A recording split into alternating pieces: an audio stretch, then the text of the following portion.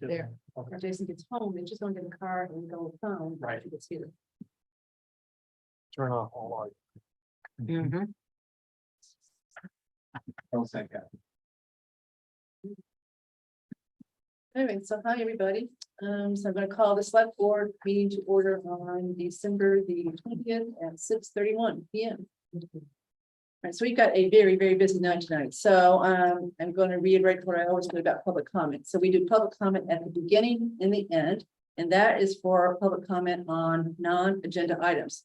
If anyone wants to speak about a specific agenda item, do so when we get to it. But again, every comment tonight is going to be no more than 3 minutes because we've got so much going on. So please keep comments to 3 minutes. Okay, you're so generous, Kathy. 3 minutes, amazing. A few people are here. Now I'm given 3 minutes. Okay, my name is David Parry. I live at 22 Main Street. I'm a registered architect and city planner. I was previously, am I qualified to speak on this first? I was previously the Director of Programming of the Division of Capital Planning and Operations in the State Office building. DCPO was set up by the Ward Commission. That was a commission set up because of corruption in state contracting, state building, state programming, and corruption, severe corruption. Many people went to jail, including senators, representatives, and contractors. I know corruption when I see it, and I see it right here in our town. I haven't worn a tie since a funeral. And frankly, I'm feeling like a funeral in our town. I feel actually embarrassed to live in Southborough. I'm honestly giving you my feeling about it. I feel embarrassed to live in this town because we have corruption here, and you are not doing it. We elected you to lead and take care of our town, and we have corruption here. I am qualified to speak. And also, by the way, Michael Wisehand is a contractor. He is qualified to write letters about corruption too.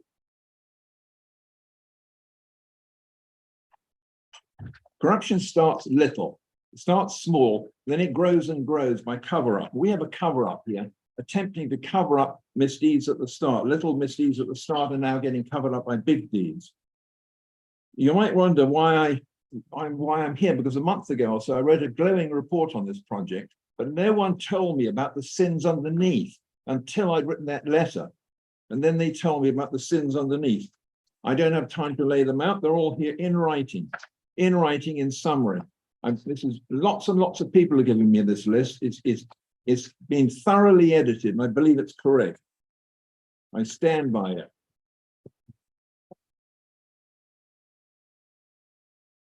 How much more do I have? Okay, half a minute. Yeah. Okay, great.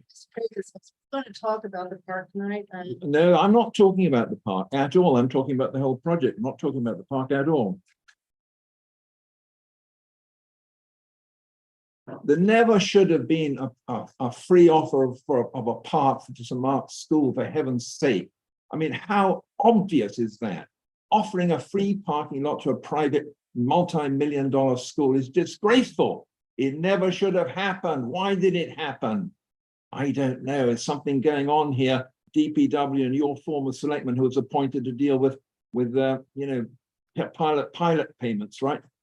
I've written it down that, the conflicts of interest are sort of glaring at you right from the word go. Now we have fake reasons being given for this project, literally fake, false reasons, ponding, flooding, dangerous intersection, radii too small for fire trucks. It's all fake.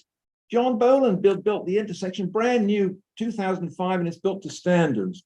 There's nothing wrong with it. It's fake reasoning to justify something which never should have gotten off the ground. I won't go into the pocket park location. You can read about it. It's in the wrong place. This project should. Thank you very much. Okay. The park, which you were talking about later in the agenda. Yeah, I'm not going to be here. I've written about the park in here. You can read it. It's in the wrong place, and the state doesn't want it where you're putting it. That's what's glaringly obvious. Because you're told by your DPW where to put it, and the state doesn't even want it there. It's just, the sins of this project are so huge, just unbelievable. 1, 2, 3, 4, 5, 6, 7, 8, 9, 10. I can count them. They're all in writing. I stand by them all. Anyone can have a copy of this, and I'll leave several for handout. I can stand by it all. You have to do something and take action, for heaven's sake. It's serious. It's not a joke. Any other public comments?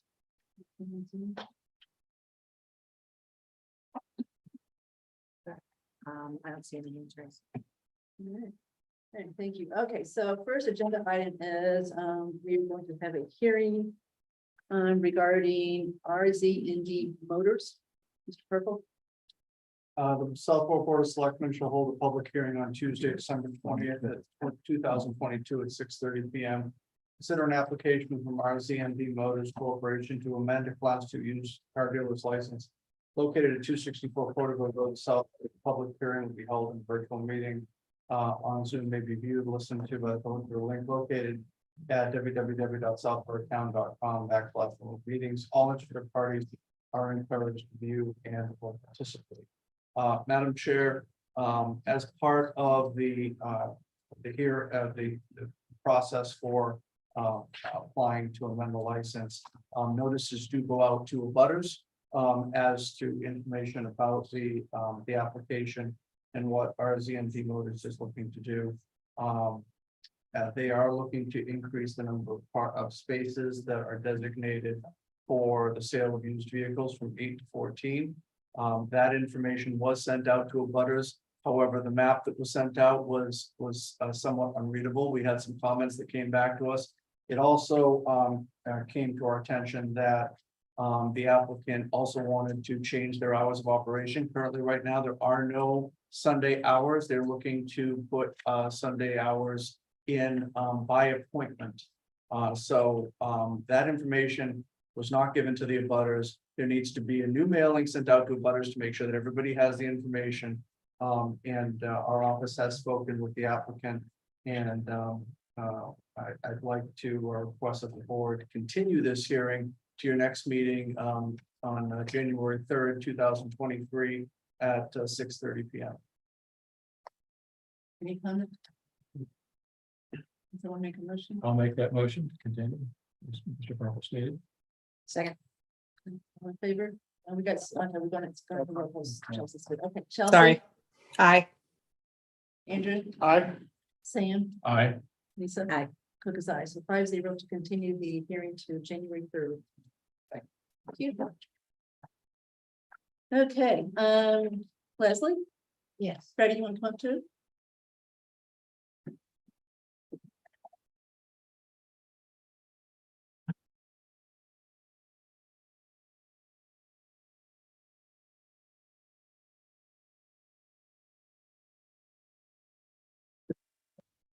Okay. So Freddie, you want to introduce Leslie? I am Freddie Gillespie, Chair of the Southborough Open Space Preservation Commission, and this is Leslie Nadish.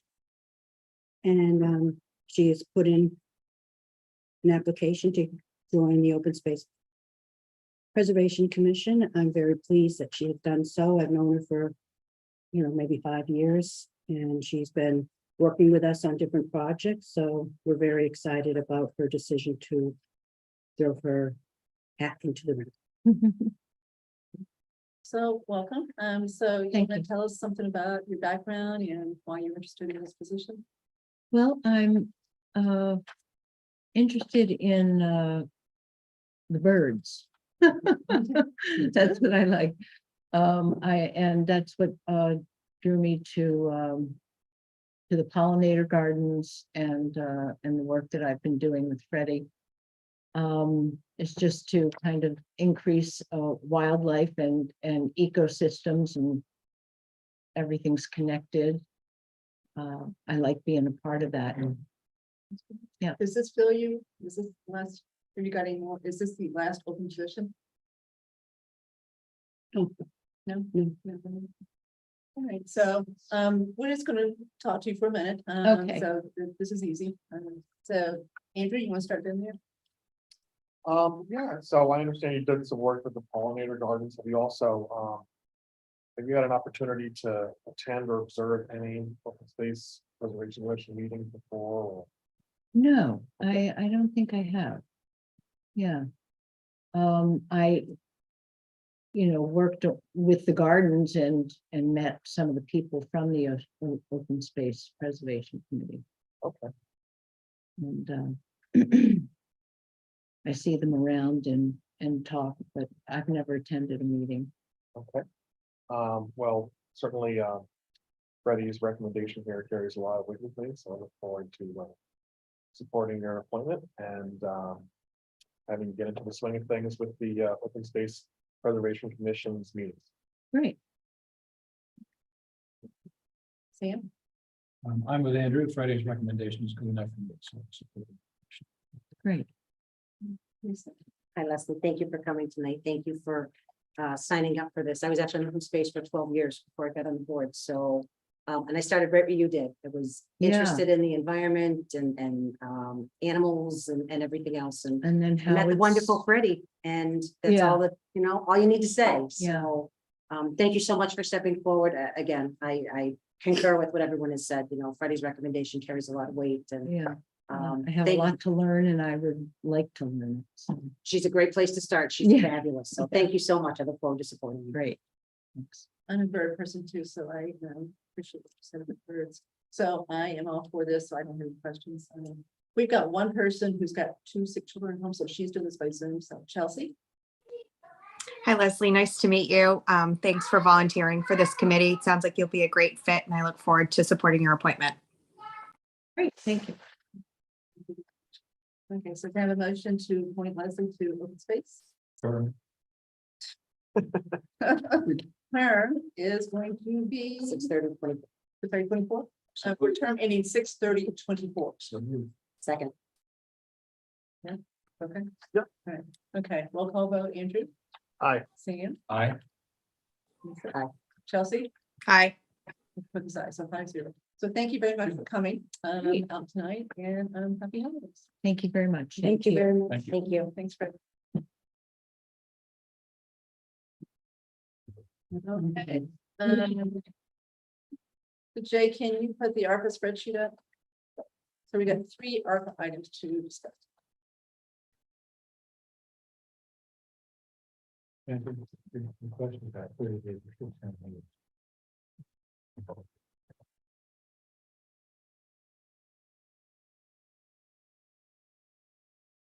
Night. Happy holidays. So Jay, you can stay back there if you want to, and we can hear you. It's up to you if you want to try to come up here. One of the items it says. I have it up here, whatever you need to come up with. So I want you to stay there.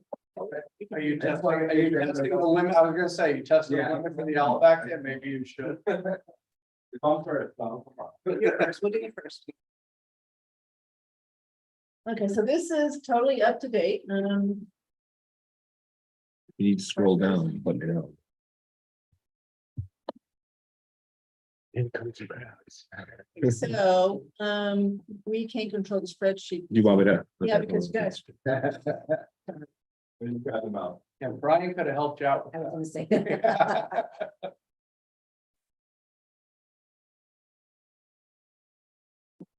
we're gonna pull you guys out when it's time, so sit where you want to.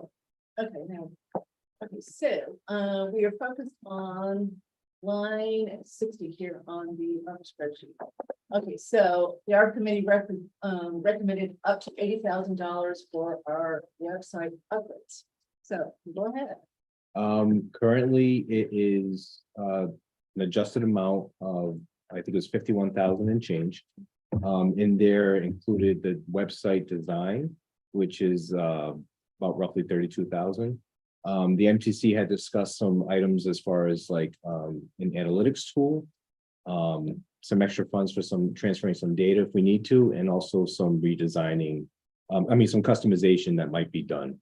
The analytics tool, I'm not 100% sure where we're gonna go with that. They kind of gave a rough estimate on that, and we still have some further discussions about that with the MTC and just kind of understanding where we can narrow it down. Also, we may have that availability with Civic Plus currently to allow us to do that. But again, just kind of get in the weeds with it and understand what Civic Plus can offer. So Sam and I probably know something the other three don't, so you may want to explain that. We can stay with our current vendor, we're just doing the upgraded version of what we have right now. Yeah, so we're currently with Civic Plus, and the redesign is just a new current version of Civic Plus that they have. There's a specific name for it, but I don't have it off the top of my head right now. But again, a lot of the towns nearby are using this currently. We're not, so we're behind the ball when it comes to this. So it would just bring us up to where everybody else is. Makes it more easier and manageable for users to go in there and make changes if they need to, including us internally. It's more of an add drop design where currently it's like you really have to know some coding and maybe some understanding of pages. So it's a little bit more complex now. So it gives us that manageability going across the board to just make those changes, especially with different boards and committees that like want to update stuff and put different things on their pages, and including the different departments in town. And the reason we want to do this tonight and next year, Yeah, I mean, we would like to get this approved for the ARPA funding so that we do not have to really pull this out of our budget, come up with a capital request and really including increasing the amount of money we'll be spending with the town. The current annual fee will be about roughly $7,100 annually. There was something on that sheet about $10,000 for the analytics tool, but again, we really need to narrow down. We may not even need that, and if there's money that goes back, then there's money that goes back. We're just going to use what we need to get what we need from the older site onto the newer site. And again, like the customization, reaching out with the MTC, they have the user experience person involved as well to kind of get what the feedback is from residents, also in town, to make the the right changes for everybody. So it's usable for everybody in town. so I'm leading the witness here, but isn't there a reason we want to do this tonight versus January 3rd? I mean, yeah. Oh, yes. I'm sorry. I apologize. I missed that part. Yes, the 32,000. That was the first part I mentioned in the beginning. Is it is a discounted price currently, and if we don't do it now, we're missing out because they're obviously going by the calendar year, whereas we go by the fiscal, July to July. So if we don't take advantage of those deals right now, we lose them January 1st. So yes, I apologize. I totally missed that part, but so it is important that we do take advantage of that now so we can get that discounted price. And that, the original price was like close to $40,000, if not a little bit more with customization, depending on what we do. But at least with that discount, we can utilize some of this extra funds to do some of those changes if we need to as well. So Sam and I and Mark met with Jay and Matt Probst and Angela Varner, I don't know, time flies, 4 weeks ago, 5 weeks ago, 6 weeks Maybe ago. 7 weeks ago. Instead of, going to different vendors, staying with Civic Plus and doing the upgrade. So this is a unanimous agreement as far as what to do here. It sounds like if we approve the amount that's on Jay's memo, he may have a little bit more than he needs depending on what happens billing too, but we've at least got enough to Yeah. do what he needs to do.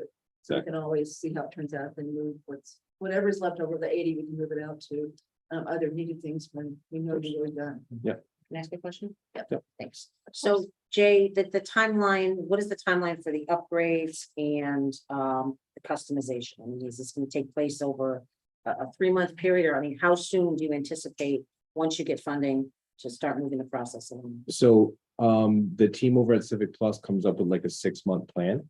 So it gives us time to really organize, understand what we need, what our needs are. They actually have a project manager come out, reach out to us, get our feedback on what our needs are. The customization may be in that first phase, or the customization may be after we've already implemented some type of base model that we might need. But within those 6 months, they're not going to just, flip the switch, turn it off and bring, we'll have some time to really look at the site ourselves, understand what changes might need to be made before we deploy it. But as of right now, it is a 6-month time period from, day of signing till we roll it out. Okay. One more question, just to follow up. So for the annual recurring services, is that based on their calendar year or the town's calendar year when we sign up? I'm just thinking, should there be something in the 24 budget Yeah. for some of these fees? So this initial fee that we're incurring, which is the 32,000, Yep. includes that with it. Got it. So we're already Okay. be paid for for the following. Got it. And then it would just be the fiscal year after that going forward. Okay, that's it. Thank you. So, but, I mean, that's a great question. So to be clear, in your fiscal year 24 budget, that you submitted, you've got $7,100 Correct, for the annual recurring license fee. correct. Perfect. Thank you. Same. Question. I guess I'd like to make a pitch for the analytics package for folks who haven't been following the conversation. This gives us, among other things, a way to follow pathways through the website that users have. Mhm. So without that tool, if you want to make changes or improvements to the structure, it's sort of like starting on a trip without a map. Yep. You need data about where people go, where people get confused and turn around and go back, et cetera, et cetera. Mhm. So I think that's a critical element to be able to organize and structure the new website in a logical way that actually supports the way people actually use it. So for me, it's a critical element, and I know you and NPC are considering that, but I strongly urge you to be very careful to throw that one over. Yeah, yeah. It's a big deal. So Yep, I I think agree. it's a great, great move, and look forward to it.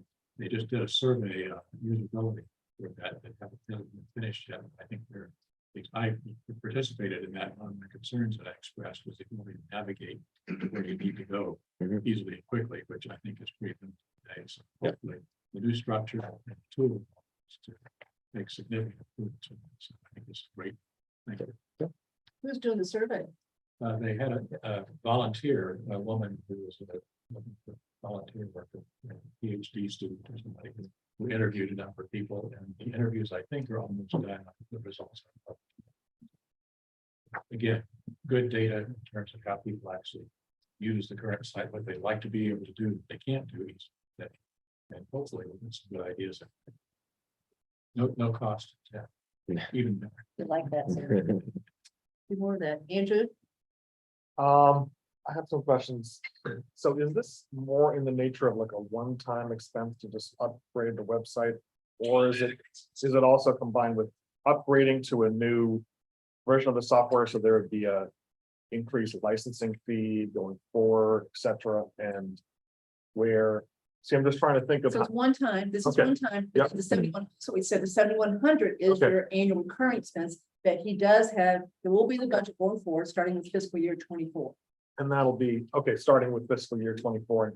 So then I just was thrown off a little bit where it says in here, website year one, Right, Okay. and that, it says 20, maybe? What you looking at? 32,940. Okay, so in the second page, it says 20, but he says 71, again, whether it's 7 or something a little bit more. Will depend on the analytic tool. Yeah. So they're not quite there as far as figuring that piece of it out. So right now he knows it's gonna be 7,100. That's what's in the budget. Okay, And then he knows, he wants us right tonight to basically prove the 52,000. yes, Okay, and then leave the 80 for now, in case there's something else, right? And then when we know it's in done, we can clear out that one and move it someplace else. The additional. all right, well, that was gonna be my follow-up question, which, thank you, answer, thanks. No, I think this is great, thanks for thanks for, doing all this work, and I'm excited to see the, end result, and I also like the idea of, you looked at things and now it turns out that it's really good to just upgrade the current version of the software you have so that people are, at least a little bit familiar with it. Yeah. You don't have a massive, Yeah. training on a new program.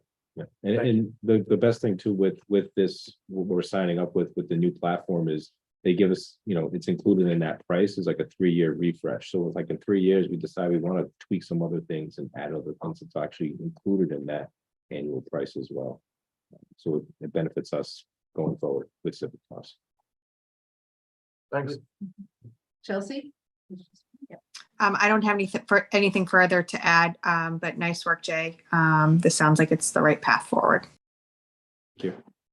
So we're gonna vote on these one at a time. Okay, so the motion is to approve. Kathy? Go ahead. So Mr. Staff. Oh, sorry. Just for, I think it's 20,000 in the budget. Yeah. No, it's for the Civic Plus should be 7,100 in there currently. It is 20. That was because of this whole of that analytics tool. Again, we have to really understand. Yeah, So we may just reduce the budget by 13,000. So you're carrying worst case scenario. Yeah, it's worst case scenario. This is like discussing internally, you know, and. It always has to go down. Yeah. Too bad, Jay just gave away 13 grand. Yeah, right. Can I have that back, please? He's getting excited. It's the same on the table. Take it.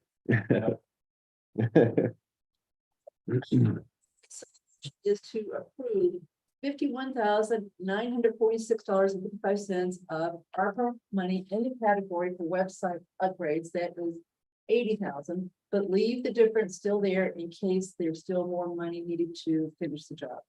Second motion. All right, roll call vote. Andrew? Aye. Sam? Aye. Lisa? Quick as I, and Chelsea? Aye. Thank you. Thank you. Thank you. Appreciate it. Okay. Chief, you want to come up for a moment and talk about the next one?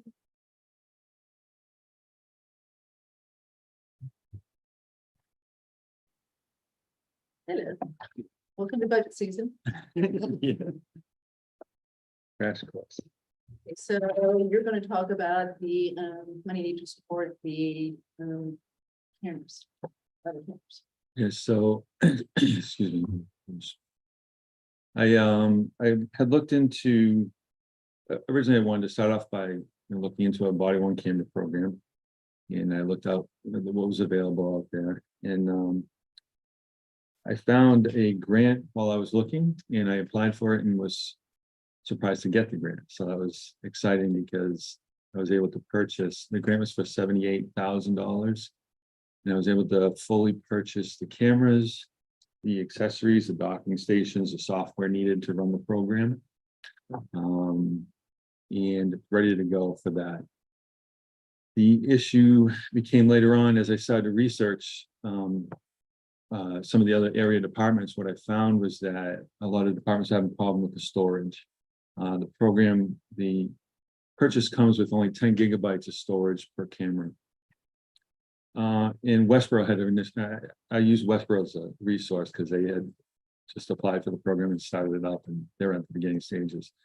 They had to go to town meeting to approve more money to fund additional storage because they were already using up the 10 gigabytes that they had already collected. This is due to like retention laws. Post is coming out with recommendations for retention laws. Things are still being decided on how long to keep certain incidents from the body camera footage. So they had suggested, and I 100% agree, and we got the estimate from the company that we're using, that we get the unlimited cloud storage and the warranties so that we don't have to worry about coming back for more money for more storage for the life of the cameras. It is a one-time cost for the 5-year program, and at the end of the 5 years, we would have to find that money again. So that's a cost that would come in for the unlimited storage. But in order to receive this grant, receive the funding for the grant, I needed to have this program in place within 90 days.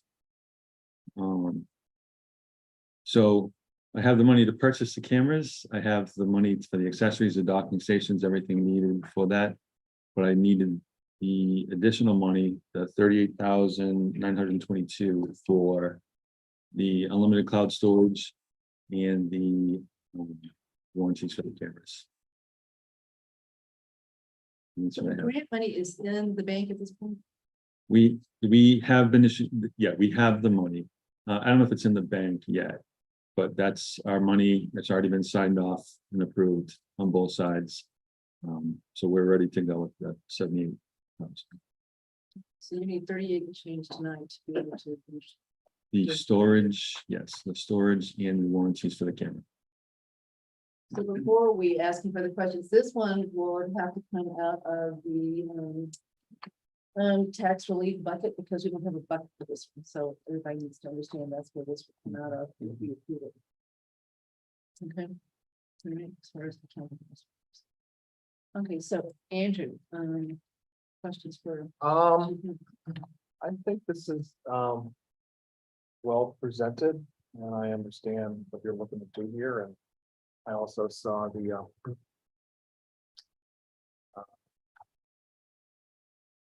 I really don't have any other questions. Ron. Thank you. Thank you. Just to make sure I understand, this is for 5 years worth of unlimited storage. Yes, And what happens after that point? It's another 38, whatever case, the Yeah. next 5 years. or something. Yeah. Do you, do you know the details of what they do for storage? For example, in my day job, I use Amazon Web Service cloud storage. There are several different levels. The most expensive one is where you get immediate access to the information stored. And all the way down to, I don't remember the names for archival kind of storage. That is vastly cheaper, but they have 30 days or something to actually pull the data out. And they charge some extra to do that, which again would be included here, presumably if it's a one price deal. If there's a timing issue here, where it's you need information to go to court on the deal, and you got to wait 30 days to get the bidding vote.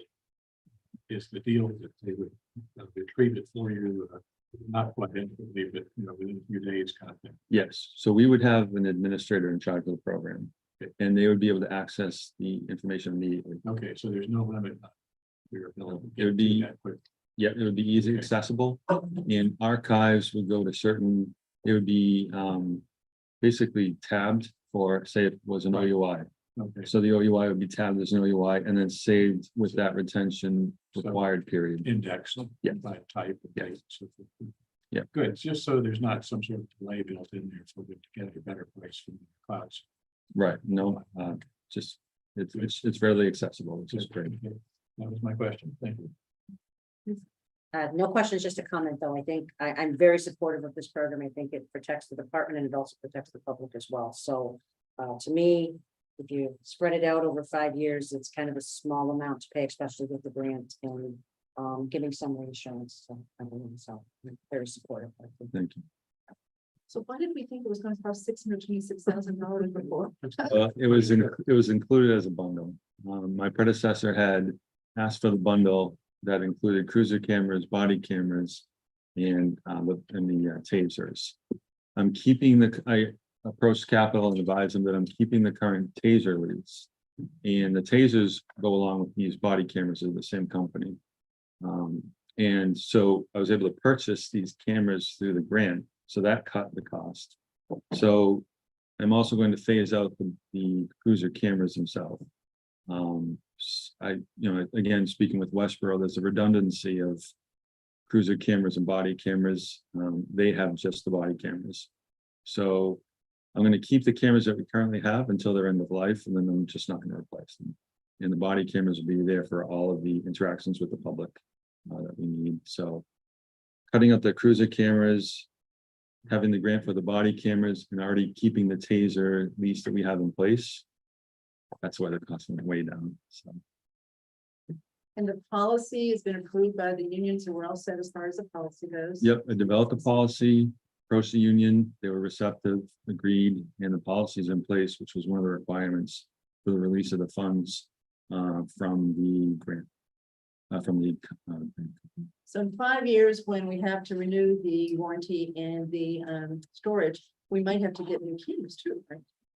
So the warranty and the program that we have in place, just before the end of the 5 year, our cameras are going to be upgraded. So we'll have new cameras to go into the next 5 years. So the cameras we'll always have good cameras in place. It's just a matter of repeating that storage cost. So you're saying the warranty would buy new cameras? Yeah, as they phase out of life, we can then they'll send us new cameras. So we throughout- should have to pay. As long as we got the warranty, we shouldn't have to pay for new cameras. Right, For 10 years. right. 10 years is a long time. That's great. Yeah, 5 years. I'm sorry, yeah. Well, he's I know. got 10 because we said 5, right? And then Chief is saying we renew right before the 5 year, and then we have 10. That's what we're saying.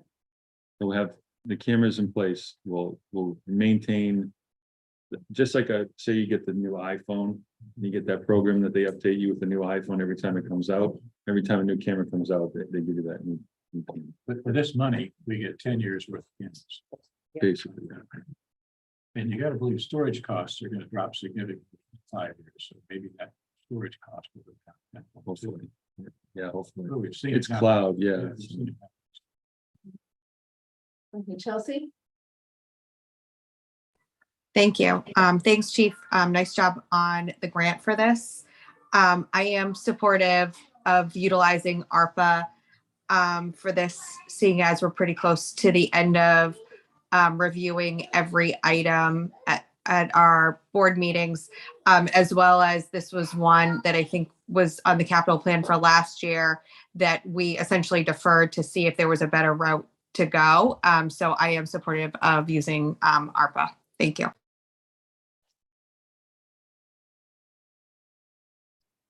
So the motion is to approve ARPA funds out of the tax relief bucket of $38,922.72 to allow to be used by the warranty and the storage for the cameras. Second motion. Roll call vote, Andrew, Aye. Sam, Aye. Lisa, Chelsea, Aye. it's aye, so 5-0. Thank you all. very much. Thank you, Chief. Happy holidays. Thank you too. So Chelsea, do you want to do the next one? Sure. So the next one is row 64 on the spreadsheet for Board of Health per diem vaccination staff. The Board of Health met last week and we currently do not have a need for this funding, but the board appreciates the earmark in case we did need it. There was enough other funding available from other sources that we were able to staff as needed. So we voted unanimously to return this money back to the ARPA bucket. So you have questions? Okay. So now the question is, where do we want to put it? So we've got two choices. We can put it in the unrestricted bucket at the bottom and add to that 35,000. Or we can put it into the, which could still be put up to tax relief when we want to. So that's unrestricted, or we can put it now into the tax relief bucket. So what's your question? Tax relief for me, just knowing what we're Tax going relief? into next year. Yeah, that's fine. I think it's pretty mobile. Yeah. there, so. I was gonna say, what is the really the difference? Right, there's not. Just where Probably it sits. semantics, and it's $6,500 too. Chelsea, you okay with putting it in the tax relief bucket? Yes, that's fine. Okay, so the motion is to move the $6,500 out of line 64, Board of Health per diem vaccination spent into line 62, general property tax relief for residents. Second motion. Okay, roll call vote. Andrew? Aye. Sam? Aye. Lisa? Aye. Chelsea? Aye. 5-0. Okay, so that takes care of that. All right, so we probably have several forms here at this point. So let's make sure we take care of that. So Jason, have you got a form with Zoom in here?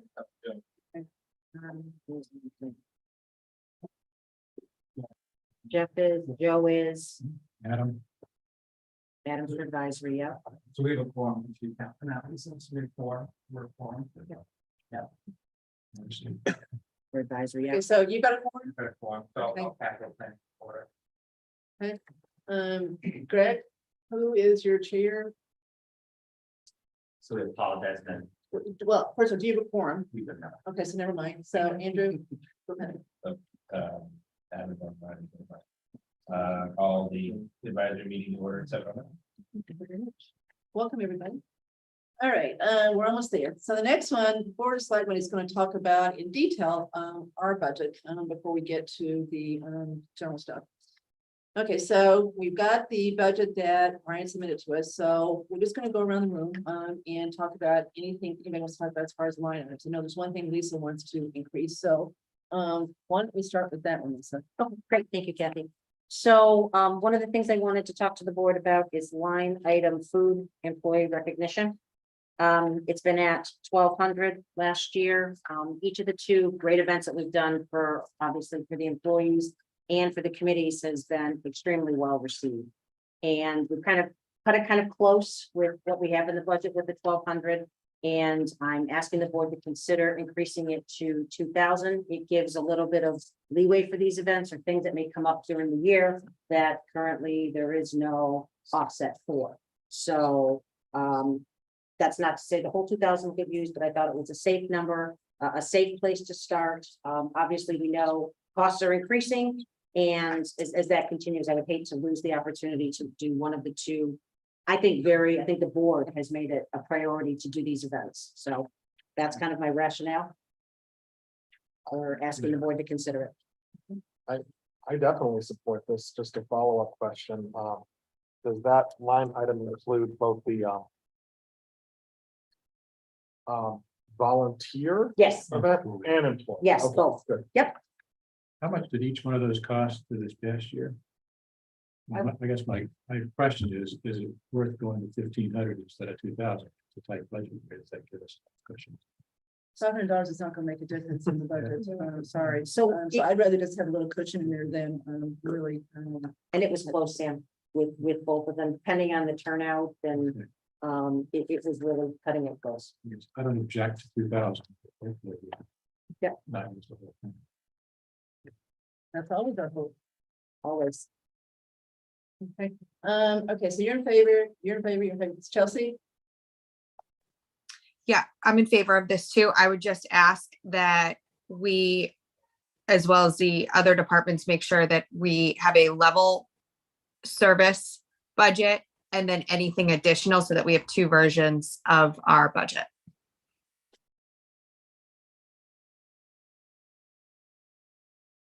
The level service budget on this one would still be the 2,000, because we're saying that we still want to do the things that we do, we just don't have enough money in there.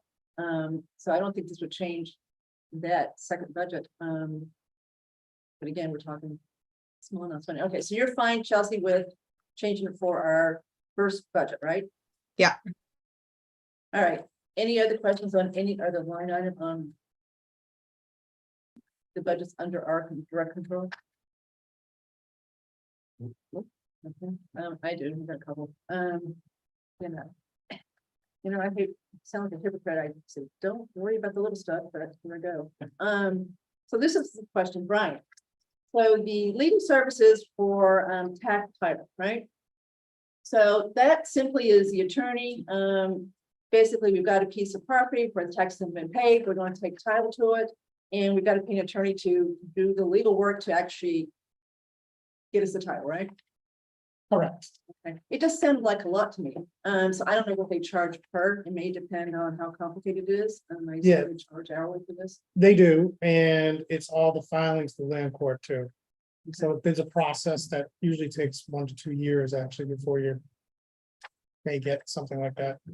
So it was all done through Mr. Cipriano before, so you kind of didn't see, because he incorporated his fees and his stuff, so you never really saw the specific money for just tax title, so. So I can't This is a remember little exactly different. what Jay's engagement letter looks like, but it excludes tax title, I guess. Yes, Yeah. he told us right at the beginning, he does not Yeah. provide those services. Okay, 15 is a good amount, you think? Okay. I still think we got an excellent deal with our legal counsel, Absolutely. you know, Yeah. seriously. So just to point out, by the consolidation of special legal and a legal into one budget, you know, you're accommodating the tax title, which was covered under special. You're accommodating a small amount for anything that may not be covered in the legal agreement for town council as well as legal counsel services. And you're accounting for the stipends for both, and you're still $10,000 under the total budgets from last year. So advisory, everybody get that, so it's a fixed fee for everything, so, you know, I don't know what they're making per hour, but I don't think it's hundreds of dollars. But, Depends on the month. okay, all right. We still see the time, do they show the time? So you still see, yes, you still see the times. All right, so my only other question, and this is a fairly big amount, but still trivial in the big scheme of things, and I know Sam has asked this before, which is the postage. And I know the biggest part of postage is mailing the tax bills. So are we, I don't know what other towns do, are we gonna ever be able to eliminate mailing tax bills? Is it just not something we can do? You Because- can't do it as a mandatory thing to taxpayers. You have to have them opt in. You can do an opt-in program. It's a little complicated the way the state set it up several years ago. With the assessors have to do something in their field cards to note it. It's a little quirky, and I did some research a year or two ago on this, and to be honest, that I haven't found a town yet that's been more than like 15% of an opt-in. It just doesn't happen. because, Opt in to not get your tax bill. right, So only I think a lot because of escrows. Most houses, at least half, probably more, have escrow agreements, they don't care. You know, because they get an electronic form anyways, so we have to send those bills out, so. You have to short send answer. those to the banks? To the- No, we send an electronic file to the banks, to a clearinghouse, but then we also send a paper copy to the residents. So, Because your water bill goes in to that as well. yes, yes, So they're mailed together. Yeah. people I don't do think one like, goes and it in. sounds crazy, but people like utility and tax bills and paper. It's an oddity, We would still have to do utility anyway. yes. So All right, so Chelsea, Yes, any questions on any of the BOS budgets that are under our domain? no, I'm good. Thank you. So bottom line, we're changing 1,200 to 2,000, so we're increasing it by $800. That's the question. Go ahead. I think we're doing a good job now of getting the utility bill, tax bill in the same envelope. For a while there, I get 2 envelopes the same day, individual postage on them, so that hasn't happened yet. So that's good. My other question, recurring question, as you know, is the excise tax bills. I get several of those, again, same day, different envelopes. Now, can we not do a mail merge on that kind of stuff? I did, it's actually funny you mentioned that, I did look into that last year, and I don't recall what the issue was at the printer. You get different names of people. You have to have the exact name, I know that, and I don't know. if it Mine was are a- exactly the same. Yeah, I don't know if it was a software thing, but I promise I will look into that again, though, because the big commitment obviously is not ready yet, so. Yeah. Your question is timing, so So I mean, that in my case, to cut the postage on that. you're correct, yes, Modern, no. yes. And of course, if we can cut it, it's an annuity, year for year for year. Yeah. Yep. Maybe a little bit, but it will over time. If they can do it for property and water bills. Great. So $800 more. Okay.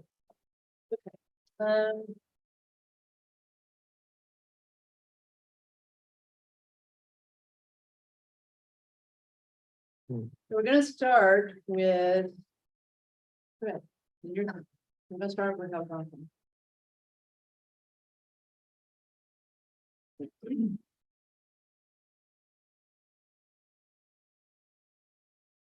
So Jason traveled has seen all this, is that true? Okay, so you guys are watching this too. Okay, so you're welcome to come up closer if you want to, it's up to you. Is it possible for us? Yes.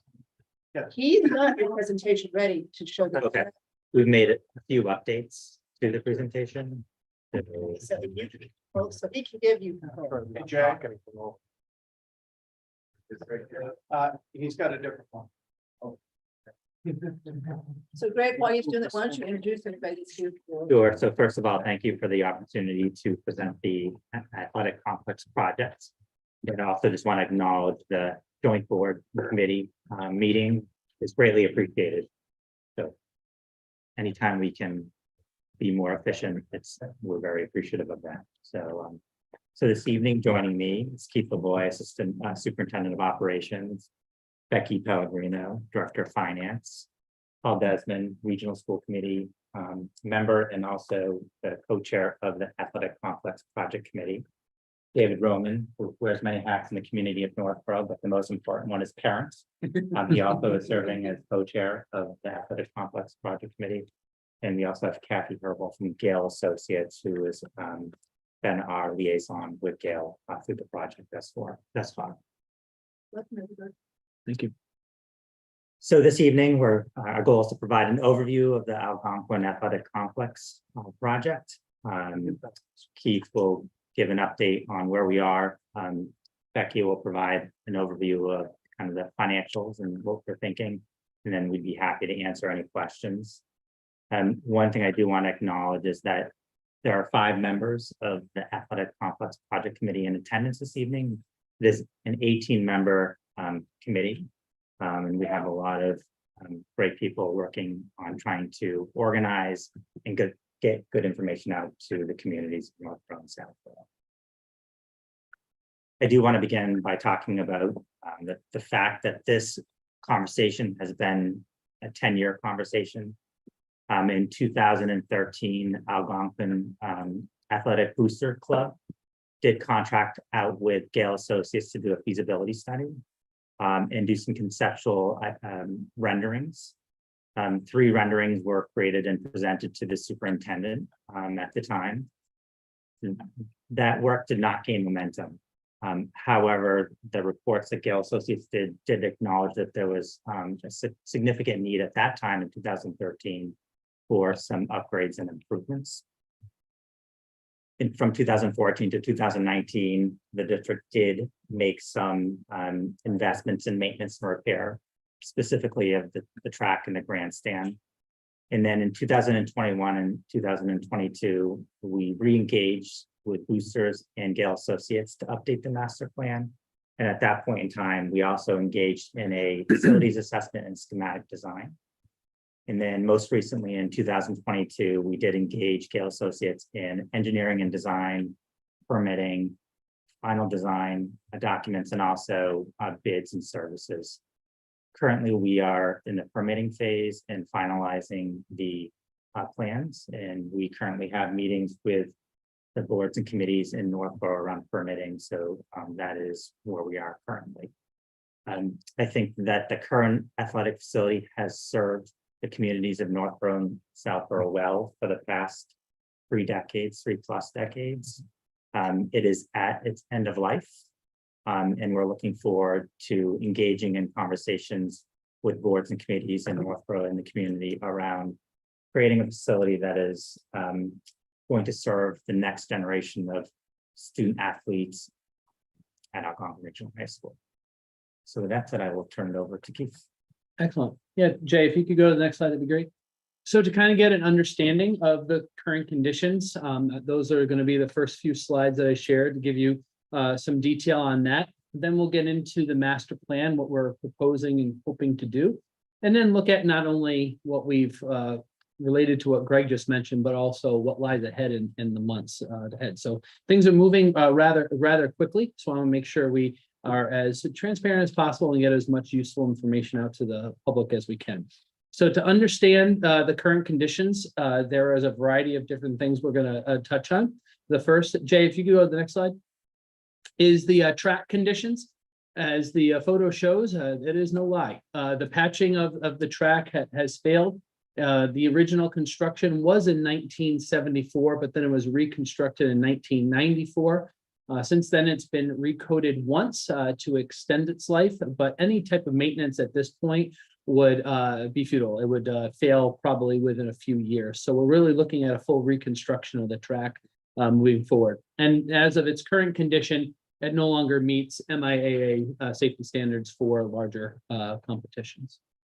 Next slide, please. The lighting of the stadium field as well, that was installed in 1994. Certainly technology has advanced rapidly since then, but what we are finding with the current lighting conditions is that there is some uneven lighting, which creates dark and bright spots to create unsafe conditions. And in fact, some sports are unable to have night competitions, which does hamper the overall schedule.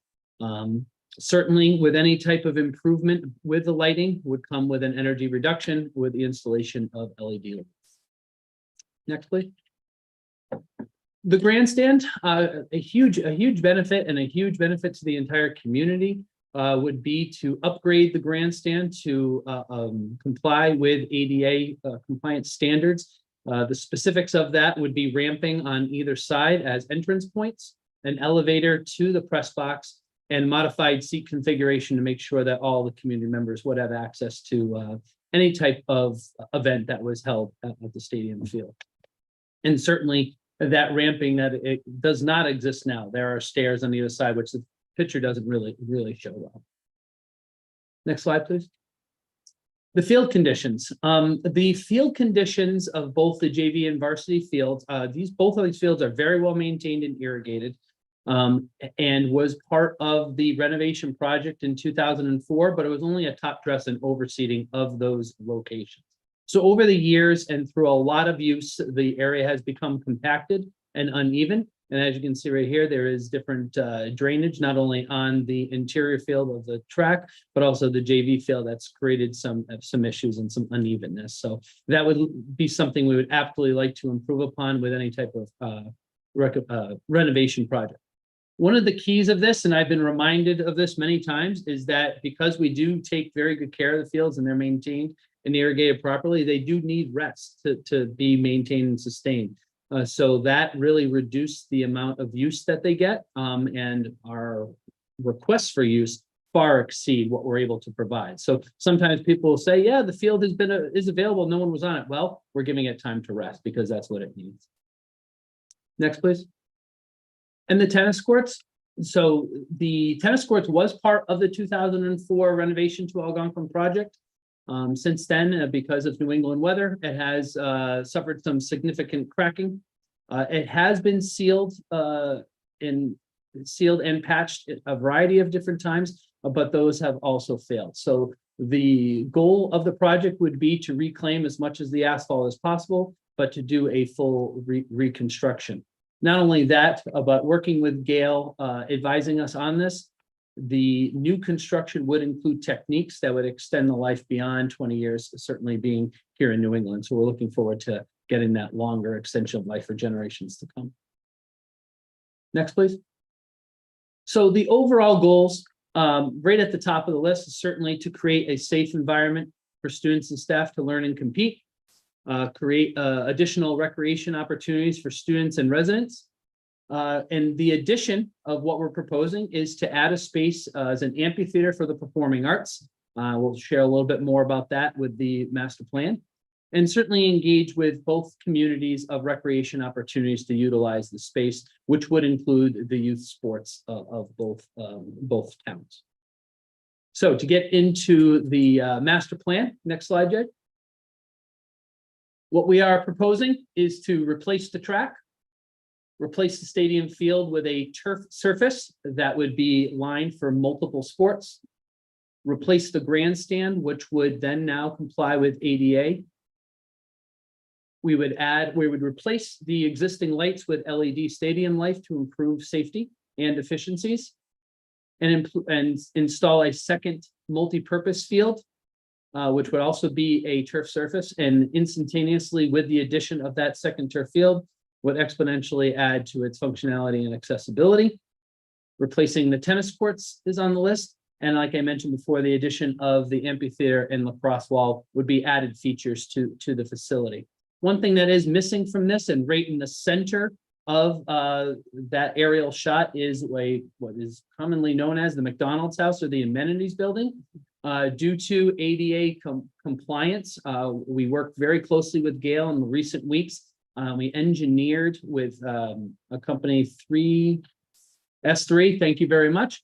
So we are able to use the current footprint to add the additional facilities that would be needed for both female and male restrooms.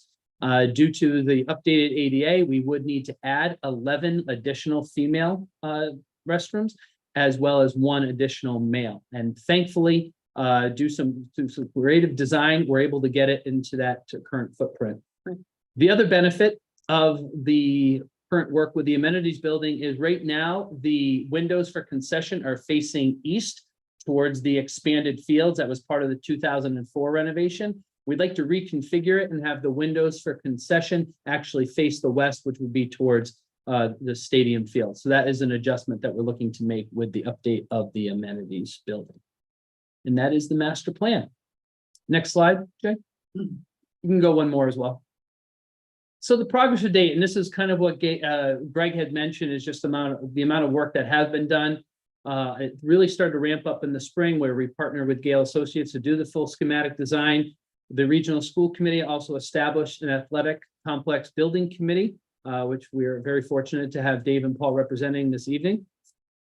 In the fall, we did a little bit of outreach at Applefest and Heritage Day to kind of get the word out and get a feel of the community of what people know about the facility and what we need to focus on going forward. And then we did a lot of work behind the scenes, working with a variety of town committees and boards, getting before them, like we are this evening, to share the work that has been done to date. Later in the fall, we did go before both CPCs in Northborough and Southborough and petition them for consideration of their grant funding to offset the cost of and we're waiting on the outcome of those presentations and applications.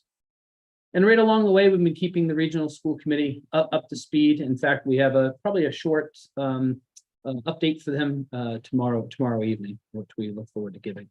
And then the bottom is certainly working more with Gail, getting towards our final 100%, cost estimate. So next slide, Jay. The steps ahead, we've mentioned a bunch of these. We're kind of in the middle of a lot of this now. One of the important meetings that's upcoming is Gail is going to sit down with our athletic department, our coaches, to make sure we haven't missed anything. Everything from equipment request to storage to field lining will be included in that. And then we're really going to be starting in community engagement so they understand the scope and the timeline of the project. So things are moving pretty quickly. And we're absolutely looking forward to getting this underway. And I think I'm going to turn it over to Becky now, who will take you through some of the financials. Jay, go ahead. Oh, if you want more info, we have a website. I forgot that slide was in there. It's commonly known as Gonkplex. We have a gonkplex.org website. It does have the FAQs. It does highlight a lot of the plans. We are seeing some more traffic. Speaking of that analytics, Sam, we are starting to see some more and more hits as we're getting into the winter months. So that is a place where we are sharing as much detail as we possibly can. Here we go. Okay, Before we get into Becky, do you want to mention anything? Okay. All right. Thanks, Keith. You're welcome. So this is just a breakdown of the estimated project costs. The first would be general conditions, and that would include project manager, any insurance, and any other miscellaneous expenses related to the project. And that is just over $400,000. The erosion control and site preparation work would be just under $400,000. The track and main field, and that would include the bleachers, the grandstand, and bringing those into ADA compliance is just over $3 million. The tennis courts is $565,000, and then the multi-purpose field, which is that separate field and does also include the amphitheater, and that is $1.8 million. So we do have a 20% contingency built into this because, as we know, market conditions are fluctuating. And so the total project, as of the 90% conceptual drawings, is just over $7.5 million. So Jay, if you want to go to the next. So this slide does show you the breakdown of what the two communities' estimated portion of the overall project would be. As you know, in the regional agreement, we do look back over the previous 4 fiscal years. We look at the October 1 enrollment data, and we take an average of those 4 years to come up with what the percentage would be for any sort of debt assessment to each community. So based on the October 1, 2022 numbers and going back to 2019, the Northborough portion would be 62.33% and Southborough's would be 37.67%, which would be an estimated project cost of $2,840,640 for Southborough. and Becky, that's assuming what is the timing? In other words, is there a chance you're gonna pick up one more enrollment? So This will change from year to year. This is just based on these numbers right now. And actually, I do have some other slides that will show you some of our estimates for where we think Southborough will come in. So each year, those numbers do change. So the 4-year look back is from this past October 1 enrollment. So I get that, but I thought that it's fixed. So if it's $7.5 million, we then fix it based on the last 4 years, and that's how we split the cost. That it doesn't change going forward. Correct. If we bond it, that bond payoff ought to be split at some point in time. So if population changes over the course of the bond life, the allocation doesn't change. That's No, what that's what I we was saying, just the opposite, that it's fixed. So whether you bond it, whether you pay for it in Yeah. cash, it's fixed based on the last 4 Yeah. years. Yeah. So all I'm trying to say is, if this gets delayed a little bit, would you then possibly have to roll forward one and pick up one more Correct. later? If the project didn't move Yep. forward this spring and or summer, then we would have another October 1 data set to add to those 4 years. Okay, so Northport, don't listen to this, but I hope we get it done faster because as we know, the moment was favorable to us last year, but then it started going the other way last year, so. We'd be happy to. So we have been working with David Eisenthal at Unibank. He is our financial advisor and he has been doing a number of different scenarios for us on this project. And so he has actually prepared some new scenarios that are not included in your packet, but that we will share with the committee or committees. And so the assumptions that we have built into these projections are that the project does begin this summer and it ends in the fall of 2023. And Kathy can vouch for the fact that we do think that that timeline is something that we can complete. Just a few months. Yeah, that's a Yes. lot to get done. Yep. In a short amount of time.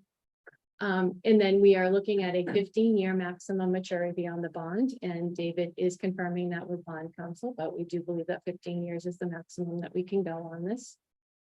It is a level debt service repayment. We would issue bond anticipation notes in July of 2023, and then we would then reissue in July of 2024 and in 2025. And then we would go out for our general obligation bond in July of 2026. What this would do would allow us to, while we are still paying for the renovations to Algonquin, that debt does come off in fiscal year 2027. This would allow us to make interest-only payments for the first 2 years, thereby reducing the amount of debt assessment to the two communities.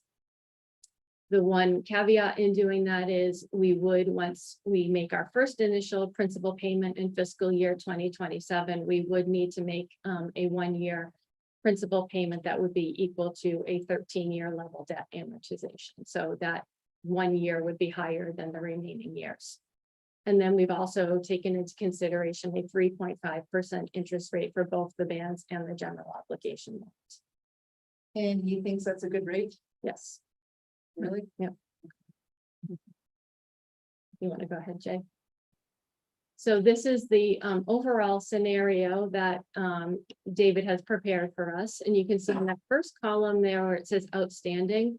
So that's the remaining debt service for the renovation project at the high school. And there are 4 payments remaining in FY24 through FY27. And then the first year that we would see any sort of a payment on the complex would be in FY25. And again, in 25 and 26, it would be interest only payments. And then in 27, you would really start to see where the project or the repayment schedule would kick in. And then Jay, if you want to move on to the next slide. So you will see that we have calculated the assessment for Southborough specifically, and you can see really the impact on the tax rate as well as the average household tax rate beginning in FY23 and then going through the life of this loan, which will go until 2038. Okay, so now this is not doing what I thought. So she is changing our share based on that year's enrollment. We will confirm with the regional agreement, but this is the scenario that David had put in place, and he did look at the enrollment numbers and did adjust those accordingly. But different So- enrollment numbers for each year going out here, Yes, yeah. which we can't predict very well. But they're trying, so there's. We did predictions for the upcoming 5 fiscal years, and that's moving all of our students forward and assuming 100% of the students do enroll. So one of the things in looking at this table and looking at the enrollment column, it also could be the fact that it's a bond anticipation. And therefore potentially you're not issuing a bond, and therefore, Kathy, it could be to your point where you're then using the upcoming October enrollment. So we'll have to speak with our financial advisor and confirm. It would be good for some purposes, at least to fix that at some point, so we Yeah. budget accordingly going forward. Well, they are fixing it. They're fixing it. Well, okay, never mind. They're not. So, okay. I can't tell for picture. They just made. assume- 20, it looks like 2027. 7 or 8. Yeah. Mhm. 27 is a real hit, so.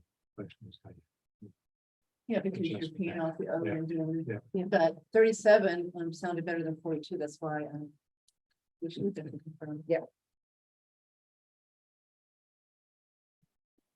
And of course, the reason they're doing this is because they're trying to get the ODET paid on first, so that it doesn't stack it on top of the ODET. Right. But if we did, permanent debt right now, it might be 37, not 42, so I still. More conversations maybe to have about that. It depends on who's voting. That's right. Becky, is this considering that the bond is in the district? Not the assessment to the town. But Kathy, that's another thing. We might prefer to have our assessment and bonded under our AAA. I agree. I think there's some discussion we should have as far as how to do this. Just so it gets done. Right? Yeah, because right now they're assuming they're gonna do it there, right? And then. What's Northborough's bond rating these days? AA. AA, so.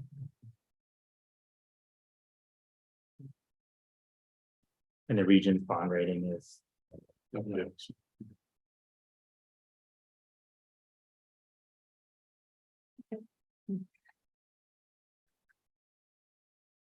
Any other questions on? So that is overview of the projects. I think at this point in time, again, we are working with the Northborough boards and committees on permitting, working with Gale Associates on 100% plans, and then also really moving forward, making sure we're giving the communities good information so they can make an informed decision as citizens and voters.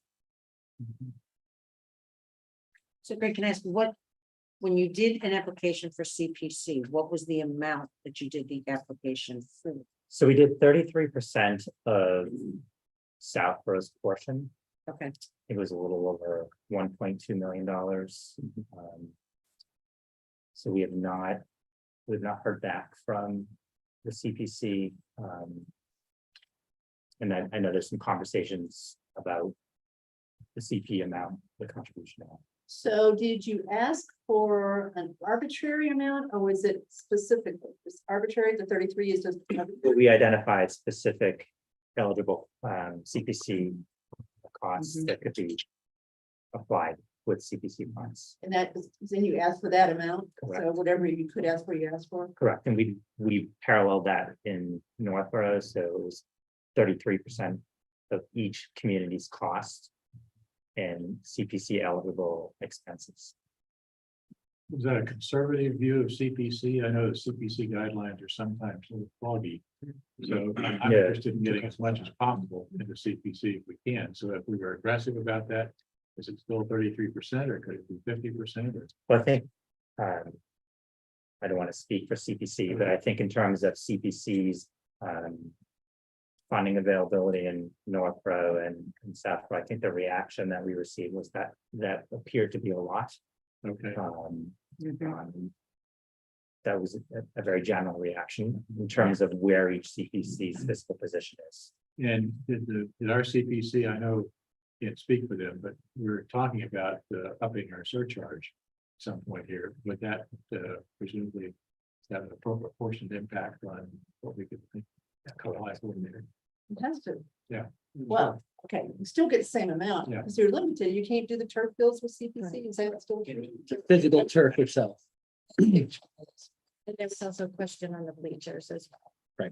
Okay, so in other words, you've applied for what you think qualifies, right? But what qualifies should be certainly Same. easier to absorb Yeah. if the surtax. Bigger is up. pool, same amount. So there's more than 33% of costs that would qualify for CPC funds.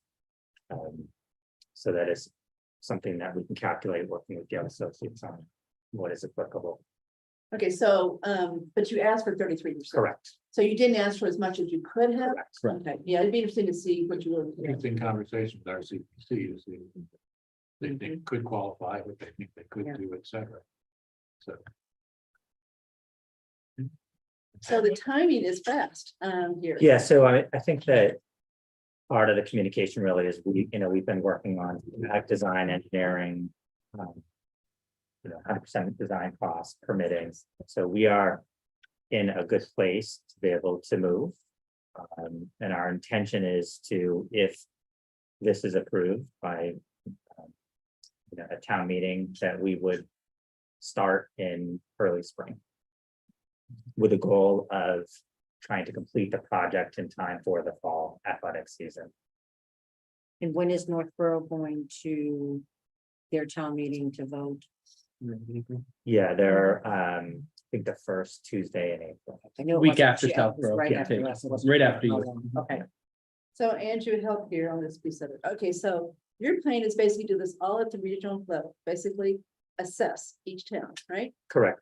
So normal assessment, you do the normal debt, the debts there, and then this piece on top of that, right? Correct. So therefore, what we'd be approving at town meeting, help me guys here, is in the fiscal year 24 budget, that number, the interest piece of it is, so you're gonna give us one assessment for fiscal year 24, it's gonna include all those, right?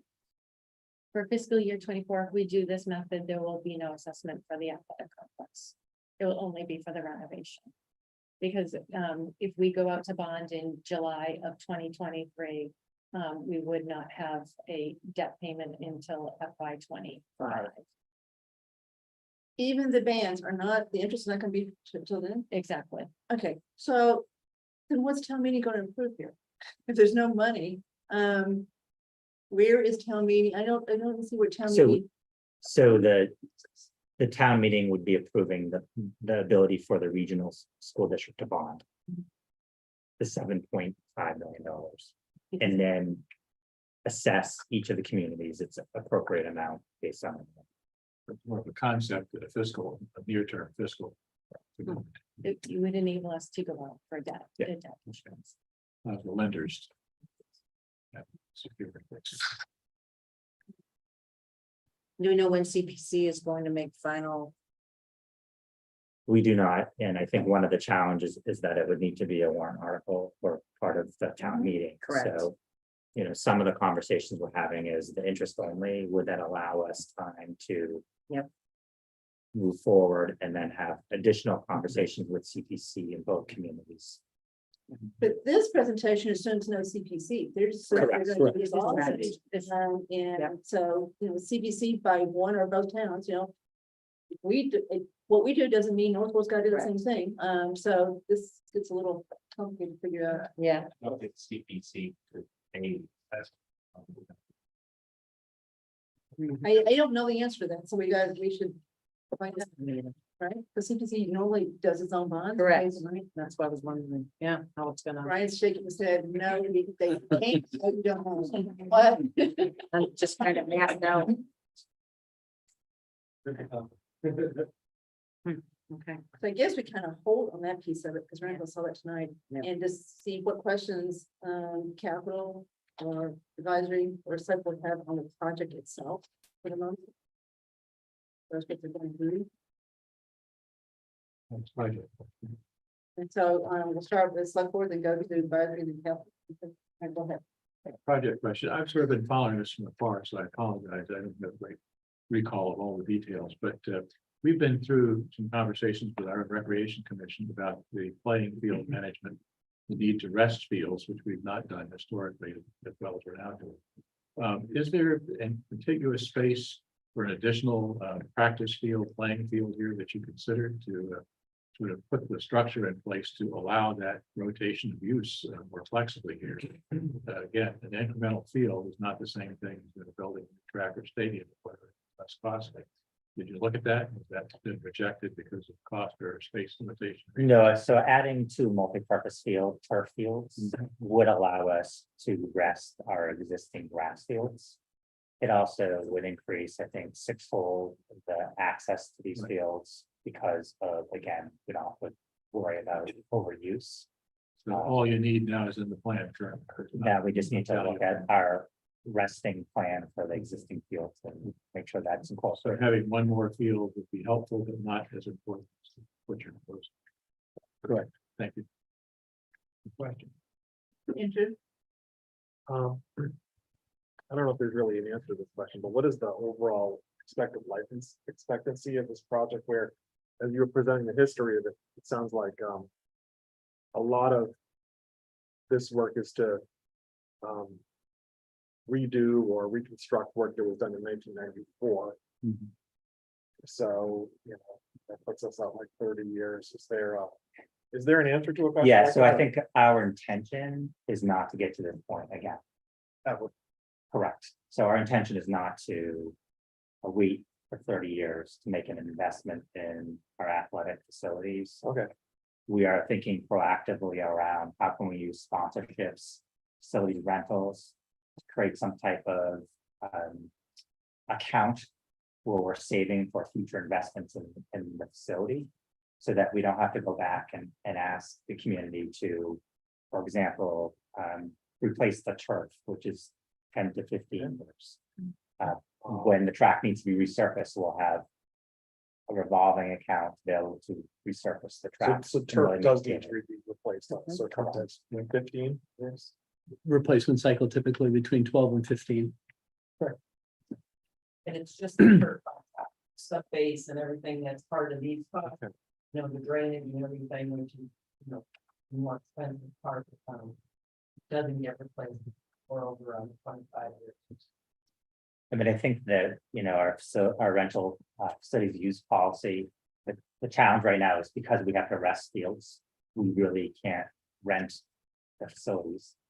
So having two multi-use turf fields would allow us to really maximize the rental opportunity, and then develop a policy around when those revenues are taken in, how do we use those revenues? And the thinking is they would be put back into a revolving account just for field maintenance and long-term maintenance of the facility. And to your question about what would town meeting be voting for, would be a vote to authorize borrowing through the district up to the amount that the $7.5 million figure. Except the town's not buying it. I know. So I'm still confused I about. know, and the So CPC let's- is too. We'll figure this piece out. I'm confused about what Southborough would be authorized. We can't issue debt without. Each town voting separately? Correct. Okay. I mean, We do have a placeholder.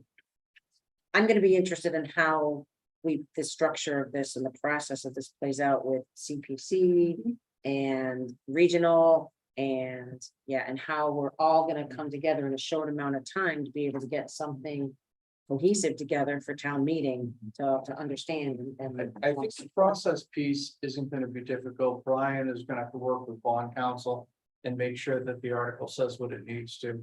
I think the messaging piece, you know, for, you know, a fairly significant project, which has been on the docket for a while. Yep. But bringing it forward now in, you know, this economic climate where we're still, you know, paying for some of the sins, so to speak, of you know, the pandemic.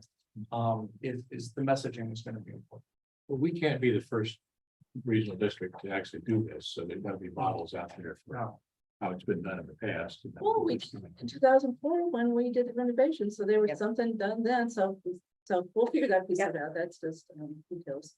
That's all I have questions on is the finance piece. Okay, so I guess there's something I don't get, are we keeping the grass fields?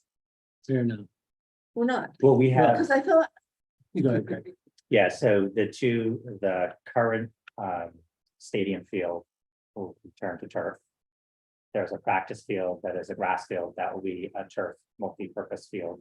And then we also have additional grass fields on our campus past the amenities building in the lower half of the grounds. Okay, so we're gonna replace 2 grass fields with 2 turf fields, right? And we're gonna keep the other ancillary grass fields. So has there been a pretty good debate about using turf versus not using turf? Yes, I mean, I think there's no shortage of debate, not only locally, but Anything. across the country. So I think one of the conversations that we've had is how can we make this as environmentally friendly as possible? So in terms of PFAS and from rubber. So one of the things we talked about from the beginning is using a product called EnviroFill, which is environmentally much more friendly than from rubber. Also looking at cost savings in terms of not putting down nitrogen and fertilizer, the cost of watering the field and using water. So there are some benefits to moving forward with turf fields. And just the other controversy that exists is the impact of concussions. There's a lot of conversation around concussions. Included on both fields is shock pad. So we're trying to create a situation where it is as safe as possible for those who use the field. So you don't think at town meeting, there's gonna be a big groundswell of people that are gonna stand up and say, no to turf? There could be, we can't predict anything. That whole bit, the school, done a lot of reaching out and putting together the website. And, I mean, I know I spoke at, I think both town meetings. You did, we did ours for sure, yeah. Yeah, and, we're here to try to, get the word out and, I know we put flyers and, whatever.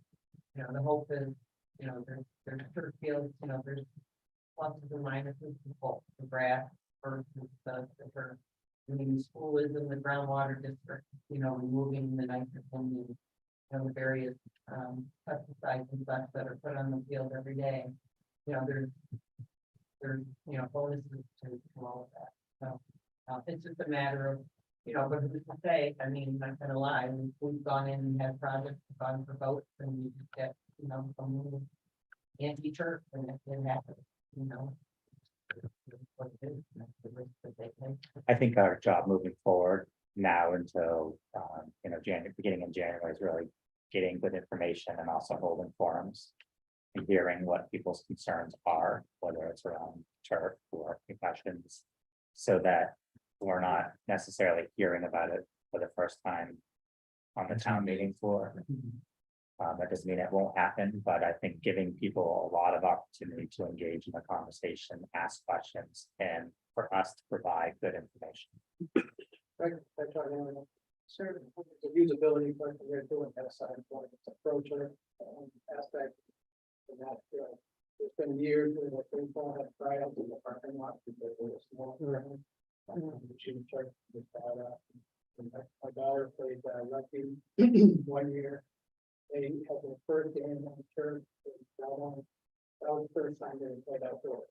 So, yeah, I guess that's the other side of the church. A lot to do with it. Can't do it. I'm bringing that up because it's dead. This is a 2/3 vote on town meeting. If we really are voting on that, 2/3 vote. So you got 3 to get over. Okay, so Chelsea? Thank you. And thank you for the presentation. I do have a few questions. Are we adding additional tennis courts as part of this, or is that the same number that we had prior? Chelsea, it's the same footprint that we have now. It's 9 tennis courts, so it will be a replacement of the 9. Okay.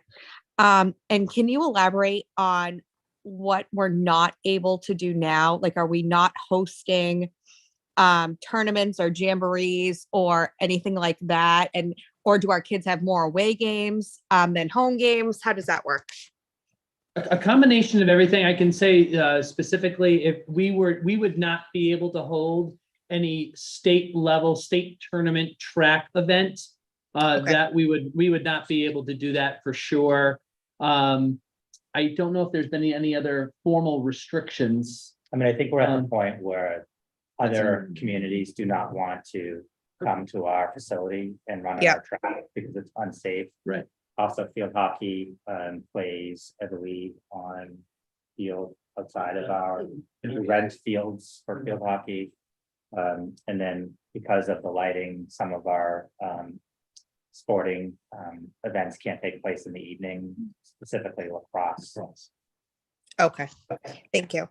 And do we generate revenue today from field usage, and where does that go if we do?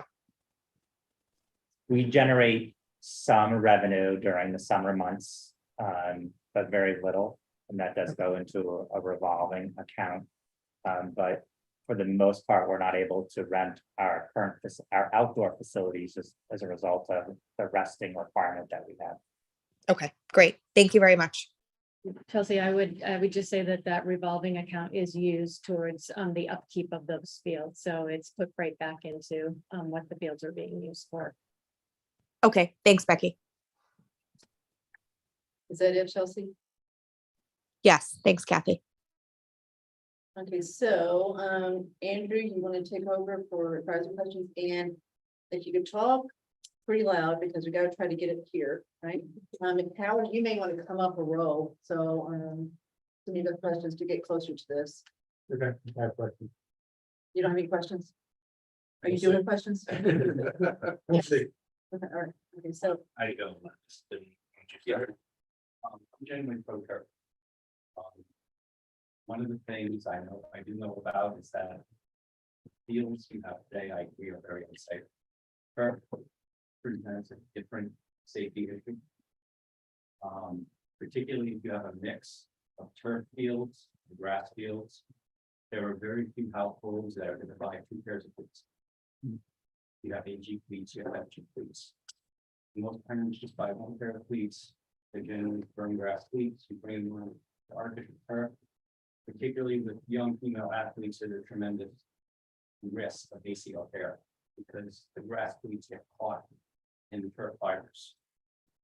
It's a severe risk, and I think you should consider, as low as it may be, education into your budget, training, particularly for your coaches. It's going to be worthwhile because it's a real risk, and when it happens, it's a year plus out of their experience.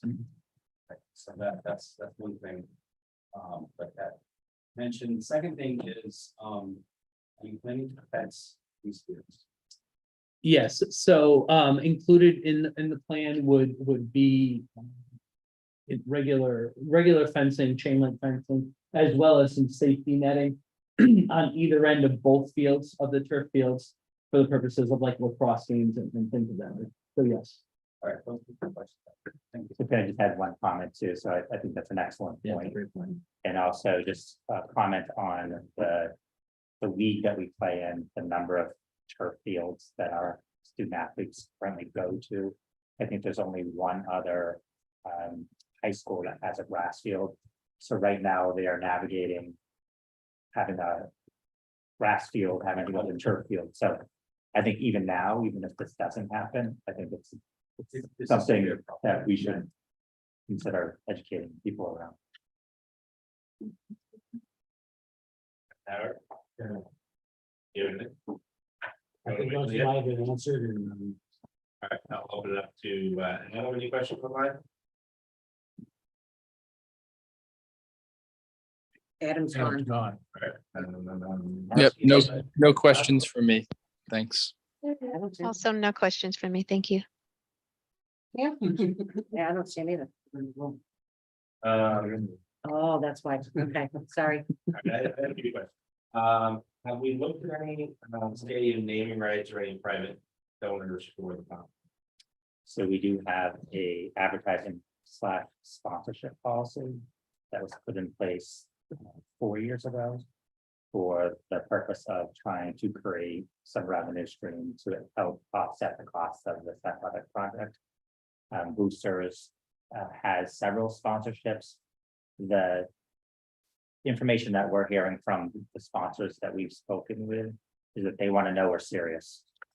That they've, over the past 10 years, they've been asked to potentially contribute, but there has been no forward momentum. So they want to see that the communities are serious, and then at that point, they'll engage in some conversations around sponsorships or advertising and name rights. If that did happen, the bond would be issued. It would still be assessed the same amount of revenue to go into the regional. Yeah, no, so I think if we do get a sponsor or a donation to this project, we're hoping that in the next 4 months that there have been conversations with some potential sponsors get that lined up before we go on. I think it's a conversation we need to have with our financial advisor around what if scenarios. We can always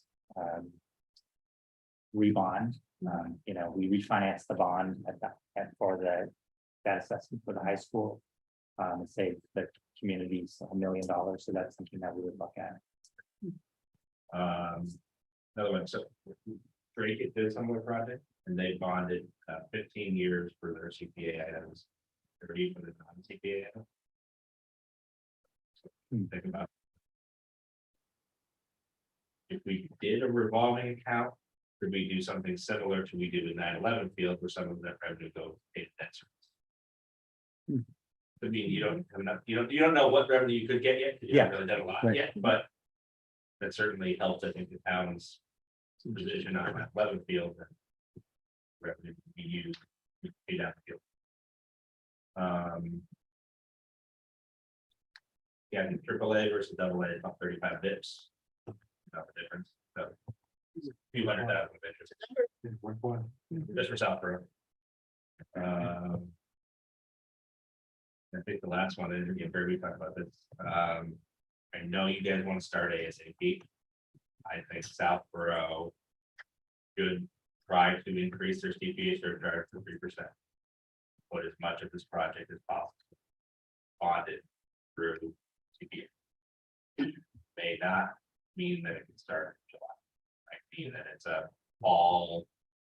If it passes the town meeting and it goes to the ballot, it'll probably be a fall. Why do you say that? Would be, that delay it? Yeah. Would that increase the costs or? So you, right, you need to go to spring ballot in order to approve it. And then you have to You're putting what, the CPA surtax and? you would have to approve the CPA surcharge. Surcharge May. increase In in May. May. And you would be after town meeting, you have to hold a special town meeting. To approve the CPD or CPA project, right? Or, again, I don't think I get, Louise, we gotta look at this. If there's enough money with CPA as it is to do it, even though it may stretch it, you go ahead and approve it, knowing that you're gonna try to increase the surtax, so you can do it that way too. I hate to see this push back, it's, after those pictures, I mean. And how would it impact fall sports if it doesn't happen until the That's fall? the reason why we're doing it in the summer, as soon as we have access to the fields. We have usually the contractors sitting there, graduations, walking off, and they're walking on because it's literally usually the day after graduation that they start. That this is what, you do it during the summer because otherwise you don't have the field availability for fall sports, which is, You basically lose a year. But from a Southborough position, being able to get a 30, 40, 50% state match on our fund. Significant amount of money. But I still think we may be able to have our cake and eat it too here. If we can have $3 million of bonding capacity in our CPA now, which I don't believe we have, right? That, okay. He's saying no, for sure.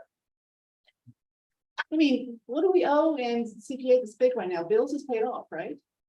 We have the townhouse. We have the Townhouse. library. We got 84th Street.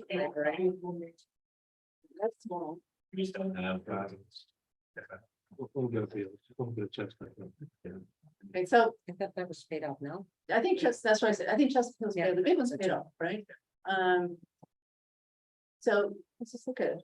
Let's see if we can, okay, so don't. We'll look at all. This is my worry face. Okay, so, excited for advisory as far as questions on the project itself. I don't think anybody else will. No, not, it's not. So Jason, You're good. We're good. All right. Yeah. so So I'll just ask if any capital members have questions to raise and Jay, let me know. I guess I have one comment with regards to that back and forth and question for the school administration. Kathy, I guess from my seat and capital perspective, this is long overdue. We look at the pictures, we look at some of the projects this town has, forget about regional, right? We picked a few projects down the road and paid dearly for them. this is not one that I want to sit here and wait for the CPA piece. And I think the way that the region has presented their longer term debt strategy, one of the things capital has already asked is what else is coming at the region? And we're not aware of any other major items, but certainly items. They have a long deferred maintenance system, their buildings and on the school facilities, but nothing of this magnitude for what we see in the next 10 years. So what you're really looking at is what I'll call, if you funded everything from the general fund, which I'm not advocating we should do, you're basically looking at level debt service of the region over that whatever period of time, 10, 15 years that Becky had on the screen. Yep. Which is pretty good, because naturally that should creep up a little bit, right, to keep up with just natural inflation. So I don't think we should let that get in the way. I think the bond anticipation notes are a good strategy to allow us as a community to figure out whether 1, 2, or 3 is the right answer, and I think more presentation should happen on that. But I think my personal view of hearing this, seeing it, this is the time, which leads to kind of my question, is the actual bidding strategy. I don't know if Gail's gonna want to take this or not, in terms of, there's a 20% contingency. We all remember the building we're sitting in, what happened that, I realized that the building in a certain time period. But we only went to town meeting at 10% contingency in that project. Is there a thought that we, because you're close to 100% of your cost, and just say it stays flat, just for crossing our fingers, that you would actually go out to bid before the first town meeting, which is Southborough, such that whenever who's going to make this presentation gets up on town meeting floor, they basically have an approved bid in hand, and we know that the number is hopefully well less than what was printed in the warrants. Is that the plan? Our plan, yes, is to get the permits for where we receive comments from the conservation commission, where we're ready for the next January. We're awaiting comments from the planning board. We have to do a full site plan review, which was submitted a pretty elaborate package in addressing a lot of the environmental concerns on those farms. And our hope is to, hopefully, so far based on the comments, it hasn't changed anything. We always kind of hold back a little bit until we get through permitting, because you just never know when they got that bomb, that kind of. Northborough planning board. Yeah, yes. Northborough. But our plan is to bid early next year and have a real number when we go to town.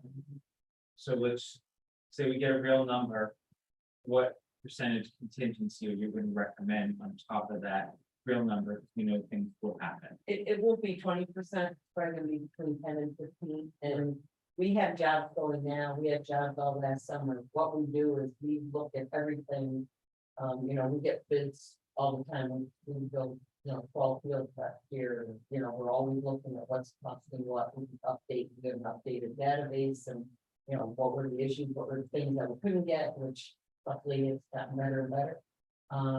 So we feel we've got a good number now.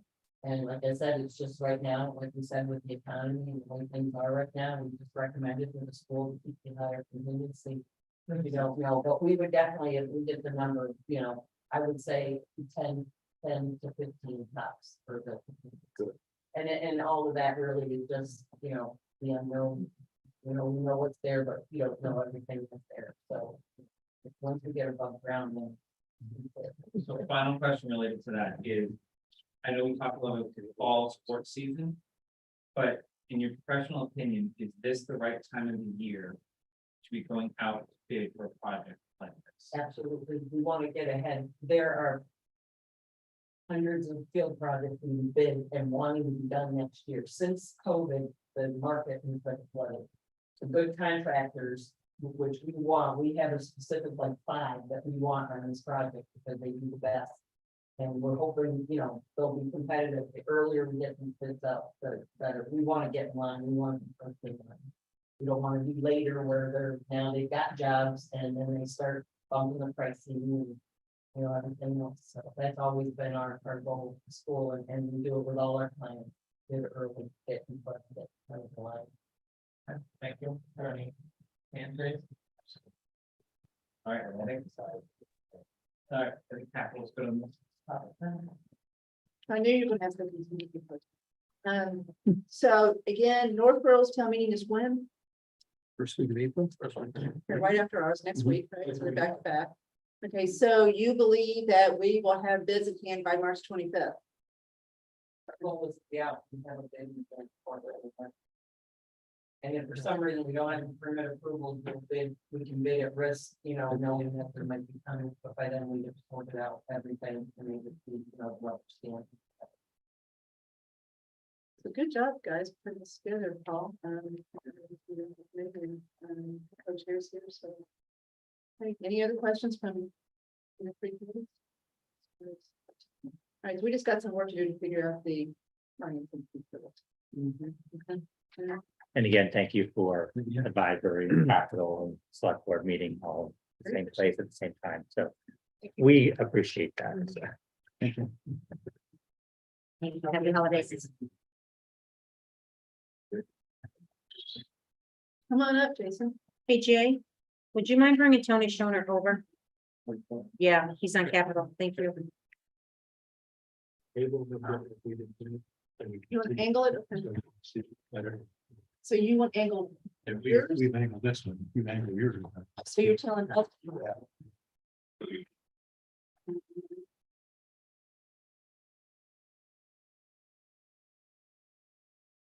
Yeah.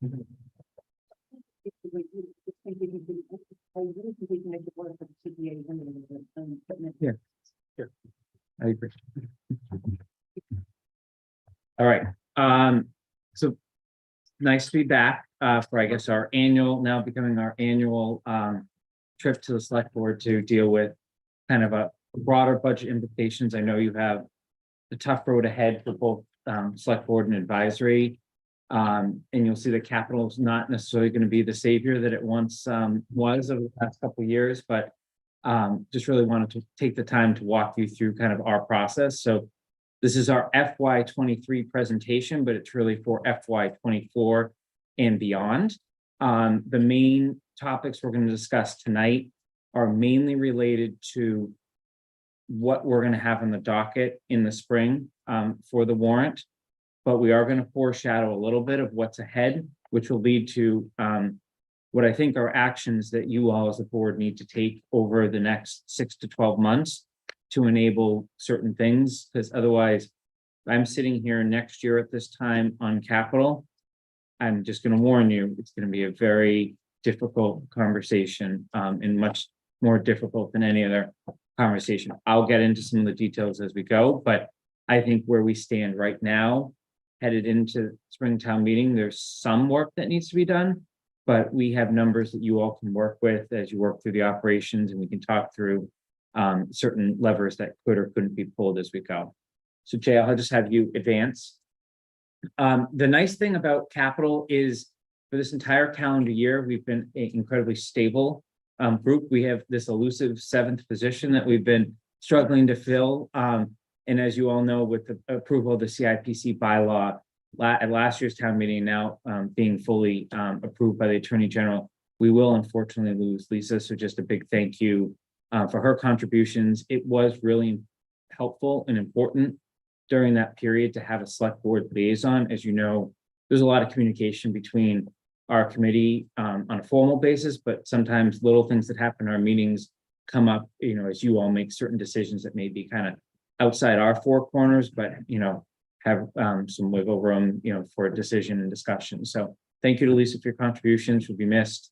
We look forward to recruiting others that may be watching this meeting, hopefully, to join us. We'll have 2 vacant spots once that committee is formed. Next slide, Jay. So this is some of these slides are going to look really familiar from last year, obviously trued up for this year. But we thought it was really important to start trending how much the town is spending as a proportion of our total operating budget. And by operating budget, this is general fund. This is what we raise and appropriate on related to capital items. I think you all know that we in capital are vetting everything, regardless of whether it results in an appropriation or not. So ambulance fund, rec revolving fund, school revolving funds, and regional budgets and assessments as well. We've gotten all parties to really work with us on that. But what you see in front of you is candidly a trend that's not necessarily in our favor is, you can see leading up to COVID, we're spending about 8% or more in a year in capital. That's debt plus interest, plus actually what we're appropriating in a year. We all know what the easiest things were to cut, based on we didn't know what was ahead, as you headed into some of those difficult years in 21 and 22. And then I would say, while it's, continued in 23 and 24, it's somewhat deceiving because you have the debt payments on all the school projects, Finn, Woodward, and Neary, that were done about 20 years ago. That's gone next year. That's the big difference between the 2.9 and the 2.2. But we also are losing a revenue source that basically offset that. So this is expense driven, but it is indicative, as we all know, we have something related to schools, coming in the near term. So we will see that debt number creep up, but just the way that the predecessor MSBA funds school projects compared to now will be different. So this isn't true apples to apples, but this is what the budget would tell you if you were looking at it on an expense only basis. And you can see we're also monitoring the water fund too. That's been what I'll call a little more consistent with how that's been done, even though we've had some decent sized water projects in the past couple of years, including Newton Street, which was appropriated last year. Jay, we'll go to the next slide.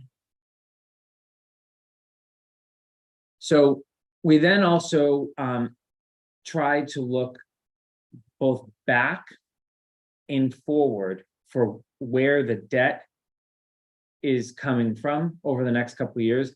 And as you can see, the debt will continue to trail off. Once we get past next year, we're really looking at, on the general fund line, the impact of the public safety building and a few other really, really small items in there.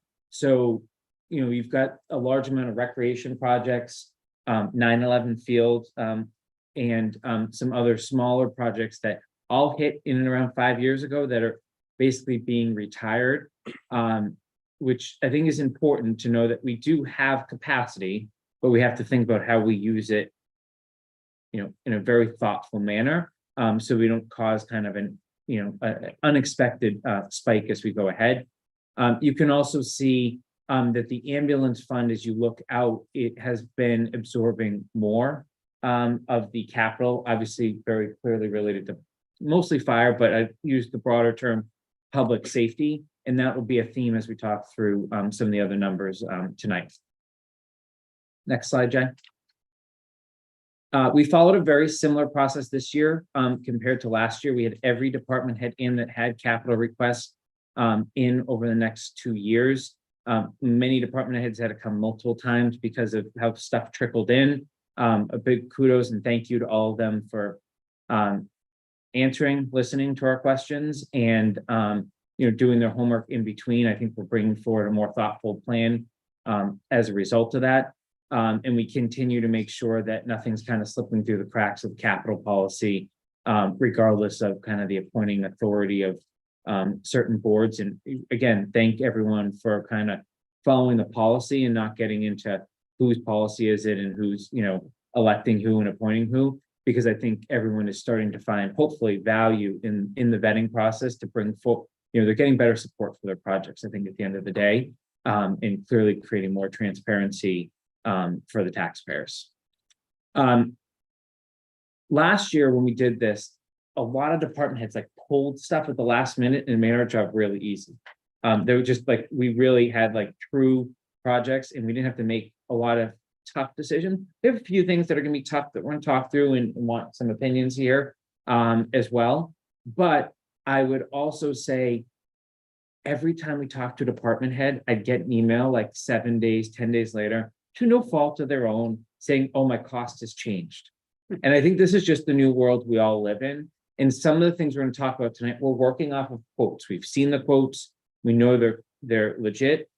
Hopefully that stops, but there are some items that, especially as you think about how you're going to use the rest of your ARPA funds and the guys in particular of tax relief, that if we can just stop the inflation today and just move forward with, we'd obviously pay less as taxpayers overall. And obviously it wouldn't, if it came out of ARPA, it wouldn't be an appropriation. So we're just struggling on this. We're gonna have to think through a strategy as a town of exactly what number ends up in that final warrant, so that we don't have to go too high. But the reason I point this all out in this discussion Mr. Purple and I have had is in the warrant, we always appropriate every single line. We give a description, which I think the intent is still to do.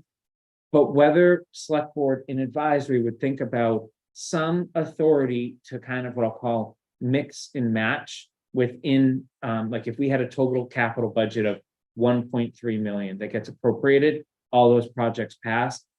Is there some authority that we can give to town administrator in consultation with select board, capital and or advisory to say, oh, the police cruiser came in $1,000 more, but the fire truck came in $1,000 less, and allow kind of that wiggle room in given that we're in, because I do fear no matter how well we vet these numbers, we may go just a little too low on something, and it's going to be really outside of the department head's control, even if they follow all the right best practice procurement. So something to think about as we move forward. Next slide, Jay. So what I'm going to try to do here, there's a lot going on this slide. Because of ARPA this year, capital has vetted more projects than I think we ever anticipated vetting. What you're going to see here is solely what's going before town meeting as part of potential general fund authorization, potential ambulance fund authorization, potential water fund authorization. And I've kept the regional assessment in here too, because there will be items from the region that get buried in the regional budget, but we will still vet them as part of capital. And I just want you to all be aware of that, because it will not be apparent to the taxpayers on the warrant, the way it gets created. So with your indulgence, I will walk through each of these and just let you know some of the, I'll call it, everything on this slide has support and unanimous support to most extent, but I'll just walk you through a few things for you all to consider if you don't regularly monitor our meetings and that came up during our discussion. So the first one is a dump truck for the DPW. There's really no conversation around this. This has been part of the capital plan. It's part of a regular maintenance plan. And it's fully fitted too. It's not actually, everything is not all new. Just one thing to consider is they do move some equipment from old vehicles. So if you went out and tried to replicate it 100%, it would be a number much more than 200K. For now, we've kept road maintenance as 400K. In our next line item, we have chosen to defer a vote on the exact amount until we get the sidewalk, the pavement management program into place here shortly, and just see if that's the right number, if we want to take a different strategy. Obviously, we're going to have new leadership in that department soon too, just to see if they have any views that, I don't know if anything has come out of your interview process or when you get to that point. But we felt it was prudent to keep a placeholder because it would be a tough number to just add back in later on. Sidewalk maintenance, this has never appeared. It's been on the capital plan and it always was the first thing to go. I think you all know you have the ARPA placeholder for sidewalks, which my understanding is at least the recommendation there was around new sidewalks, like i.e. sidewalks that don't exist. But I think you also have heard just through our vetting of the roads in the last cycle, there are sidewalks in this town that need maintenance, right? That sometimes they're part of that, sometimes the road's fine, but the sidewalk's not. So whether we want to start a program that's specifically designed at sidewalks, because I think the one thing we have heard, and probably one of the most unanimous things this town can agree on, is they want new and better sidewalks, right? So the new you're dealing with through ARPA in some way, shape, or form, but I think it's also a matter of maintaining what we have as well. So those two I think are open in case the pavement management program tells us we're going to take a different strategy. The item that we talked about quite a bit and was a bit of surprise slipped in, and slipped is a purposeful choice of words at the 11th hour. This was never on the capital plan. And when Karen came to us, she said the operations supervisor vehicle, which has approximately 100,000 miles, which is certainly a lot of miles needed to be replaced. We have kept it here as a placeholder. We've asked for two things. One, a actual updated vehicle capital plan from Karen's perspective.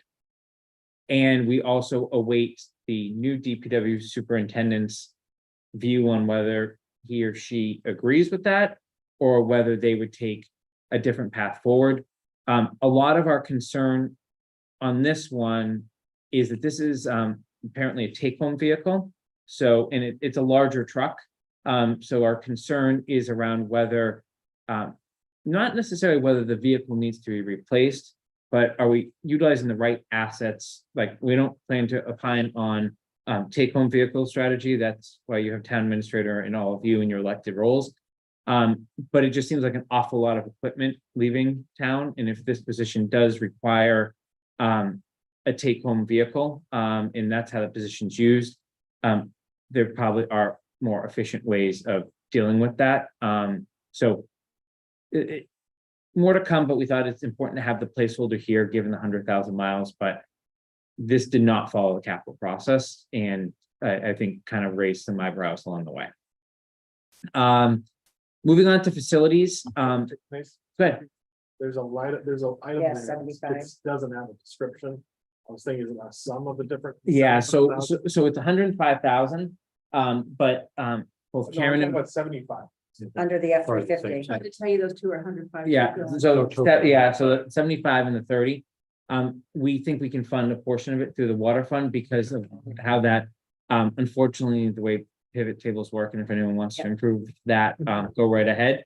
That's how it spits out of kind of how we compile the data. So, that answers the question, Andrew. Yes. Okay. Cost 105, it was a split between the two. Yeah. I thought that was 30,000 for the Prius for the take home. 75 for the truck. Fair. Stay tuned.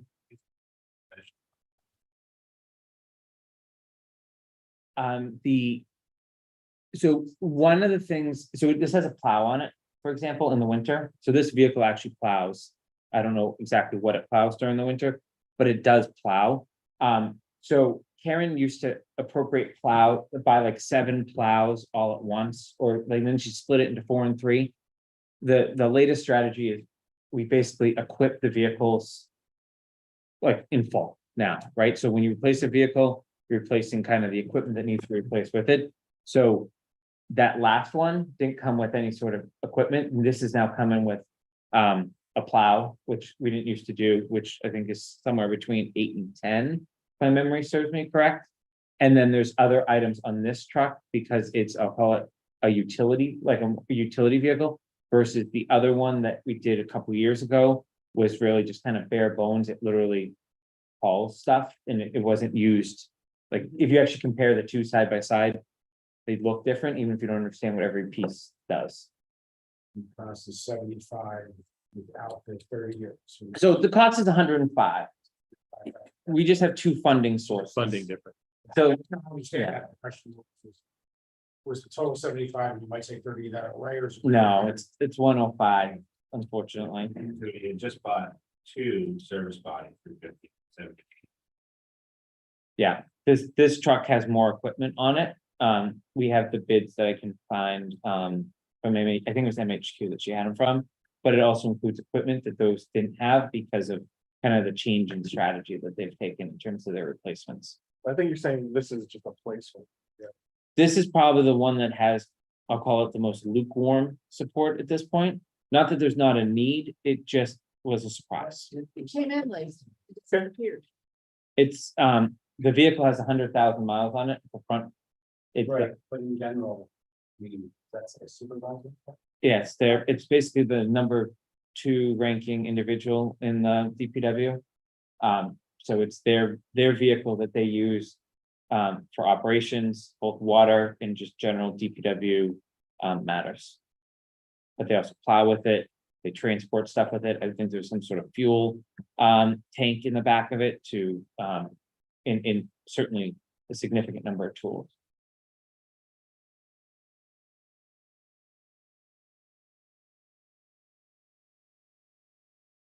And what's the utilization? How often does it sit? It's used every day. Sounds like he takes it Yeah, home. he takes it Question home, is how so much mileage is it putting on a town use? that I don't know where the individual lives. Jason, That's- this is Marcy. Are you taking questions now? However you want to do it, yeah. I have a question. I do believe this employee lives in Rutland, Mass. So one of the things I would say is that if we have somebody driving to and from that distance every day, this is going to cost us in the long run. So is there any thought about not having that happen, like having the employee come to a parked vehicle in town and, not, creating so much mileage and gas expenses for these vehicles and wear and tear over time. So I just wanted to throw that out because that was raised to me as an advisory member from private citizens, that there is concern in town that these cars are being taken home at long distances and therefore it's costing the town more money. Thank you. Well, Probably should look at it, but it's not Capital's job to determine. yeah, but I would say that was exactly what Capital flagged this was because there was no dissent on the use of the vehicle in town and having a multi-purpose vehicle, given the expectations of this position. The question is whether that vehicle should leave. If the select board and the town administrator believe that that individual should have a take-home vehicle, which is completely out of our purview, whether this is the right vehicle that should be leaving town, or whether there is a different vehicle that we have in the fleet or that Capital can help recommend to safely get that individual to and from work in adverse weather conditions to get to, I'll call it, their more powerful utility vehicle. Noted. I would say it's at least partially town meetings. Right? But Well, you gotta have a policy as far as who takes cars home. not easy. And that's not something you put in front of town meeting. That position doesn't have a take home on our vehicle. So you looked at it? Yeah, should be public works superintendent, police chief, fire chief, building inspector, facilities. All right, let's keep going. We should. I said we should look at it. I would just get a black this one. Yeah, I think we already have. Okay, facilities, this is hopefully a little easier conversation. Library, this has been on the capital plan for a while, installation of security cameras. The concern that Capital raised is that there should be a policy put in place around how that works, right? Like in terms of footage, we've asked Mr. Purple, who's one of our ex officio members, to work with select board as policymaking authority and town council to, we think it would be prudent to have that in place before you go to look for appropriation of this. There was obviously this building that we're sitting in right now has cameras. I think we all understand why there's cameras, and right, that falls under kind of the accreditation of the departments and how that works. Going into more municipal buildings, obviously the concern with staff in particular, but obviously other actions that could occur in any building. So we are not a policymaking body, but that was raised as part of our discussion. But we thought overall this warranted, inclusion from a capital perspective based on how it was presented to us. The next item was townhouse office furniture replacement. This has been punted many years in a row. I think our thought was the Woodward, Neary discussions would be a little further along. Our understanding is there's just furniture that's failing. Obviously, so we supported, Mr. Parent starting to work through a plan to replace what's failing at the townhouse. That's a follow-up question. Yeah. So because that's one thing I've always felt like going to the townhouse, furniture. The employees were really, really old. That could be a good morale thing, et cetera, to have better office furniture. Is that like both floors of the building or just the first? I think it's for the items that are in much needed, much needed repair is how it's been presented to us.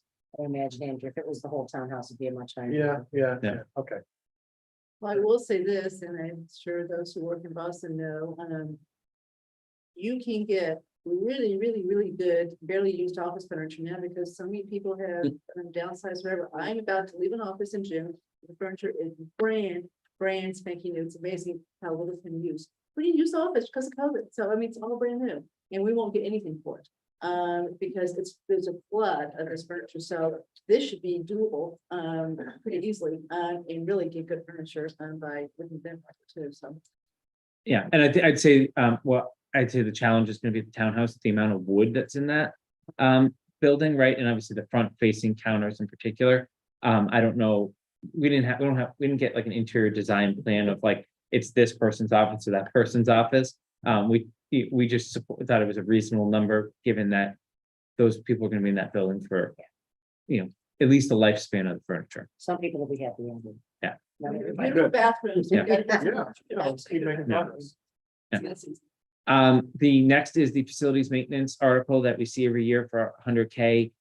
It seems like that amount is still sufficient based on the spending patterns that we've seen from the facilities director, so we do not recommend any change there. The next one is a little interesting. The DPW Annex, which is also formerly known as Station 2 down on Harrington Court. As many of you remember, that actually was put to town meeting to potentially dispose of. I believe it was intertwined with Fayetteville Hall the first time. That obviously failed. And we still have it. The DPW uses it for trucks. It's got a failed septic system down there.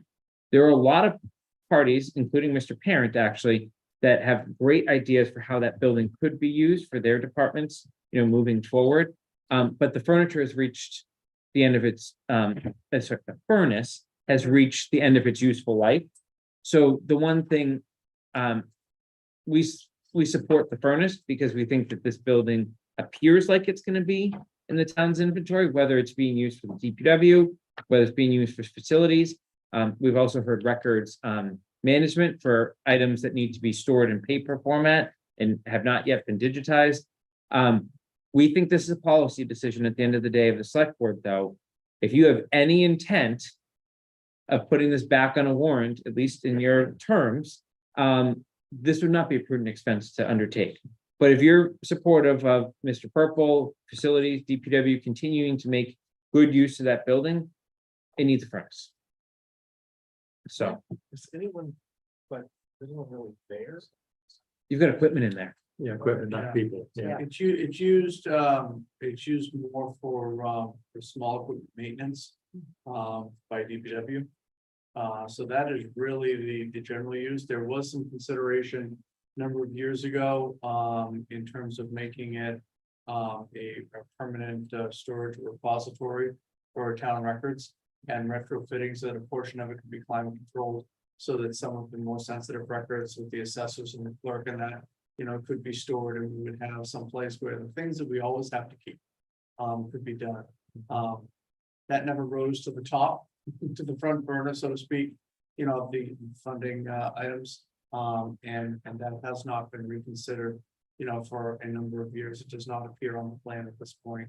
So there really is no formal use other than simply using it for, in the winter and for small equipment repair with DPW.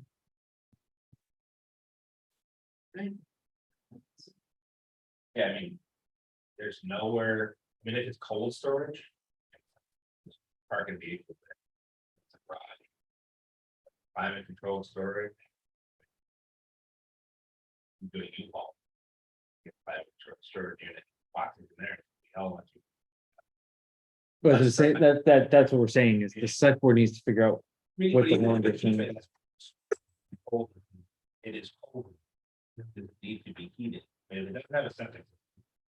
Which means doesn't need to have running water. So you don't have to worry about pipes freezing.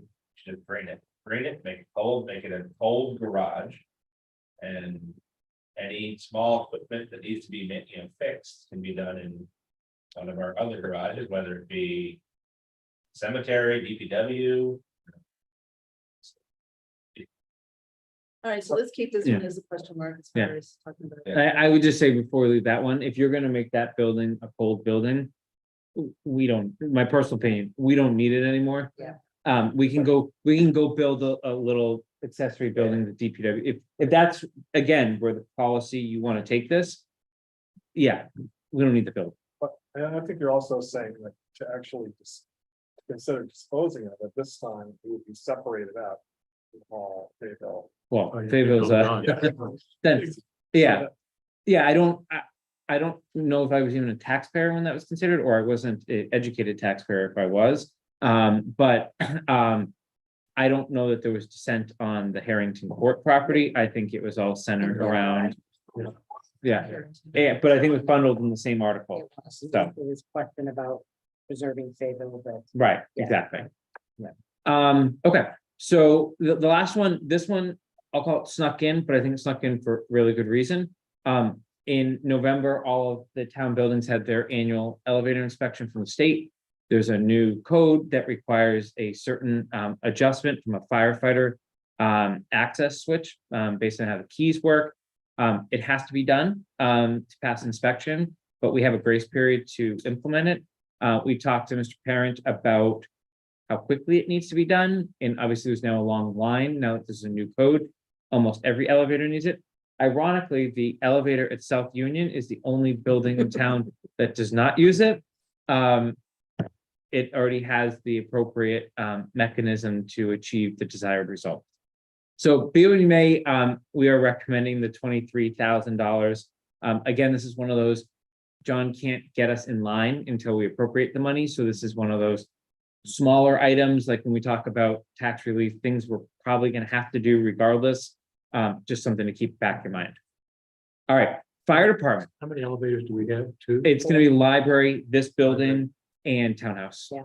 Three. Three. We have 4 total, Yeah. 3 relate to this. And again, it's a brand new thing. So I think everyone's first question was, why does this already need something? It's just a new requirement.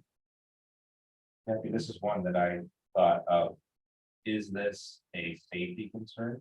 If it is a safety concern, we might want to do it sooner than more. So, maybe it's an ARPA, maybe it's a reserve fund, but I don't know. We have time to do it, but it would be interesting to hear from the fire next year. In terms of he has concerns there or not. We're okay waiting, or whether or not he's seen everyone needs.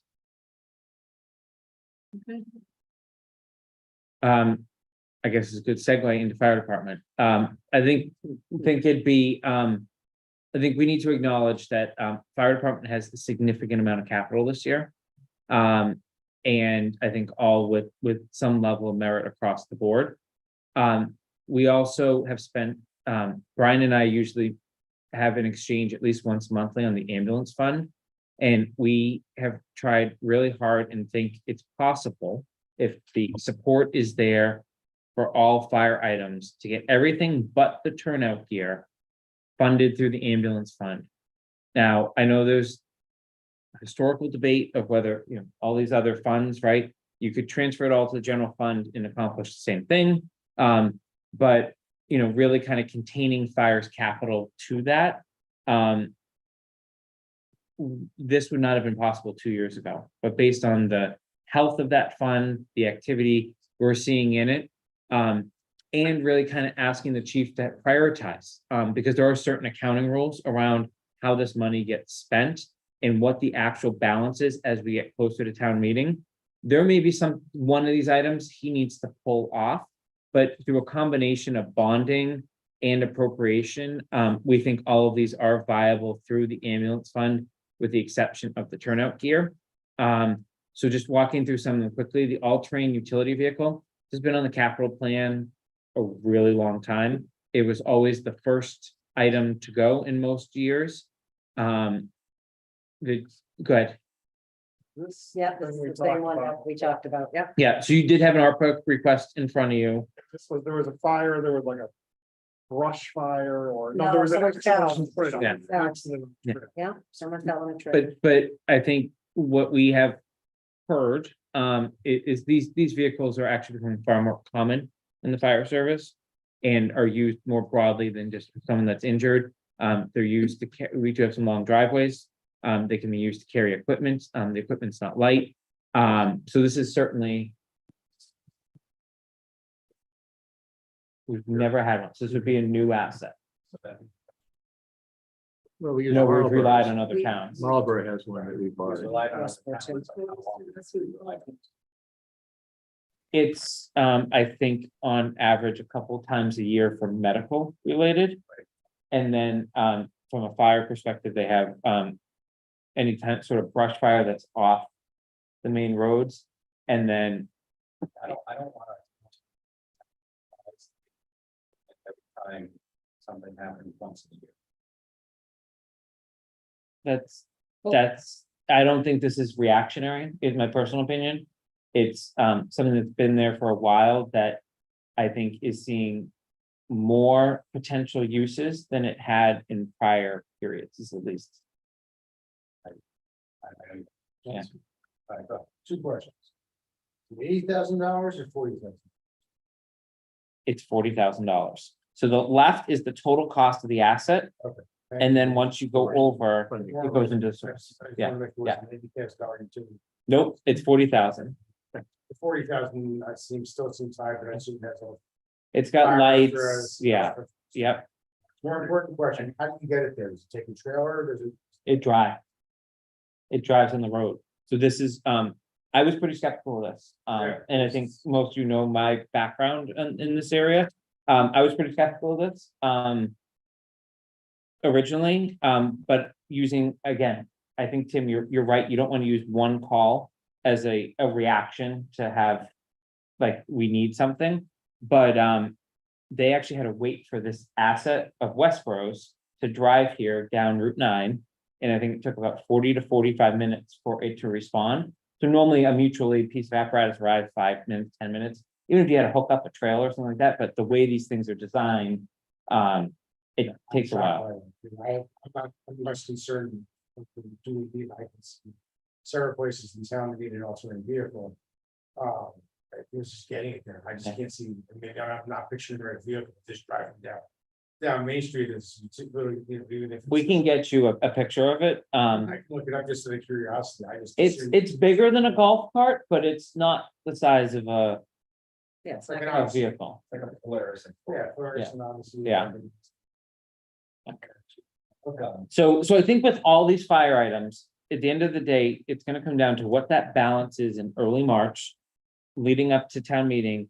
And it's really it could potentially cause the chief to prioritize. I don't know, I don't want to speak for him of how he would prioritize some of these items, but he may have to pull back if the ambulance fund can't support it. But our thought as capital was we wanted to continue to advance items as far as we could, but also give you the budgetary certainty, looking at that general fund line, because that's really obviously what you need to continue the discussions from a, raise and appropriate perspective, and know that these things aren't going to boomerang back. They're just going to fall off and wait till the funding is available.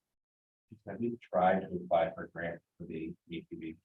So these are categorically prohibited in both state and federal fire grant processes. We have asked Kat McKee from a trails perspective if there's anything, and she looks out for those things. But I think if we all remember, they also applied for Peninsula Trail. That's where they chose to put their grant funding for this year. Because of the other types of assets that FEMA and the state fund, they are viewed as higher priority. Yeah. Before I had asked the chief to firehouse substrate. Mhm. Have to apply, which I don't know. Haven't or not, but We can follow up with them. would like to. Sorry to interrupt, but it's hard to hear Andrew when he's talking. So if you could try to speak a little bit louder, please. It's the way we're set up, Chelsea, so they're not at the table with Jason, so. They can come join me if they want. Roll the table. Yeah. To the Um, table. Why don't you do that? So, all right, so defibrillators, paramedic, this is another one we actually had some discussion about. We raised the amount here. So the chief could today, if appropriated, buy life packs. These are the expensive heart monitors that we have, one on each ambulance. He could buy some for about 45,000, which are end of life technology. There's a new technology coming out imminently. We don't know exactly when it's going to be. But we wanted to give him the ability to execute on that when it's available. Those assets will last 10 ish years. And we didn't want to invest in technology that was candidly out of date. Me personally, this is probably the single largest thing I want available at any time and to be the latest and greatest for any one of us. So this is actually 2 units, about $50,000 each. We're unsure the exact timing of when it was going to be available, but we thought it was important, especially given the funding source, that we give the chief the authorization to purchase once he's comfortable the technology fits his department's needs for the paramedics. We had another capital item related to defibrillators that he pushed out that basically netted us to where we needed to be from a numbers perspective. We have regular defibrillators, which cost somewhere between $1,000 and $2,000. There are, and those are maintained by the schools. And just like all town buildings have them, there's actually one right outside here. These are like the real ones, like 12 lead, like these are the things you see on TV. These do a lot more than just defibrillate. The next is durable medical equipment. This is just to replenish ambulance equipment that lasts 5 to 10 years and needs to be replaced based on state inspections and other requirements. The fire PPE is continuation of the program where the chief replaces gear that has reached the end of its useful life, been damaged in fire, or for new hires that need to be outfitted with it. We replenish this fund every year. This has been funded in some or whole by pilot payments in the past couple of years, or donations, however you want to refer to them. So we've left it in the general fund because we thought it was a dangerous precedent to kind of move it to the ambulance fund, given it's more of a recurring item that usually is appropriated each year. And we regularly look at, like, instead of doing a one-time gear replacement and then having that gear just sit on the shelf, that person leaves town, we're really paying for the gear for the firefighters that are in our station. Next is ambulance power stretchers. This is 1 ambulance, not 2. So it's $55,000 per. This includes the actual device, the batteries, the warranties. These, again, prevent serious injury to both the user of the device, but also the patient on the device. So this is a replacement. This is something we already have. Some towns take a strategy similar to kind of what Karen was doing in DPW. They replace these every time they replace an ambulance. The chief has decided that this is like an off-cycle thing, that these assets actually have a longer life than the actual vehicles. So that this is why you'll see 1 this year and another one in a couple of years. So you're saying this was taken out of the previous? When we funded the last ambulance, we literally funded the vehicle and the lights on it. We didn't fund any of the equipment. Versus like what you heard on DPW, they're buying all the equipment and the vehicle together. There's pros and cons to each strategy. Every department has to do it a little differently, but those things do have a longer useful life than the vehicle in most instances. The last one, this is one of those, take it under advisement, needs a more of a policy decision and much further discussion. As many of you know, about 10 years ago, the town purchased a tower truck. It's obviously the largest vehicle in the fire department's fleet. I think it's the single most expensive asset this town owns other than a building as well. And it is in need of chassis and body repair. However, the chief has also determined that this particular truck that we own is really not fulfilling all of the needs of what it was designed for. We could spend the rest of the night talking about it. We're not, because the chief needs to be here. And what capital has done is said, we certainly are not putting this in the general fund for this year, but we want to have at least a placeholder for ambulance fund authorization. But we think that these bodies need to get together with a presentation from the chief, because it's really a policy and operating, which clearly falls within strong chief sort of parameters. But also, I think the chief has taken a very good, I'll call it diplomatic approach, knowing that this is, I'll call it a third rail.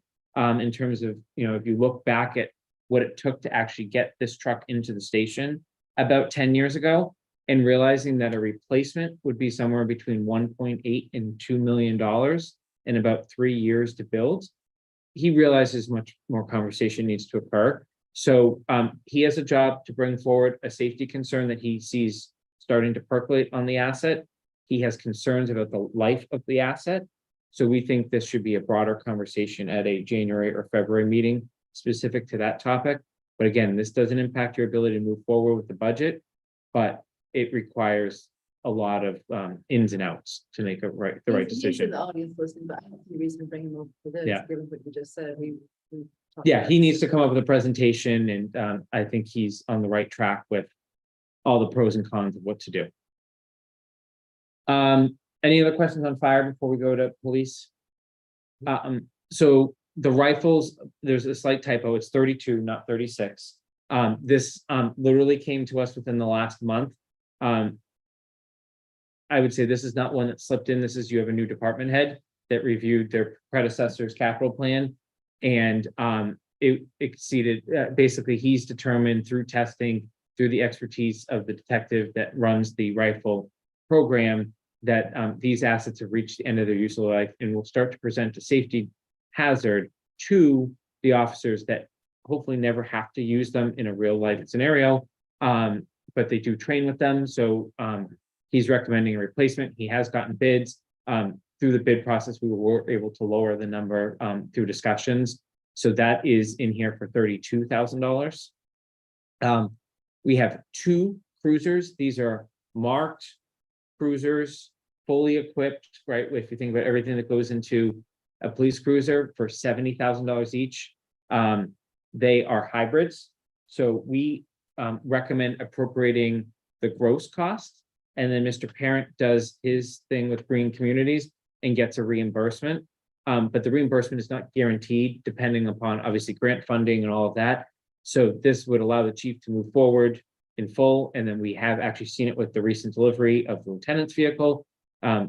We end up returning $5,000 at the end of the day to the town as part of this. These numbers, this is one of the examples I gave earlier in the meeting. These numbers keep changing. And the good news is supply chain has solidified on these types of vehicles. My understanding is there's a lot sitting on lots around here, which is good. Means he'll be able to move forward with them if appropriated, but this number is very different than what we've done in the past couple of years. I think if you look back, there's a few things. These are fully outfitted cruisers. Right, wrong, or different. The last couple, like one was the chief's vehicle, which is literally just an Explorer with some lights and a radio. And then we had the lieutenant's vehicle, which is a slightly enhanced version of that, but certainly not all the same equipment that a standard patrol officer has. So Jason, we've had these funded by pilot payments in the past. Have we looked into that? I'm not aware of any. I'm not aware of anything we pulled back. Yeah. It's gotta go. We got. Yeah. They got a cruiser. Yeah. Hey, Jason, But how is this gonna play with the charging strategy that we talked about at town meeting? my understanding is that charging stations going here is actually for the public. There are not electric, That's. but for town vehicles. Town vehicles, yeah. So there are not electric cruisers that are reliable at this point. So you have hybrids, which are certainly saving us money, but I think, Yes, this is the question. Yeah. Yeah. Like, are they plug-in or not? And he said they were not, they're not. but he thinks in the future. They will might be, yeah. Why is he proceeding with? The grant came available and free. So. And you may Jason, have other vehicles in the town. Like, I don't pick another department that has just a standard vehicle. Building. That they could. You said that there are none that are reliable. so For John- police, at so- least. Fully electric. Yeah. Jay, can you bring over John here?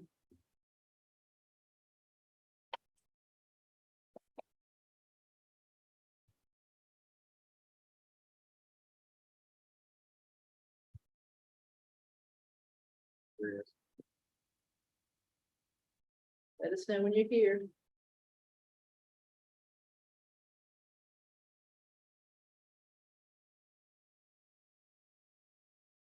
What is the naming of that capital? Cruisers? This vehicle. Yeah. So if we did, I would say like we did find it. That's specific to the exact type, if We just call it police vehicle, we call it 2 cruisers. The quotes we've gotten are Explorer hybrids. Yeah.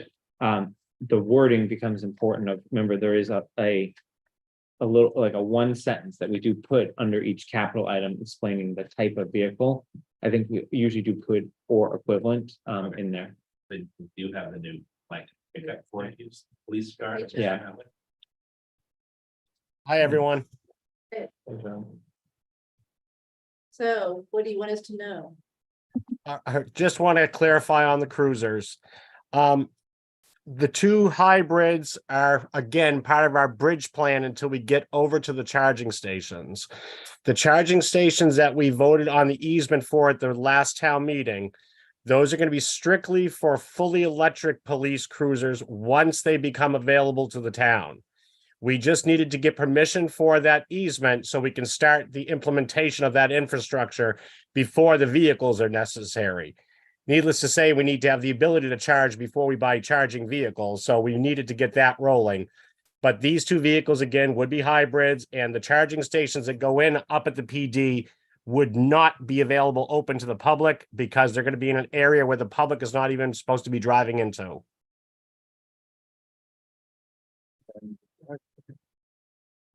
Thanks. Thank you. Thanks, You're John. welcome. So moving on from cruisers, the next one is the taser body camera program. You took care of that tonight, so that will come out. That was obviously a big one we had in front of us for 60K plus a year. Now we've eliminated that for the next 5 years in terms of needing to think about a new number on that. So kudos to the chief on that. Regional school, again, we're presenting these just for transparency. Capital has not seen a presentation on the hot water heater or the sidewalks yet. But these are items that they've had on their deferred maintenance list for many years. These are Southborough's allocations. These are not basically using a roughly 40% allocation, Kathy, just to thinking back to the conversation we had on Algonquin. And as you heard earlier, we have not taken a position yet on the regional athletic complex. That's. So why are you got the 2.2 million and 25,000 each hall? Yep, so that was, the 2.2 is Southborough's estimated total cost. Yep. If Yep. CPA funds the portion that they submitted. If they don't, like, the numbers won't exactly tie, it all depends on, this is what would come through the general fund. What the 25 indicates is a rough interest payment of, if they do that bond anticipation note next year, this is what would come through the assessment related to the project. That total cost. Yeah, so the total cost, right, is, it goes back to Kathy's question of what are we actually approving at town meeting? What you're approving is the authorization to go spend this money. Just like when we built this building, we authorized the town to go take on debt and to build a building not to exceed the 22.6. But she did say, there was some confusion. Yeah. So I will. Yeah, we'll get, yeah. But she did say there's no payment due to 25 toward the end of it. There's got to be, Brian and I were kind of chatting about that in the back, yeah. I think, one thing I'll say on Algonquin, just listening to the presentation, is I do think you, as the appointing authority of CPC, there's a lot going on there. Obviously, they've got to deal with the same thing over in Northborough. If we can just, if CPC is going to vote for it or not vote for it, like if we can just tidy up that decision one way or another, right? So then they know how to run their numbers, because otherwise there's going to be mass confusion. If all of us that like understand the budget are confused, just think about the taxpayer that's walking in for the first time. The moving parts. Yeah. We hear you. All right. Last, but certainly not least, is fire had portable radios. So the radios that is attached, each of them when they leave the building, leave a piece of apparatus on their capital plan for this year. Coming into the year, it was in the mid 100s, like 150-ish, let's just say. When the chief came to us in September, that number had ballooned to about $314,000. So like big sticker shock. I still remember the chief calling me and saying, I need to talk to you before I actually press submit on this, just because like it's changed and I didn't do anything different, you know, sort of thing. And we looked ahead though, and police had theirs next year for a number less. So fire radios cost slightly more than police radios because they need to be fire retardant, because they're actually attached to the person when they go in. So what we did, working with, both chiefs is we got a combined number. If we were to move police ahead and keep fire kind of in their quote unquote swim lane of proposed for this year. And, it saves us about $70,000 to do this all at once this year before inflation. So the one thing the chief tells me every time, Chief Achilles, tells me every time he sends me these quotes is these quotes expire and expect it's going to keep going up sort of thing. So, we've taken that point, quite literally is we're trying to cut out the inflation on this. But if we believe that fire is at the end of their useful life on these radios this year, and police are at the end of their useful life next year, combining it together has some significant savings to both departments. And we'll kind of put them all on the same replacement plan moving forward. I know the question probably exists, what if we go regional dispatch? This has nothing to do with regional dispatch. It's all tied to the individual. It has nothing to do with the equipment in there. So this is something we're recommending come out of the ambulance fund. And Brian has already said he would bond it. This is why we can afford it in the current period. There wouldn't be an impact, obviously, for about a year by the time we actually get this thing bonded. But that's where we're at. This is one of those numbers that scares me a little bit, that it could change a little bit, but I also hope prices are going to start to just stop with this craziness. I also don't think it's going to go down magically overnight either. So What's the useful life of these roughly? 8 to 12 years is, we've heard different numbers from each side. How many do you get? It's basically one, I can get you the exact numbers for each department, but think about it as like one for each individual, 40 or like 50. career, each full-time employee, and then there are some for non-full-time employees as well, but not individually assigned in some instances. Like 40 or 50 total. or something. Yeah, these are not. Put it back at the end of the shift and another person comes and takes that radio. Everybody's got their own radio. And this wasn't part of all the infrastructure for this building. We didn't get new radios when we moved. The infrastructure is all in that room over there. I mean, could it make sense to have, the buddy system for radios and? you So, pick so the whatever other, you the other sign way up? to do it, is, in particular, we, like, there's coding on them, Yeah, right, that are unique identifiers. You want to know who that radio is if they're calling for something. But, the other way to do it from a fire perspective, at least, that we talked to the chief about, was you can just put them in each, we call a riding position in each Yeah, truck. yeah. You actually have more riding positions than you have people. So you'd actually have to buy more radios. So like if they all jumped in one engine right now and then have individual radios, you need to make sure there's a radio in that riding position. You can't like go running around and, Okay. so the chief did the math, and this was actually the more prudent way to go. Okay, thanks. All right, that was a long slide, I know, but that's the details behind That's a lot it. of this. So let me just, Jay, if you can just go to the next slide quickly. Okay, so really kind of what we need to do between now and town meeting, obviously, we know what we need to do on athletic complex. I think you understood everything on road and sidewalk maintenance in terms of, let's see where the pavement management comes in, let's see where the budget's coming in, and come up with the right numbers to present forward there.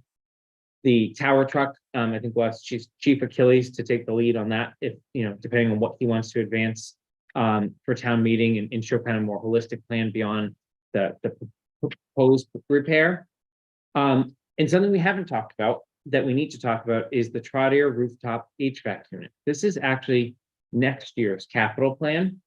However, I know I've talked to Kathy and Mark about this a few times now. The state in the Northborough Road appropriation that came from Senator Eldridge's office also, which I don't know that anyone has found the origination of it, appropriated $100K of state ARPA funds, not town ARPA funds, state ARPA funds related to HVAC in a public building.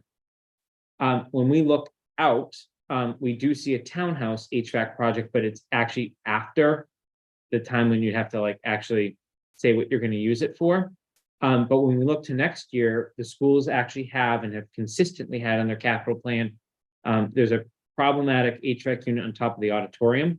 It's about a $250K item. The reason that's important is obviously if you choose to move forward with that now, we're never gonna get MSBA accelerated repair for an isolated project like that. You probably want to consider whether to include this in the warrant for the Delta, so they can go out and just get it done, get the money appropriated. But I think it's up to the select board to decide that that's the building you want to spend it on, as opposed to, is there another building under your authority that you want to look at? Jason, when does it, like all other ARPAs, what is the expiration date and it happens to be used? That's when you have to spend it by, right? But don't you have to like flag it? Spend by 6. Yeah. If they've got the same rules that we do. So I would assume if we don't do it for fiscal year 24 budget for town meeting, unless there's a special, we do a special in the fall for it, we could potentially lose. And that money is firmly committed at this point. It's available. I mean, it.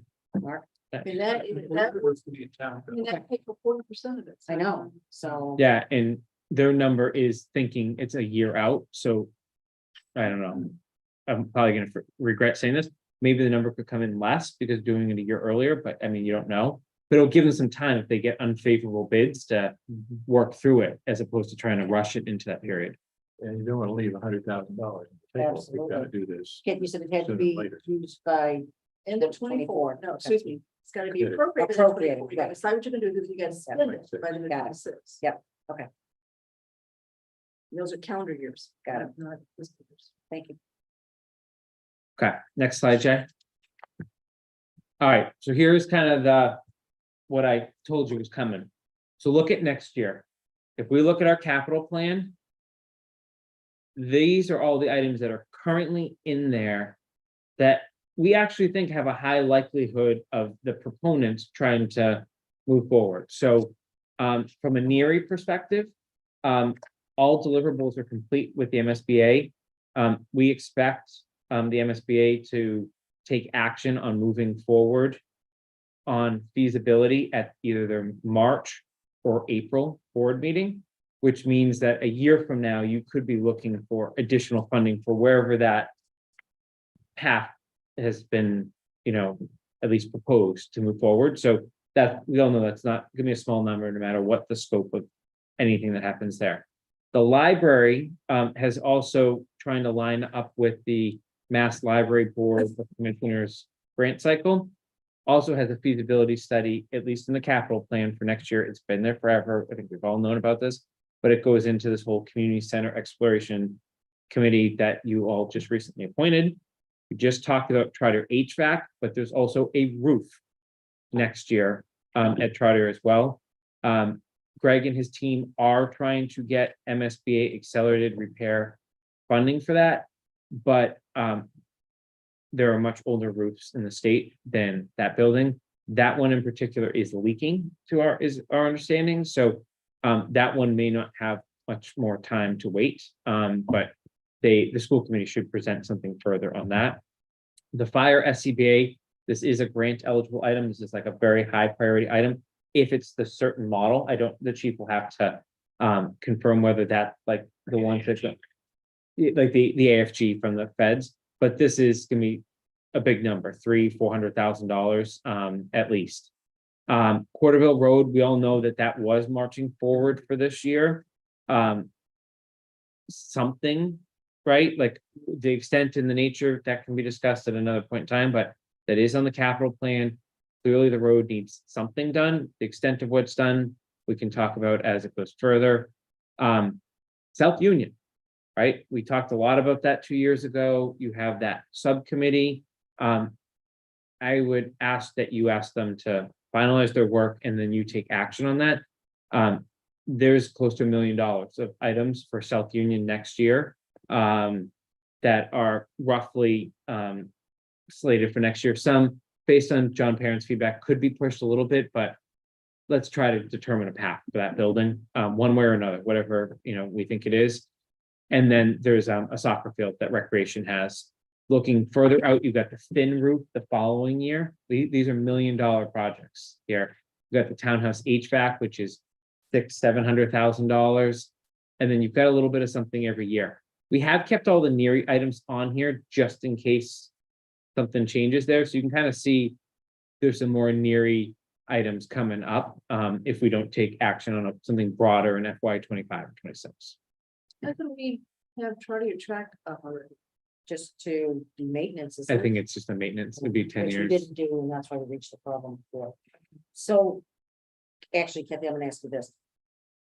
The spreadsheet that they put up from the schools, it was 2 years, I'm going back to the athletic field again, so it was 2 years of paying interest, and in the third year, was it the fourth year? That we actually would start to see, it would be bonded and we would really see. the first- 27 is when the Algonquin debt is paid off. 27. So it's 27. 27 was a year where we had. Double payment. That's, And then, so starting that year, it's either that year, or the next year, they would be fully. Okay. permanently bonded. I wasn't sure if it was 26 or 27, and looking at, between the townhouse and Finn roof is almost 1.7 million right there. And then to take into account if the field and those, first big payments hit the tax rate as well. So it seems like there's a year gap to some degree. So, okay. Where do we stand with the bid on the townhouse work? That CPC is funding. Your meeting, I don't think that John Parent has bid out. Because when he worried about that. Yes. So one of the things, I'll see if I can prevent John from raising his hand. So one of the things that John has talked about with the OPM, there was the thought of replacing the windows with historically accurate replacement windows. And in conversations that John has had with the OPM, it may save us money if we restore the windows rather than replace them. Obviously, I think CPC, that's the more preferable option. And so he is looking at that, which may then negate thinking about needing more funds. I think that we, you need a number. Can't go to town meeting, I think, on a what if. I'm not sure CPC is gonna be willing to put any more money in, and whether we want to put general fund money towards a what if, bonding authorization towards a what if with all these other things we're talking about. So the intention is to have this out to bid, fairly soon, but the shift has been to renovation of the existing windows rather than replacement with historically accurate. But I understand it's imminent, like, Yes. we're gonna know soon whether we have a problem or not. which is interesting because there's a huge case made of not restoring the windows. Not recommended, and then putting thermal energy efficient windows instead was, because they had to fight against historical and CPC say, we can't save these windows, not worth saving these windows. Energy efficient new reproduction window is the way to go. They're gonna have to fight that battle. That was a big conversation, but I don't think we can overemphasize that this whole thing is a ton of money. Yeah.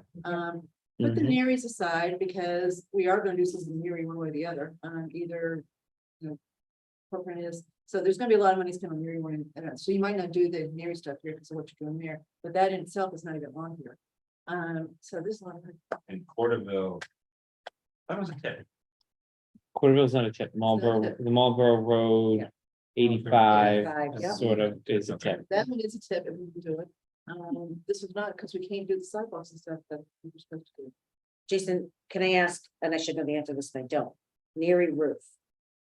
What is the approximate, I should know. 2 this. years ago. Yeah. Should have been So done 2 there's years ago, the, so they're I get it, but I'm just, Yeah. dollar cost, 1.7 was the last number I I saw. should know that, but I didn't, so thank you. Okay, so taking that into account with everything else again for 25, there's a lot of things to think about. There's more road stuff too. There's more big road projects we could have here. I know road, Lovers Lane, Yeah. that are not part of kind of the normal annual stuff because they're too big. So there's more road stuff. We could do, which would be- Portable needs to get redone if we do the half connection. That's gonna be important. That's gonna be part of that. All right, All right, Jay, next slide. Just a reminder, this takes a lot of time and obviously we have a lot to vet before we get to this point, but we are trying to get in a a format very similar to what you're all doing from a financial operating perspective to report out on these projects. I think once everything gets approved, everyone, breathes a sigh of relief and moves on, but I think the execution is equally as important, especially given what we're facing kind of in the economy.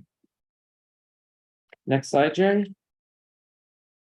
So here's kind of your homework list that we've all talked about. I'm not gonna, I think we've talked about pretty much everything here. The one thing I will say is, Kathy, I completely agree. We want nothing to do with pilot discussions or any part of that. However, every person that raises a town-related item to me in town still reflects on that 2 hours of capital on the stage at last year's town meeting. So anything you can do, no matter how successful or not you are, to clean up that capital article that actually gets presented, so we're not making, I don't know how many amendments Mr. Purple had for me, that would be greatly appreciated for this year. But everything else I think on there is self-explanatory, and you can already get a check mark next to the top one. So with that, thank you. Appreciate having us in, and obviously we're here tonight, or as the budget process continues, if you need to make some tough decisions. So, Jason, thank you. A very concise presentation. Sorry, it can be shorter, but There's tried. a lot in there. Yeah. There's a lot in there. yeah. No, it's great as always. Do you need to Thank call you. capital? I guess, is there anything capital wants to add or raise? Yep. So what are your thoughts about the CPC surcharge? CPA surcharge. Is this something that can help with some of these? Some of those didn't look like they are CPA. None, you mean the projects ahead, looking ahead? Some would be like with some of the recreation items. Yeah, some of the fields. I think it's a broader, I think someone needs to present the map. I personally am not ready to weigh in. I don't speak from numbers, but I don't know that we've seen like how the map would work. And I think at least the way I have thought about it is you put like my tax, don't put my tax bill, find the average tax bill, right? Like, and what does it look like with the 1%? What does it look like with the 3%? And do we have enough of a pipeline of CPA eligible projects that we actually think the town wants to do? That we would spend for it. That we anyway. want, right? That extra service. Right, because if we're not gonna use it, you're over Right. taxing people, and obviously that's not gonna go over too well. And the CPC will consider Right. funding too. I think, Right. our CPC takes a pretty narrow view. The corners are pretty defined as to what they're willing to spend on. So, Yeah. yeah, I agree that it needs. It certainly puts having a 3% surcharge would certainly put even more accountability and responsibility on, is it 7-person board? Like that's a lot of responsibility on 7 people to decide what to advance and have a plan, because they don't have a capital plan, right? They react, right? And I don't know if that, like, if they have the ability to create a capital plan, but that would be, I think, something where capital would weigh in down the road. And you gotta have the discipline to spend it for the right things. Right. That is a real. Yeah, I mean, we've seen, right, Yeah. some one vote decisions Yeah. recently, Yeah. right? And there was clearly divide, right? No matter what side you're on that. Jason, you can do it for this one project, you should do it because you think you've got a sprinkle projects that, well, you know, you have to move it from the general fund over, and then you get the state money to come in to have to pay for it. So the math roughly is, we're taking about $500,000 right now on CPA between the local and the state match, and it'll be $1.6 million, almost $1.7 million if we were to do the 3%. Because you triple the state match and you get a bonus on top of it. So it would generate a lot more state money if we did it, but we've got to have viable projects that we think are going to. You need an ongoing plan, a source of projects that are gonna fit and be something that we do anyway over the next Well, that's 5 or the 10 key, that years. we of do it. it So- this way. That's so- the so- Mhm. Chuck Turner's still on there? That was 2 years out. So that was not in the bad, they've delayed that, but that's That the would be, 3-ish, theory, 2-3-ish million CPA, that would right out have here. the money. And I don't know that this is the case, but if they're an ongoing set of projects, this is not the right example, but road maintenance or something like that, that we know is gonna be there every year. That you can use the CPA money for, then that's, to me, a pretty compelling argument. That's not there, then. Or didn't, or didn't.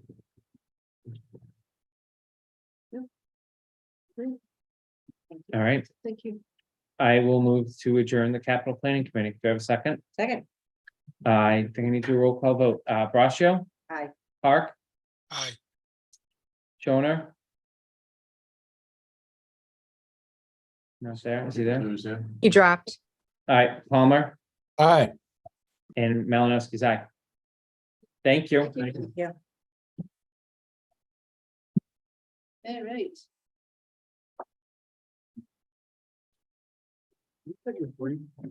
Break. We only had We're at the 23 3 hour more, mark. 23 more items to go. What if we take like a 10-minute break? Probably Chelsea could probably do it. I didn't need to take a first, but my daughter's locked herself out of her car. It's been apart and she's done a bad place. I just need to figure out what I'm to do. So if you could take a 10-minute. 10 minutes, and that gives Chelsea a chance to get here too. Yep. Okay, all right. So, Yeah.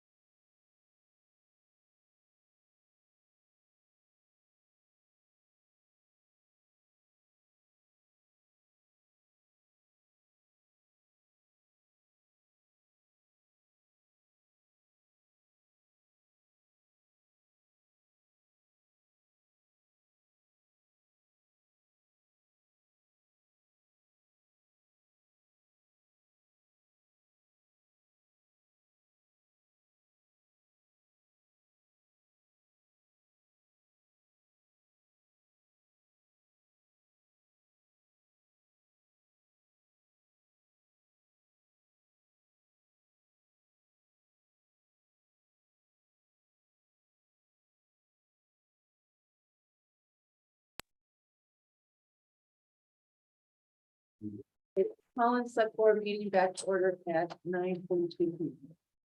All right, so now. I don't think you.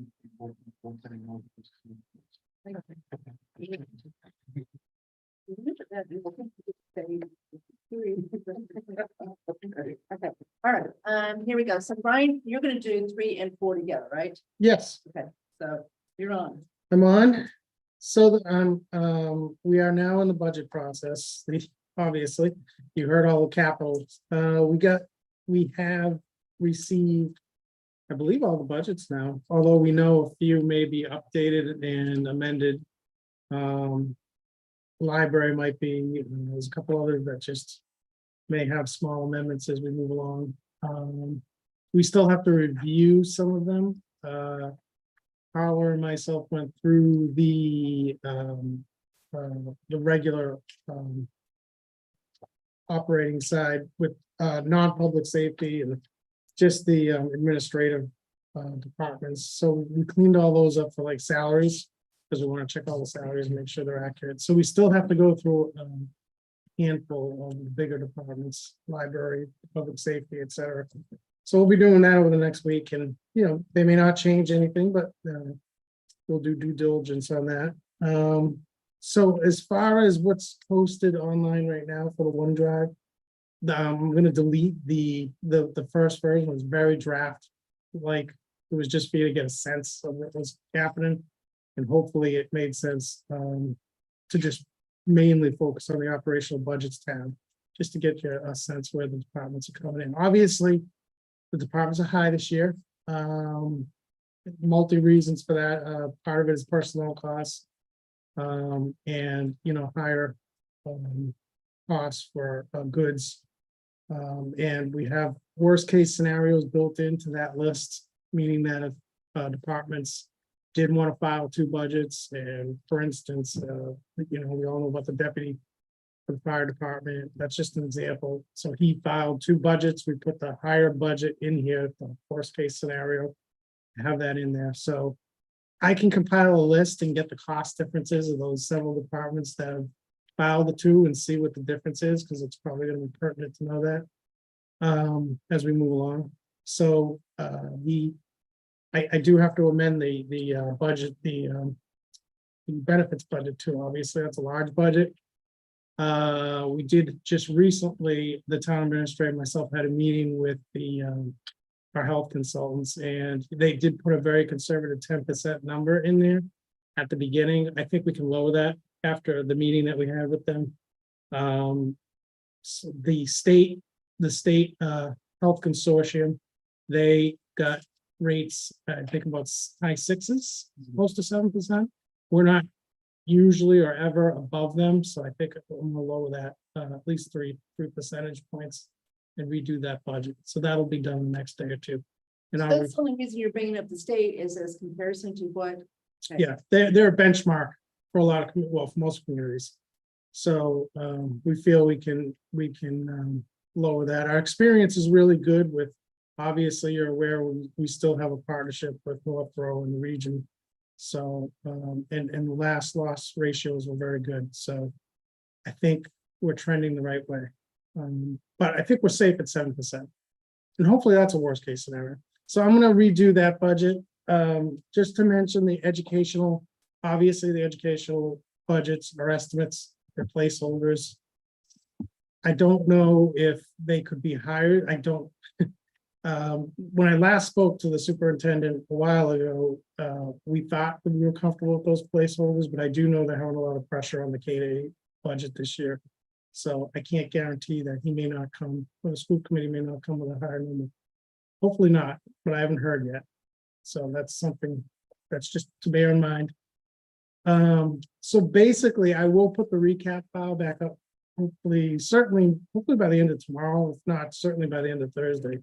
And you'll see a much more realistic version of this budget.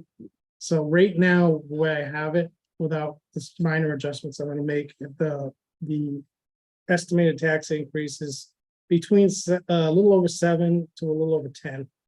And the 7 is a pure number without any shift. It's just normally how we would do it.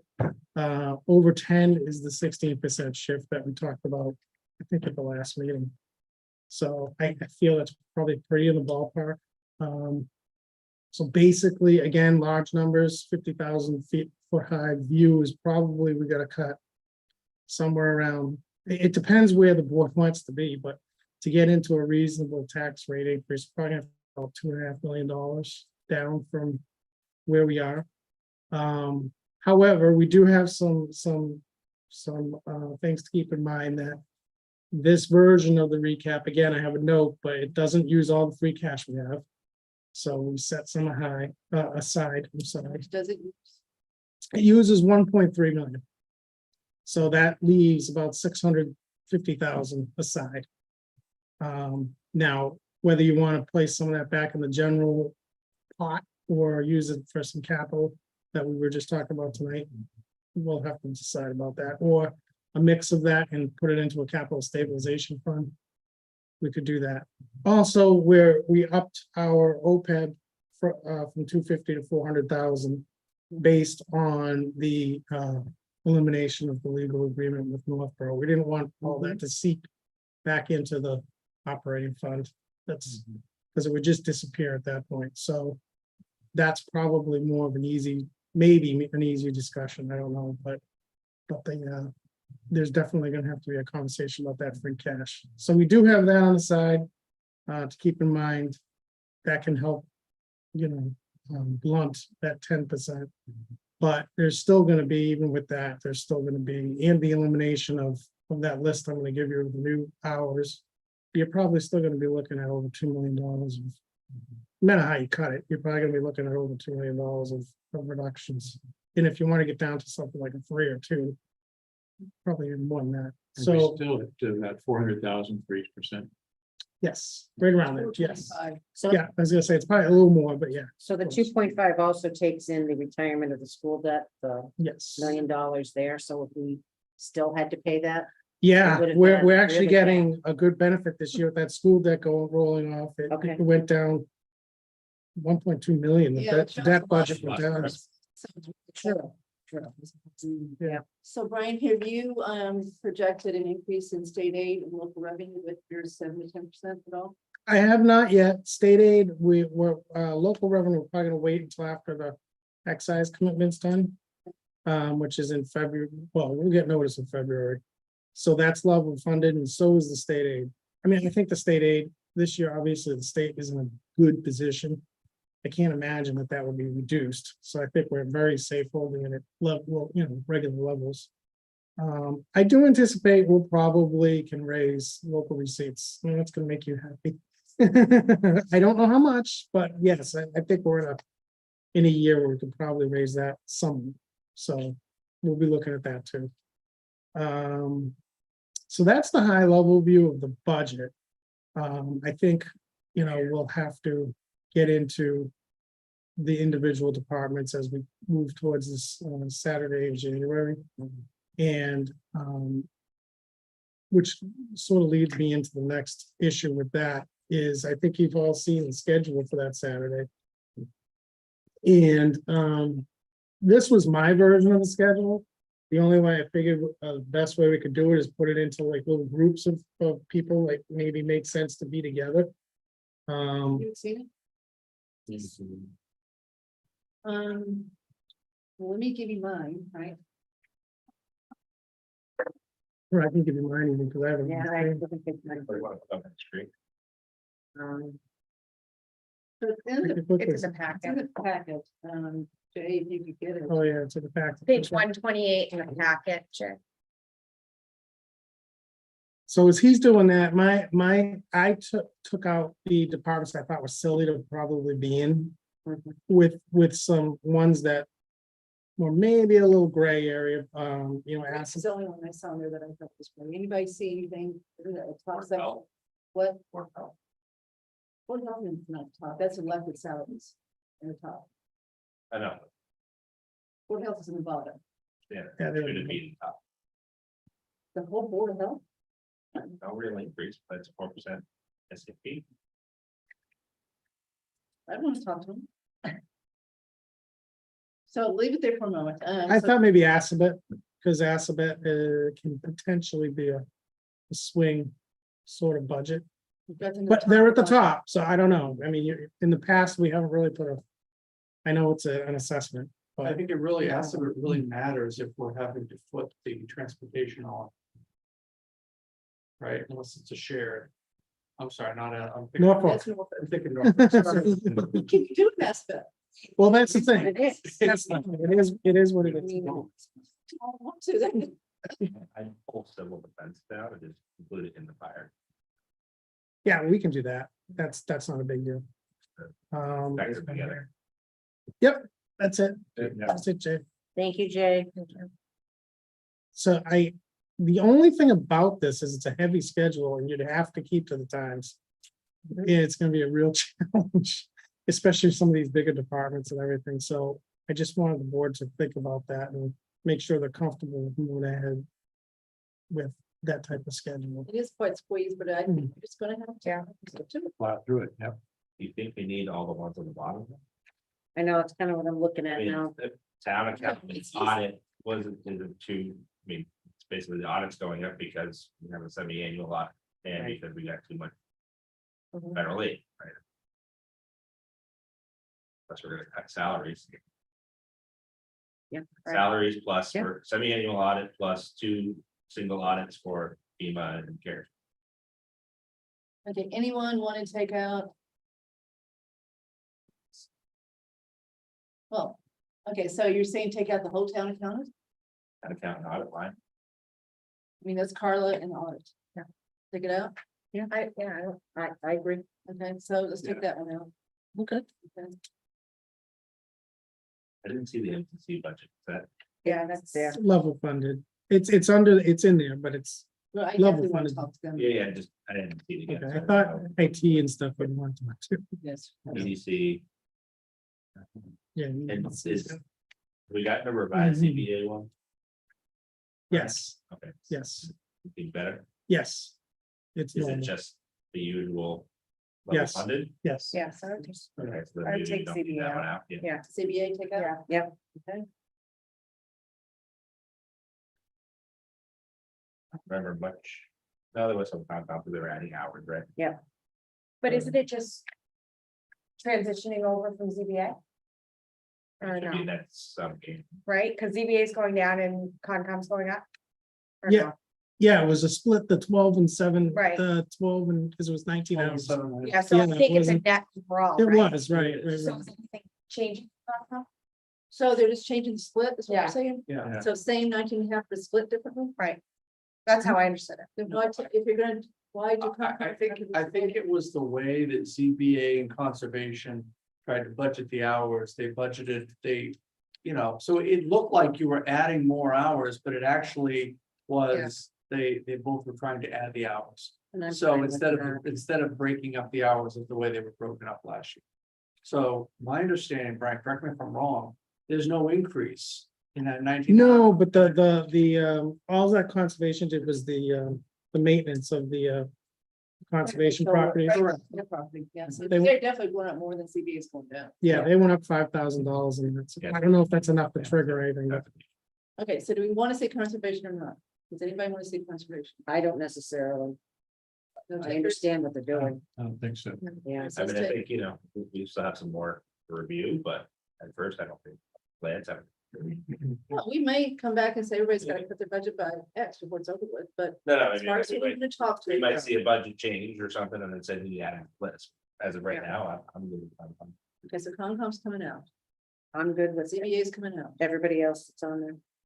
Did you want to, I mean, the only other one I'd say to push forward is select board, since you just talked about tonight, Yeah. do you want to? It's on there, but do you want to put that? Yeah, that's really good. Yeah, you guys Yeah. are done with it. So if you watch the meeting, the one thing we had on the select board was the certificate program with MMA and stuff like that you guys didn't review. Whether or not that was kind of the only non-level funded item, so postage is going up, they're postage is going up, right? Yeah. Not level service, it's just level, not level cost, level service, but Yeah. that was the only add, I believe. The reason that we did that is the personnel board, a lot of personnel board used to carry a lot of the frame, like. Personnel board said, look, if we're gonna do training we wanted to be a broad training for, you know, a lot of the SAP employees, for a large number of employees. Basically a leadership program is going to be more directed towards our department heads, looking more at succession planning, looking more at those type of things. And, you know, that was something that we felt that we should, you know, have in our budget, because we don't necessarily have it defined who is going to be, who we're going to be looking at for that. You know, we've got a brand new department head coming in DPW, you know, hopefully sometime in the next, you know, 6 to 7 weeks. You know, so To move from personnel who's gone down 3,000 to select. so we've tried to redefine some of that money. It's not an apples to apples. It's not a, you know, a zero cost. But again, those are things I think that's important, you know, with succession planning, you know, that we need to start preparing for, you know, in some of these departments. So we're obviously not interested in that one because we did it. So if you still want to push anything there, you can just do it outside that meeting, right? Or We'll figure that you guys will be there. Yeah. If we have time. we can Yeah. squeeze that one in. Okay, so I can We're move gonna that. be, we're gonna be there anyway, so. So leave it open now. I have a fundamental question, I think, on how we want to handle anything that's going on with the personnel board. And not like any grade changes with employees that they will or could vote in the future, is that going to be baked into a budget increase, or is it going to be a separate article? And do we want personnel board to attend that? I was gonna say, why don't you pull personnel board down? Yeah. Well, we Right. talked about this. We talked about it, right? I talked about this today with someone. So we're going to meet with personnel board in January, but I don't want to put them here because we have a lot to talk to them about. Okay. So I talked to Yeah, them. just- somebody about that's this, separate articles. today. Yeah, that's- Okay. But I just want to make sure that we're consistent in these numbers. They're either all in or all out. Right, so when we meet with, we'll meet with personnel board either on the 3rd or the 17th. But the department heads put the budgets together, not personnel. So I think we need to make sure we're clear. If it is going to be a separate article for that, that comes out of these budgets. Some people should. put it- What she's saying is it should be consistent that the 4%, they voted a 4% adjustment. They're considering some other things, but that 4% should be in everyone's budget, But the step. but nothing else Okay, I thought the 4 was 2. across the board. Sure. Well, it is 2 and 2, it is 2 and 2, but. Thank you. I thought that 2 was COLA and 2 was this, That's true, but yes, but I in keep these calling budgets, it the it's my understanding the 4 is in there. correct. Correct. Yes. But she's saying nothing else should be across the board. But then But there was another right, there's a grade lot for of pieces of the job pay class. flash There's- study. Right. Yeah. That, you know, the mechanics on how to handle that at town meeting. Should there be a separate article for any appropriation piece treated the same way as you do the first year of the union contracts, where you've got that amount that you vote as an omnibus number that then gets split back into. Yep. You know, so. And personnel board still has to talk about the mechanics of that. Yep. So I don't think really they know the answer yet. I would assume they'd appreciate more guidance on that. So we gotta do that soon. I don't see why you wouldn't bake it into these budgets, because if you're talking about giving someone, besides a 4%, something else, right? Because they're too low. Study says they're too low. So we're gonna make this one shot adjustment to somebody, right? But that's what they're gonna make. It's in the, it's a salary, and then they're gonna base the next year's on that too. So if you don't put it in, then next year it's a walk and change, right? So no, we'll do what we do for the union contracts. Carla will, or Brian or whoever will add it back in to that year that it was first effective. So like when you look at FY 23 now, you see FY 23 actuals with the CBS. It's like we talked about, anything that's not level service, large enough, like deputy chief, in order not center.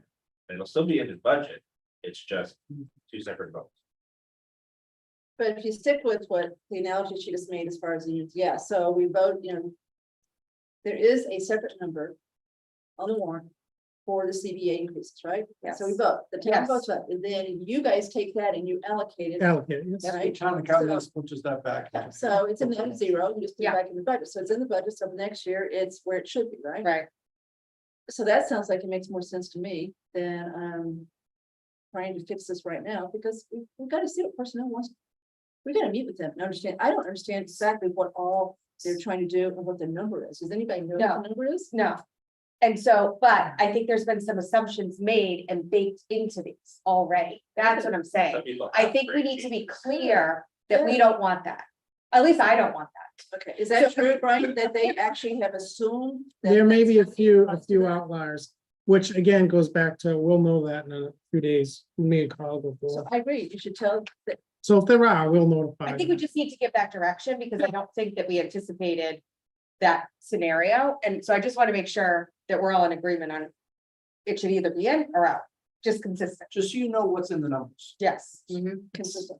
yes. Okay, how about we make sure that it's out consistently? Barry did request from me just actually today or yesterday that we go through, we make some numbers for assumptions for the totals of these various things. So Because I agree, out consistently and. if you that's need me to in person, maybe we'll do that. Yeah. The details. Yeah. Sure. Out. Yep. Both budgets have an app. I would think so, because that's pretty big Couple assumption that to be made. Okay, so I didn't do that. All right, anybody else have anything that you want to either exclude from the bottom or move from the top to the bottom? I agree with you with adding rep. Yeah, I agree. Yeah, we're gonna talk about it at some point. So you could slot that. So in Brian, are future all the conservation. detailed budgets in the OneDrive, They are, yes. because I looked at a couple of them today that I was curious about, so and they Okay, so seem you to got- be up to date, but I want to make sure they're all. Just to make sure Brian heard, so we're gonna put rec in. Yes, right. Rec's coming in. We took conservation out. Probably makes sense to put them on DPW. Sure. Sure. Yeah, right now. Is 45 minutes gonna be enough for the two? For which to, DPW Yeah, that's, and rec at the same time? well, you know, the problem is, who we gonna rely on? I rely on the DPW. We've got an interim that will have had, you know, grand total 2 weeks experience. That's So that one, we may not even just do one. Or the way that we do. You know, we waited till, Jay. No, we didn't, because you did, when did you start? The week before town meeting? So we had to, you know, we waited until we dealt directly with MTC that year for a while to try to get that budget done. So we may have to do something different. with DPW. Yeah, I just worry that it's not gonna be enough. yeah, the board may have to be a little flexible with some of this. Okay, anybody else have anything they want to move either way? That's a one. Your school's regional, what about K through 8? Well, I'm gonna be surprised if they're gonna be ready in 28. You think they are ready? They actually said they'll be ready. Yeah, well, I'm not sure they'll be fully ready, but Do we think facilities in EDC is gonna actually be an hour and 15 minutes? We see me take some time. I was only gonna say, And a part-time. The facility ones has a lot of movement. I thought but it was it's a just lot of full-time. And a part-time. electricity costs more. Oh, I completely, I So thought that that was was a the- choice. yeah, I Okay, think never mind, there's two. never mind, I misunderstood. It was When I EDC looked why I at it. thought that. Okay, That's correct. never mind. Police, fire. Okay, I thought it was one or the other. I didn't realize it was both. Okay, thank you. Police, fire, board of health. Completely misread that one. I know, we took you to the Board of Health out, didn't we? She's not gonna get another. She wants to keep that in. I was gonna, yeah, I did. What about if we, She's probably got a PowerPoint. I mean, we took out building in ZBA, right? Right. So that's gone. And. Yeah, building ZBA. so- Building though, I think. The only thing with building is, I think we just need to, and maybe it doesn't need to, yeah. So we have a part-timer in the revolving account. Right. That Brian thinks we can pay an FY 24 out of the revolving account. But I think we just need to review that in general, and maybe that doesn't need to be part of this meeting, but I do think that we need to talk about that. So we should just confirm that before the meeting, and if Yeah. it's confirmed, we don't need to see. Uh, But we should tell them soon. yeah, I think I'd like to just see some detail related to how it's. So maybe it doesn't. need That to be- probably isn't that meeting, but that's something that we can request and we can provide that forward. Okay, I think Carlos had some conversations about that, so. We may have some of that already. Okay. Yeah, they were thinking meet here. That's a good question. We really- This would be more comfortable. I agree. Then you could actually set the Yeah. tables up more kind of like the shape That's a good we have idea. them now and with the department, head, yeah. Yeah, they've got tables instead of sitting in the, yeah, so this I think works much better. So I agree. So everybody agree we'll do it here? Yeah, Okay. yeah. Just want to see it about. Saturdays, I'm sure. So, Mr. Purple, are we gonna bring sandwiches in or something? What is the plan? Budget's tight. I understand that's what I'm asking. I'd be happy to pitch in. Happy. That's not yet. I mean, I would be happy to pitch in. I'm just saying for. Yeah, You know, happy to do that and just get some sandwiches. And I mean, we're only allotting what for the break? Yes, we don't have a chance to, we'll have to do quick, so we have to get something here, eat it quick. Yeah, 35 minutes for a break, so it's easier if there's sandwiches or something. Right. Just grab a tray and lunch. Yeah. We You can, can do that as well, absolutely, but, okay, It's gonna be different. we'll coordinate with that, but okay, I'm happy to pitch in for that. okay, you can be in charge of, Okay, you can work with you know, food the is rest of the life. staff as to putting that together. I'll take I'll care of help it. too, Lisa. Okay, thank you, Ken. We'll take care of it. Okay, so we're done as far as who we want and timing. Yep. And so Brian, will you get us a revised? one? Yep. Revised one, sure. There anything Brian need to look at from like benefits or any of those other budgets that are. No. This is the full list of numbers. No, these are people, these are, he's benefits, right? That's nobody else. Right. So we can still work on those and get the details separately from this. This is who we want to come in on the 28th. But you do have listed under there, we're gonna talk about debt benefits under, with your budget. So. Yeah, so we can do that. Sure. Since we're not doing Carla, Yeah. checking her out too. So we can do. She knows that, you got in. I get to hit, yeah, Yeah. that's fine. That's good.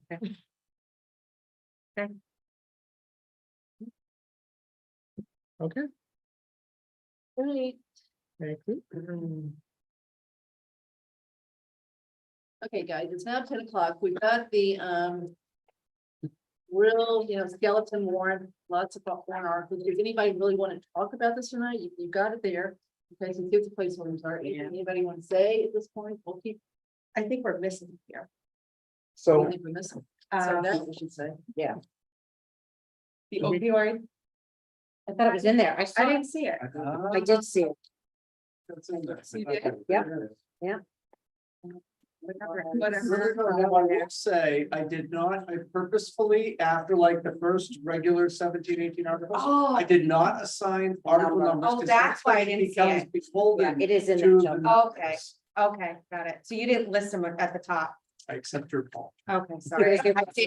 Okay, you're But right. because remember, I specifically asked you about that. Okay. Yeah. Number 72. Yeah.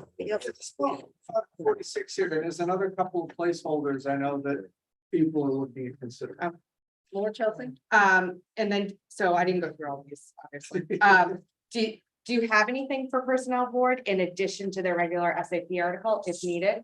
So I have not put anything in, I take that back. I may have put. I'm just looking for a quick. If there isn't, SAP one won't that.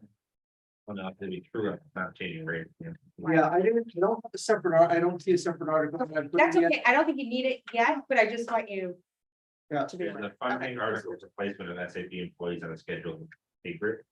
Oh, That all would right, be great. yes, that'd be it. That's it. Yeah, so I do. I'm good. Those are- yeah. I tried, like I said, I think that there's, Melissa Danza reached out today, possibly another, adjusting, or updating another one of their bylaws, I think, for wetlands. Potentially, like I said, I know town clerk's got 3 or 4 articles to update certain things. Yeah. So, but there's probably, including articles and placeholders, and again, I don't have a specific number of CPA projects or anything. You could have 50 articles. Okay. By the time we're done. Is there any lovely on citizen petition? We did have one citizen petition submitted today. To try and lower the voting age to 17 for local elections, yes. Which is similar to what's being done in other I've seen that. other communities, closer to Boston. So that was just submitted just late this afternoon, I saw it. Busy afternoon. Yeah. Okay, moving on. So chairs report. Is advisory, do they need to adjourn? Kathy? Sorry, you guys wanna, adjourn? Sorry. You're welcome to stay. And you have, You've got. you have to roll call. You've got Hi. Yep, hi. Adam. Aye. Aye. Can you hear me? I heard you. Marcy's eye. Thanks, Thank guys. you. Sorry. Okay, so two things on chairs report. So let me start with the.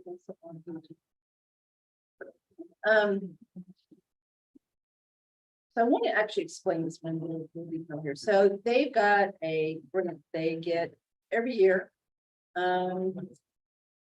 Maybe one or 2 years I didn't get it, that they use to do programs. They don't fund their, what they, through the core mission with this, I wasn't used to, but we got the project got them to quit doing that a few years ago. So this grant that they get is solely to fund things that they don't consider, not part of the core. They're good programs, they want to do them, but they're not part of what's used to be in their budget to do what they're supposed to do as far as the basic stuff that they do, okay? So, this is the part I want to make really clear. Did everybody read this? Okay, the shocking part is, look at what the senior population has done in 2 years. I know, that's Okay? crazy. And I've said this at different meetings, because Jason and I saw it when we did the work on the school, research committee, with the demographics. We keep saying, well, school students go down, but look at what seniors are doing. So again, we just got to keep this in mind. That is a huge increase in that senior population. And if you look out 4 more years, it's still going to go up more. It's Yep. going to be over 3,000. For the viewers, you might say those numbers. Okay, so, I am talking about, from 2010, 2020, the senior population going to, from 1609 to 2829. And FYI, seniors are defined as 60 or over. So it's not 65, it is 60 or over. Not quite double. Not quite, but if you look at the demographic study that was done, both of them, they showed going over 3,000 in the next couple of years. So it is going to double from 2010 in the next few years. Okay, so well, what we do here when we start thinking things do, we've got to keep this in mind. That is a really big increase. Okay, so long story short, Be in the majorities. that's right. I'm 39 cents, so I wouldn't. Come on, wait. I still will not create these groups that make you say how it's working. Okay, so, okay, so what they want to do is they got more money because, this grant they get is per capita. So they got a check for a lot more than they had planned on. So what they'd like to do for fiscal year 23, and they don't actually need our permission for this, they just want us to know about it.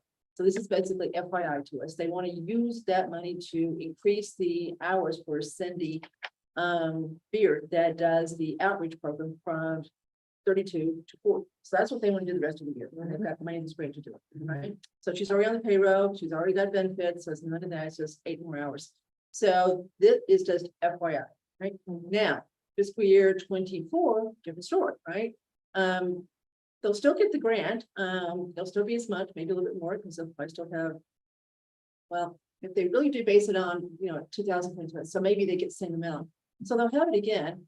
And they really, she said, this is what she said to me, they are just flat out, that they have a lot of trouble keeping them. There's so much demand for their services between what COVID did, between the aging population. She just gave me example the calls they're getting right now. She said it's really hard for them to keep up with what they're being asked to do. So they want Cindy to be 40 hours for fiscal year 24 too. And I believe that is Brian gone. I believe that's Yes. in their budget for fiscal year 24. So that we got to contend with, right? So they're not saying use the grant for fiscal year 24. They want to use the grant like they use it right now for programs, right? So we got to consider that. So we're not saying yes to that yet. Okay. So I said, fine, I get it. So this is just FYI, this is what they're doing for fiscal year 23, but we really got to consider these increasing hours for fiscal year 24, given we said how many hours, right? So the conversation that Brian and I had with members of the COA and with the director is that they'd like to, because this grant gave them more money and they have it at this point, and they'd like to do this because there's a need. this is how they'd like to do it with the hours for Cindy. But they don't want to do this moving forward because this is something that 10 years ago, we helped to work them out of to get these potentially unsustainable funding sources out from propping up their budget. That's right. And they don't want to go back. So they do intend to put this in for 24, which they have these additional hours. If they do not get it, town meeting decides not to do this or it's not supported, they fully understand that these additional hours would end on June. So that is really kind of where they sit at this point. Well, I hope town meeting thinks about too, so we know the population is going up. And we know that they're gonna be adding a room there, which will allow for additional programming. It would be a shame to not have the funds there through the grant, which they use for programming to do. So that would be a shame. I agree with that sentiment, but 7 to 10%. Okay, so we'll get to that, right? They're coming on the 28th, so we will talk about it. Okay, so that's the first thing. Second thing is an update on the Hopkinton postcard connection. So, 21st we met, we basically outlined the terms we agreed to. So we had a Zoom, all my days of work, so we had a Zoom the last few days, so sometime last week. Yeah. Wednesday, I think. So from Southborough, it was John Butler, myself, Mark, and Karen. They had their DPW director, they had their select board chair, they had their town manager, they've got a town manager, that person was there, and then Tim Tees from Par was there. That was a group. It went well, didn't last very long. We basically did the presentation. I emailed everybody as far as what we did. And they will get back to us shortly as far as what they think what they think about the way we structure. But when is their public forum? And the public forum is for the regional dispatch. So Oh, that I'm is missing out. Okay. January Sorry. 4th. January 4th, yeah. All So why we had one, we just talked about that for a minute. I mean, Got it. so that's January 4th, so we'll know how that goes. Pretty soon, so we did kind of talk about two things. Okay, Mark. Just a couple of quick things. First of all, I do want to acknowledge, we did get notice, this week every year. Like most communities in Massachusetts, and then create your annual town reports. We do, submit them to the MMA every year in the hope that they feel that, we did a nice job and they give us an award. We did get an honorable mention, several years ago. This year, we won. And, we received first place for communities in our population size. And I think it's great. Unfortunately, they don't do the level of recognition at the annual meeting that they used to do. They had a separate event for it. Now during opening session, they kind of say, okay, so here's the winners. And everyone claps and, you go down into the trade show and pick up the plaque. But I do want to take this opportunity to acknowledge Melanie Oska, Executive Assistant Select Board's office. This is her baby. This is her project. I think it's great. I do want to acknowledge, and I don't want to steal any thunder, because I know it's in the accomplishments piece at the end. But she really had a nice thought, given that we were going through a pandemic, to go back and look at the picture that was taken from 1918 in black and white of people on the steps of, I believe it was Fayetteville, in masks and everything and that. And we tried to recreate it outside of the townhouse, so it was kind of fun. So like I said, all the kudos and credit to her for helping to shepherd that, put that together. I've already seen a preview of this year's cover. I like where she's going with it, so but I did want to acknowledge her efforts, so appreciate what she's done. And then once we do get the award and everything, and then I promise that we drag her in and embarrass her, with publicly thanking her for her work. Second issue, based on the federal redistricting, we no longer are in Congresswoman Catherine Clark's district. We are now in Congressman Jim McGovern's. He is now our new representative. And he is looking to just kind of come out and introduce himself and, have us meet his staff. And has set a date of Friday, January 13th from 9 to 10 It's not a full-blown meeting, it's basically just kind of a, here I am, here's some of the people that you'll contact if you need things, and if there's anything, pressing that we can take away and work on, that'd be great. And so I think it'd probably be appropriate if there was, a board member or two that wanted to attend. I will leave it to the board as to how you want to figure that. Is there any? Sam's jumping on that. Is there any intent by scheduling on Friday the 13th? That was the date, actually, they gave us the date and the time, and so, that's what we've committed to, that he's coming out on that date, so. No, I don't think there was any intention of that. So, What time is that again? 9 in the morning, 9 to 10 in the morning. If anybody definitely want to go, I volunteer, but I'll go if no one wants to, but the others do. That's fine. I think we should have 2, not 3. Yeah, possibly, I agree. Whatever. Just to avoid the forum. Yeah, I prefer this not to be, I don't really think this is posted. I agree. yeah, and if somebody else really wants to go, I'm flexible. I am too, Sam. So, I mean, I think it's appropriate as vice chair, if you can't go, Chelsea, but I'm sorry, but Kathy, Chelsea goes as vice chair, and then Sam, I'm flexible. If you really want to go, that's fine. Oh, wow, okay. You didn't say so, okay. Chair and vice chair. Chair and vice Chair, chair, that makes it even easier. Very efficient. There you go. I have another opportunity. Yes, So, we had a notification from Tennessee Gas. They reached out about their vegetation management plans in Southborough regarding the pipeline, their easement. If you remember, they had told us we're simply going to be doing some mowing, not a whole lot of impacts, and everybody was fine with that, but it appears that their plans may have changed. And so they're looking to schedule a Zoom meeting the first week of January. Probably either the 3rd, 4th, or 5th, did not give us a time to discuss their plans. Was thinking it was appropriate either to have 1 or 2 members of this board, probably a member of planning, given that, vegetation management seems to be a collaborative process of planning. Yep. And then also to bring in our tree warden designate, Chris Leroy, may have him available for that meeting. So I open it back up, I guess, as to, who would want to Sam, you want to do participate for the board. vegetarian? I mean, I'm flexible. You have to go out and walk through the pipeline. So don't be one person. I mean, there's gonna be Annie. I think I need one person. I would be happy to do it. Ditto, but I don't really care all that much, so if you want to do it. you That's fine. That's fine. Thank you, Lisa. Thank you. And then the only other thing I do want to mention, just again, started my report with kudos. I want to end it with kudos. So today, for the first time in 2 years, we had our townhouse potluck for the holidays. We normally try and do it somewhere close to town meeting. I'm sorry, town meeting did close to the Christmas holiday, and it's really nice. Everyone brings something, whether it's an entree, whether it's dessert. We usually have about 20 or so of us, more food than we know what to do with.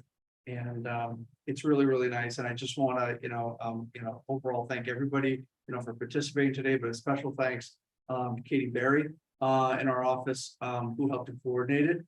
And she did a great job. And again, more food than we knew what to do with. And it was great just to, hear the noise and the laughter. And I actually got a phone call just as lunch was about finishing, and I ended up going downstairs to take it. I couldn't hear, the conversations, everybody very much enjoying themselves. So it really was nice to hear. So kudos to Katie, for helping to coordinate and bring that all together, and for everybody, who did participate in that. It was nice. Really? So you don't want to. Yeah, that's what we do. Delegation. Oh, so sorry. Yes. So you did get a notice. And I don't have that detail. I'll work on it. So you did get an email from John Parent. It's been several years that John has been working with National Grid to try and find a way to reduce the cost of energy that we expend on our streetlights. And, we've been looking at LEDs, and John just about had National Grid ready to consider, moving forward on this. And then the illumination bylaw came. And in the illumination bylaw, that changed some of the requirements in terms of the kelvins for streetlight fixtures. And National Grid said, well, we can't meet that. We don't have the tariffs for what you would need. That changed 6 months ago.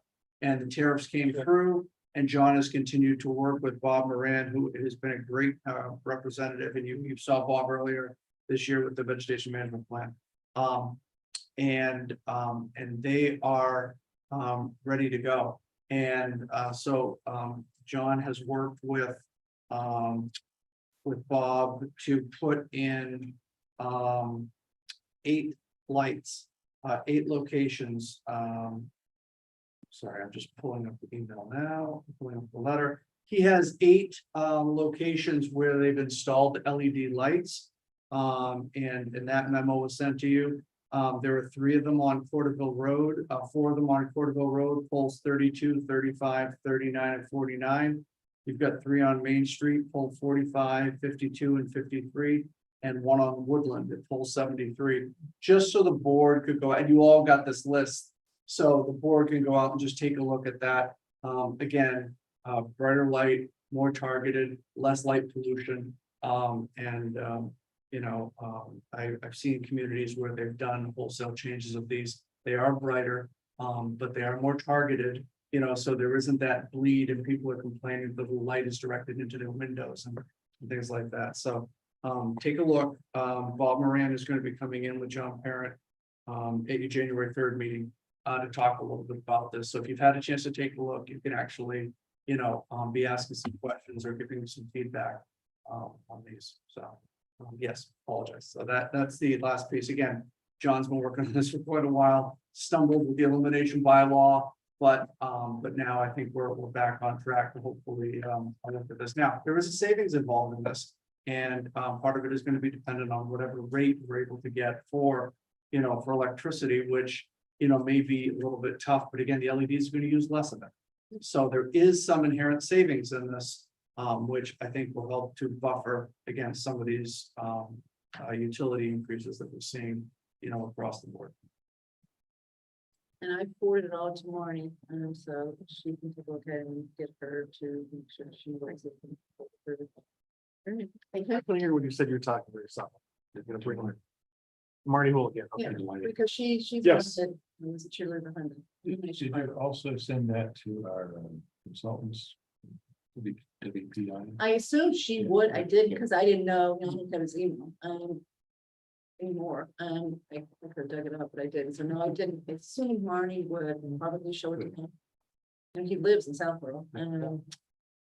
So yeah, it'd be interesting to see what he says too. Okay, so thank you. Thank you. Okay, so consent agenda, we have got A, B, C, D, E. Anybody want to hold A, B, C, D?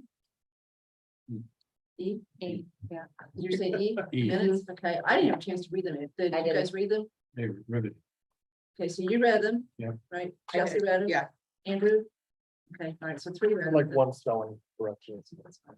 Okay, so we're going to hold E. So motion to approve consent agenda A through D. Second. Okay, we are now back in person, so all in favor? 5-0 for A through D. Okay, so Chelsea. So I don't have numbers on my phone when I'm looking at this, but I'm in section other matters B, and like 2/3 of the way down, Ms. Malinowski stated that dispatch currently costs the town $140,000 per year. That it's almost $400,000 per year. Okay, I said 140,000 was the number that was in the report with the 4 towns. So if we can just change 140 to be up to almost 400,000. What line is that, guys? 230, 237. Thank you. Right, That's what I have. Thank you. that's it. Second. Line 158, just a clarification, it said Marlborough tip project should be Marlborough Road tip project. So people line 290, there's a reference about our inviting committees into report, and there's something in May in the middle of that list. I was confused by May. I believe there was a request from Ms. Malinowski that she wanted to see. Was it youth and family? Was it? There was a Youth and certain- family Yeah, it was in youth and May, family. okay. Right. Yeah. And she did say, Yeah. She did say Matt. Did say that. That's, that's yep, that's fine. I read it as all those together in May, so that's. Okay, that's fine. And then line 325, it talks about the goal revolving fund. That would be great when you have golf. Money to apply to our goals. That's great. right, gold is golf, got that? New category. Right. Andrew, is that it for you, Sam? That was it for me. Andrew? Yeah, I just had like a minor spelling mistake. Line 186, or it should say class 1, 2, and 3 instead of cows. See, that's what a law degree will do for. Yeah.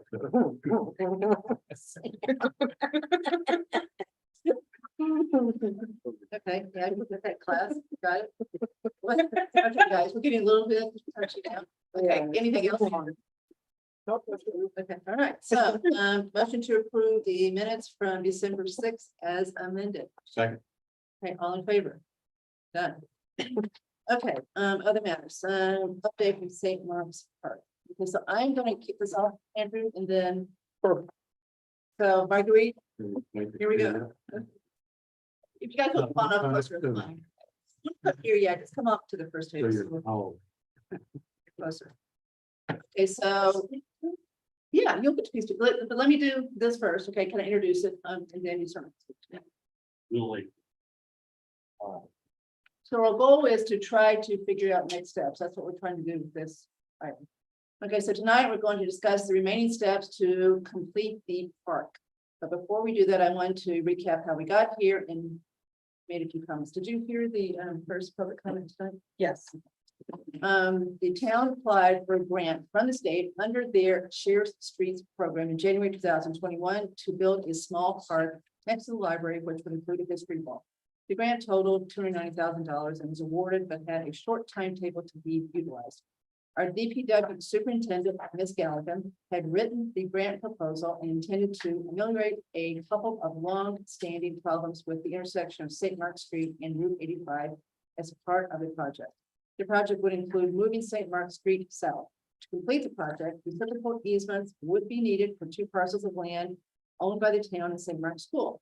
Due to the need to spend the grant money quickly, a license agreement was executed between the school and the town to allow each entity to use the land they needed for their part of the project. The intent was to then ask the town to convert the licenses to perpetual easements at the May 2022 town meeting. Easements of that type must be approved by 2/3 vote of town meeting. Town meeting overwhelmingly rejected the approval of the easements and expressed significant dissatisfaction with the whole project. Most of the concerns could be put into 1 of 2 buckets: concern over spending money on a park that used land the town did not have title to, and second, the nature of the park itself. At our 5/31/22 meeting, the select board voted unanimously to complete the park, but with significant changes based on the input received from town meeting and elsewhere. Specifically, the select board agreed to pursue a land swap with St. Mark's and to change the park working group, or excuse me, to charge this park working group with designing a park that would be more palatable. Since that meeting, St. Mark's has agreed to the land swap, and the working group has had several meetings, should say a lot of meetings, culminating in a public forum to discuss the design of the park. Additionally, the select board has received the working group's interim report this week. The general conclusion of the working group through its meetings and the public forum appears to be to complete the park in a minimalist, inexpensive manner. In a minute, we will discuss the remaining steps to complete the park, but first I want to make a comment for the public. I am the only current select board member that was not on the board when the park project was approved. I was on advisory at the time, and along with other advisory members, expressed concern about the use of limited road funds for the park. Total legit thing to do when there are limited funds and competing projects, but I never called people names or questioned their integrity. When I was elected to the select board, a significant amount of work had been done on the project, and therefore it was no longer a question whether to do the project or not. The question was how best to proceed from where we were in May 2022. Since the 2022 town meeting, the select board has acknowledged repeatedly that mistakes were made on the project. The project was rushed due to the timing of the grant's utilization. Hindsight's 2020.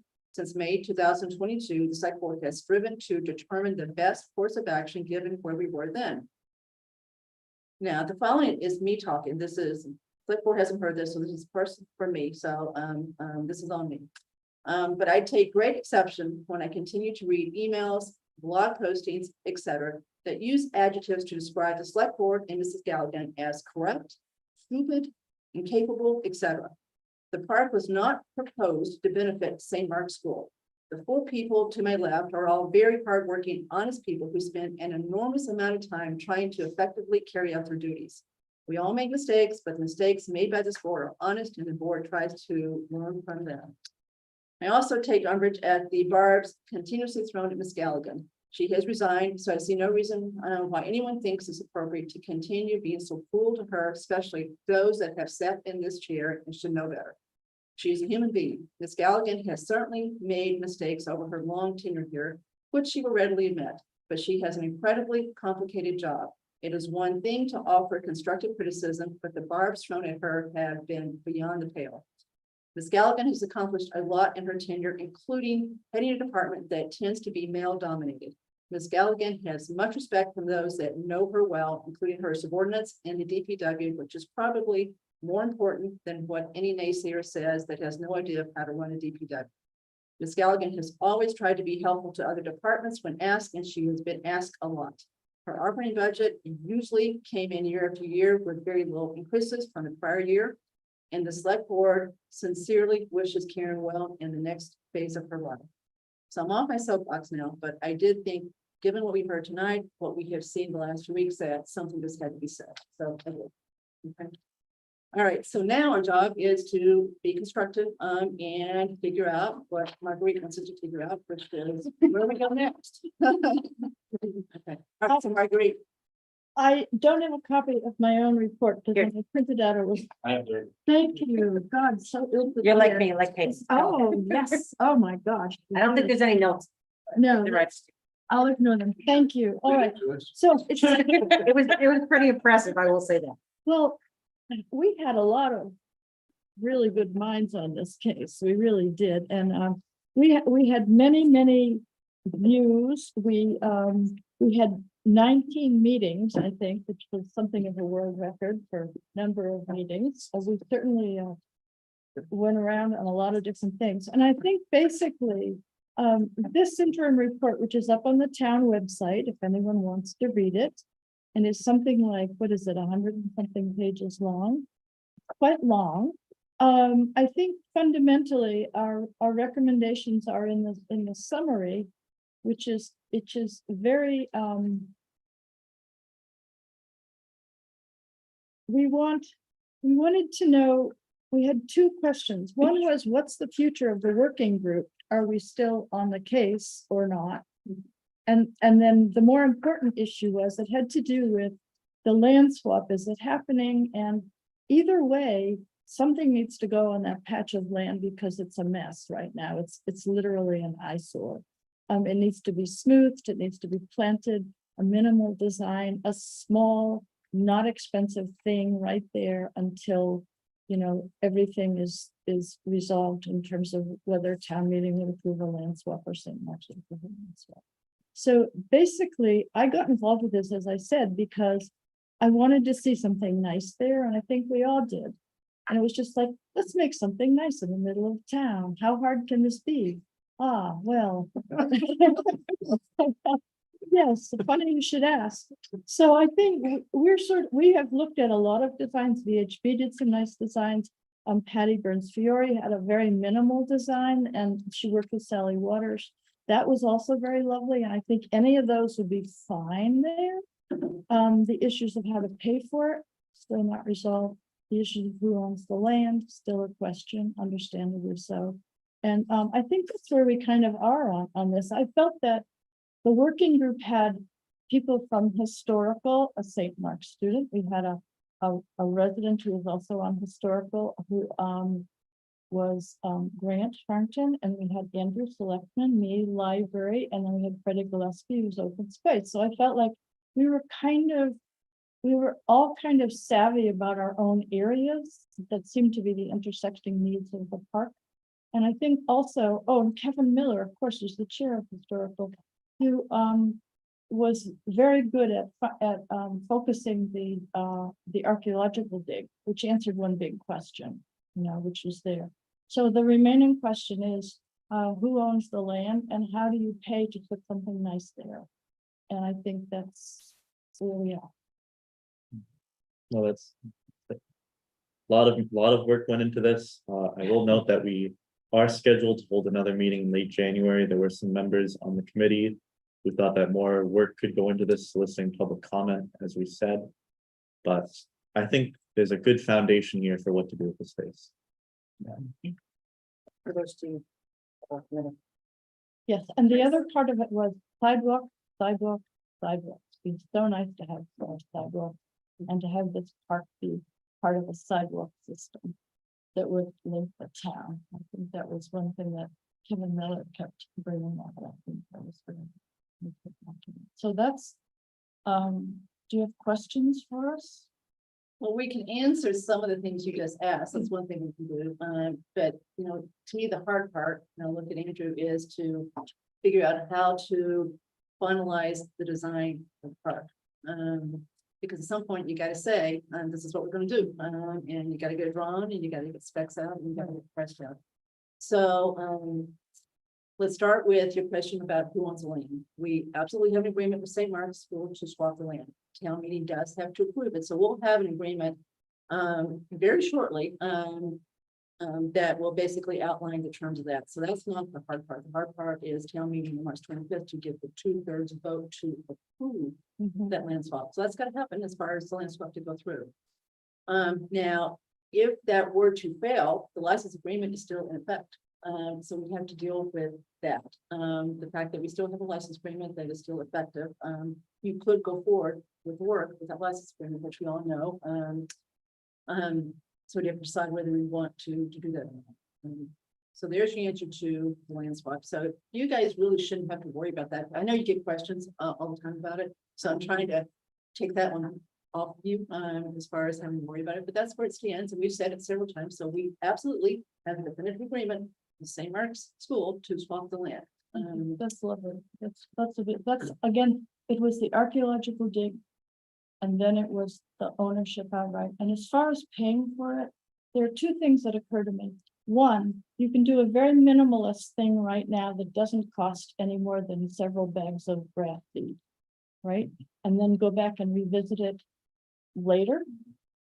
All right, so I mean, it could be done for Karen engineered a lot underground in that park, which used up a lot of the grant money. And that was very helpful in terms of the library flooding, because we haven't had flood. You get 2 solid days of hard rain and not a drop, which is really, a lot of that was the thumping that went on in that area. I know, not worthy. Anyway, so that has been effective. And the other thought was just make it very simple and plain, revisit it later when the economy in the area's changed and it doesn't cost $1 bazillion to do things like it seems to be doing right now. So it could be a 2-phase thing, or just leave it like a field, with a simple path through it. As far as money to build it, that doesn't seem like it would be a problem. Maybe some people could fundraise for it. Okay, so let's deal with money. So the next thing we're going to get by, I believe, midday on Thursday is a detailed analysis from Karen as far as where we stand with the E.H. Perkins contract. So there's a contract that was signed by the town to do various things, including the park and the road work, the whole thing, right? But there's other things tied to it too. So she's going to separate it all out so we can see exactly where things stand, including the money that's been spent on the movement of the road and the water and everything that's been done infrastructure wise. To me, to my mind, there's been no work done on the park itself, at least the superficial, the above ground stuff, that everything has been infrastructure wise, etc. Now, it's definitely been more than $290,000. We know that. But once she does that, we will understand then what's left in the E.H. Perkins contract as far as the park piece, right? And there is money left in it. There was money for plants. Right, for everything, and just briefly, that what Karen had done, as I understood it, is encapsulated the brook in a pipe that had been running basically into the library. That was a big thing. And then there were two sumps that she put in that were quite deep to catch groundwater, and they were both run into the drainage system on Route 85. That's a huge amount of engineering. I wouldn't be surprised if that cost quite a bit of money to do, so. It did. So we're well over the 290. So the 290 got spent, right? Yeah. And in the time frame it had to be spent. But then, money's fungible, right? So if you look at this and say, well, there's really been nothing spent on the park itself. And we really do need to, in the end, spend $290,000 on the park itself to satisfy the state. We may have $290,000 that we can spend on what you're talking about with the grass, and whatever else we need to do. But we'll know more Thursday as far as the amount of money left in the contract for that piece of that contract. Okay, that's what I think will help us figure out what to do here. So we may not need any more money to do what your group decides we should do specifically. Are you guys with me on this? Yeah. In other words, we spent $290, right, of this whole thing. So we've done what the state wants to, but we still haven't spent anything in the park itself, the grass, the benches. Yeah, A little whatever. area, Yeah. maybe like a Yeah, pad. so you may have, when we look at this, this week, we may have $290,000 that we could spend on the park. More, some amount, maybe not 290, but the Perkins contract had more money in it for other things that got moved around some. Yep. and other things. They were Flag bundled. road or something. Yeah. Yeah. So, I think the big question for the group is for our final plan, for our report to you. Is that money budgeted to create an engineering design for the space? Or should we be looking into the means to create an engineering design? So we thought about that today too, and I'm looking at my colleagues here. Hmm. So we could say that 290 could include this final engineering piece to truly spec it out and say, this is what you got to do, this is how you do it. With what you're talking about, I don't know how much engineering you really need, but you need something, right? You gotta still have somebody draw it, specifically, not just, sketch it. no, it's got quite a drop to it too. Yeah. So there is money needed by, BHB or somebody to truly help us get to being done here, right? Everybody with me so far? Yep. Yeah. But I still think that can come out of that 290 that hasn't really been spent on true park stuff, right? That's been spent on infrastructure, and moving the road and the water stuff, etc. Because if you remember the E.H. Perkins contract absolutely had park stuff in there. It had plants in there. It had a lot of stuff that it had, it had the pavers. So that was all in there. So I think we may be able to totally legitimately use the money that's still in that contract to then do what your group in the end says, this is what we think you should do exactly. Although I believe that in this interim report, there is a suggestion of extending sidewalks up along St. Mark's Street, and that may be something that's costs more money, but that's something that wouldn't necessarily need to be completed right now. We've got other sidewalk money too. We Other do. That was services that we- investment money and ARPA. So sidewalks, we know we want sidewalks, right? So I don't think we should give up on the sidewalks either. The VHB engineer said that the sidewalks have been designed all the way up to the boundary with Marlboro. And that there was simply no money to do it, but that the designs were there if anybody wanted to move forward. I think the original project went up to St. Mark's Road over the West Campus, I thought, or somewhere about Yep. there. Yep. And that was I cut out. don't know, but I'm There was a discussion, and I believe when Marty Healy was chair, that DPW came one night and we talked about getting projects shovel ready. Yeah. In case funding opportunities came up. And there was, the board allocated some significant chapter 90 funds in order to have those plans developed and ready in case the funding opportunities ever came. So that's, I think that's what you're referring to. Yeah, that they're, They didn't put them over, did they? I didn't think it was all the way yes. to we right. said- No, I don't know, but I believe that may be Full what. minutes, I don't was think it's being very referred to. substantial. No, Because why I thought that was Marlboro sidewalks go right up to the Southborough line. Yeah. Because they had state money to do their whole. But in fact, there's a new tip project yeah. that starts at Marlborough on Marlborough Road there and goes all the way over to the causeway, Mhm. potentially. And so that, if we can connect Corderville Road up to the traffic light there, at Marlborough Road, that would be a good connection. Yeah. But I don't recall that there were actually engineering plans for the sidewalk that. I far, could but be don't wrong. know for sure.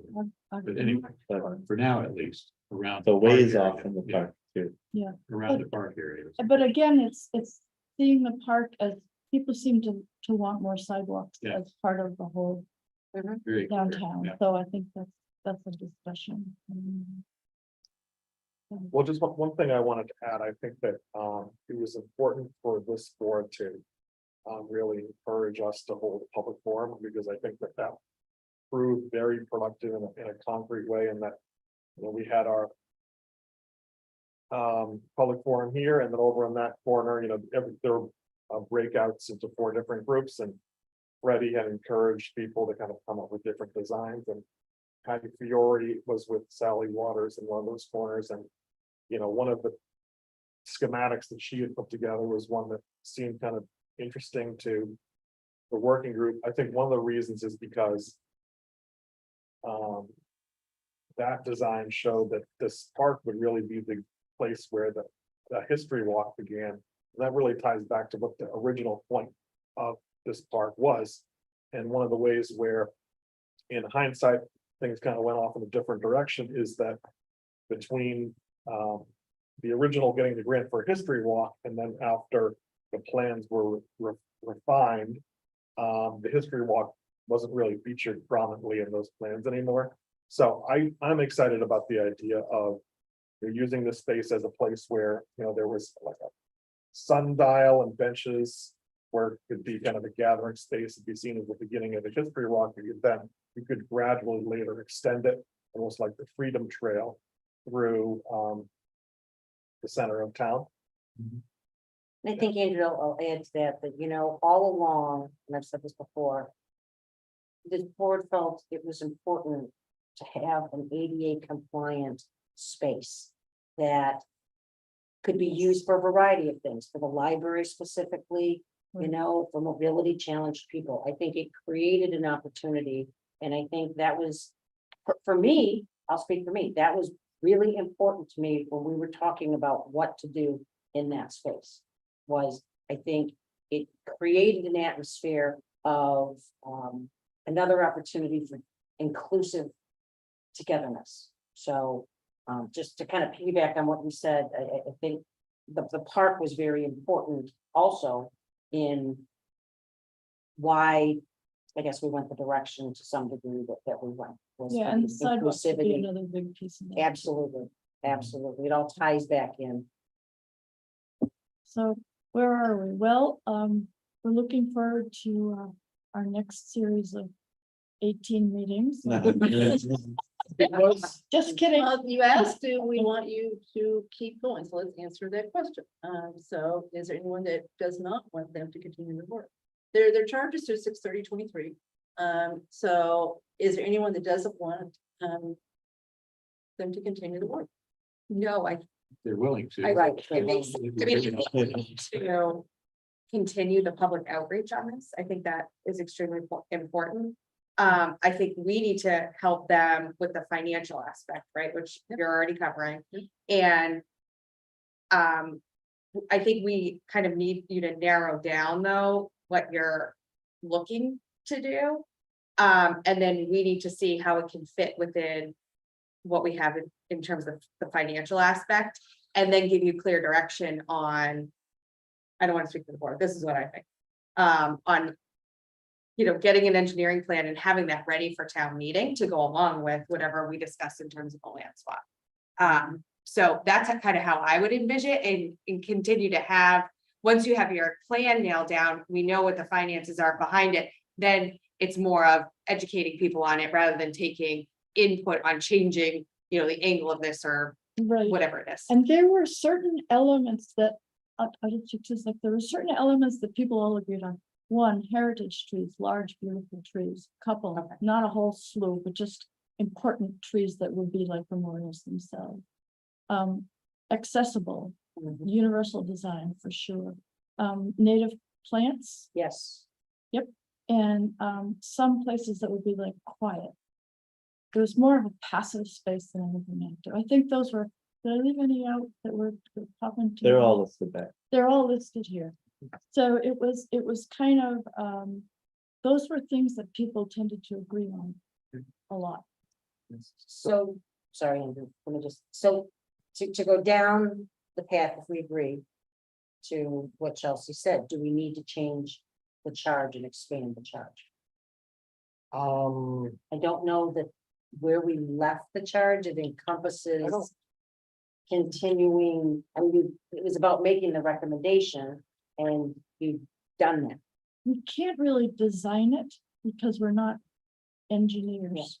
No, I think there's gotta be money that's got to.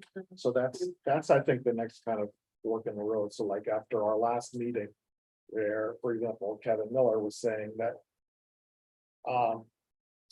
Like the design, the sketch that Patty Fiore put together, he thought there were some things that should be changed about, et cetera. I mean, the next level would be having a plan that you could then have a budget estimate off of and make sure that the stormwater calculations are okay, et cetera. That requires probably some resources.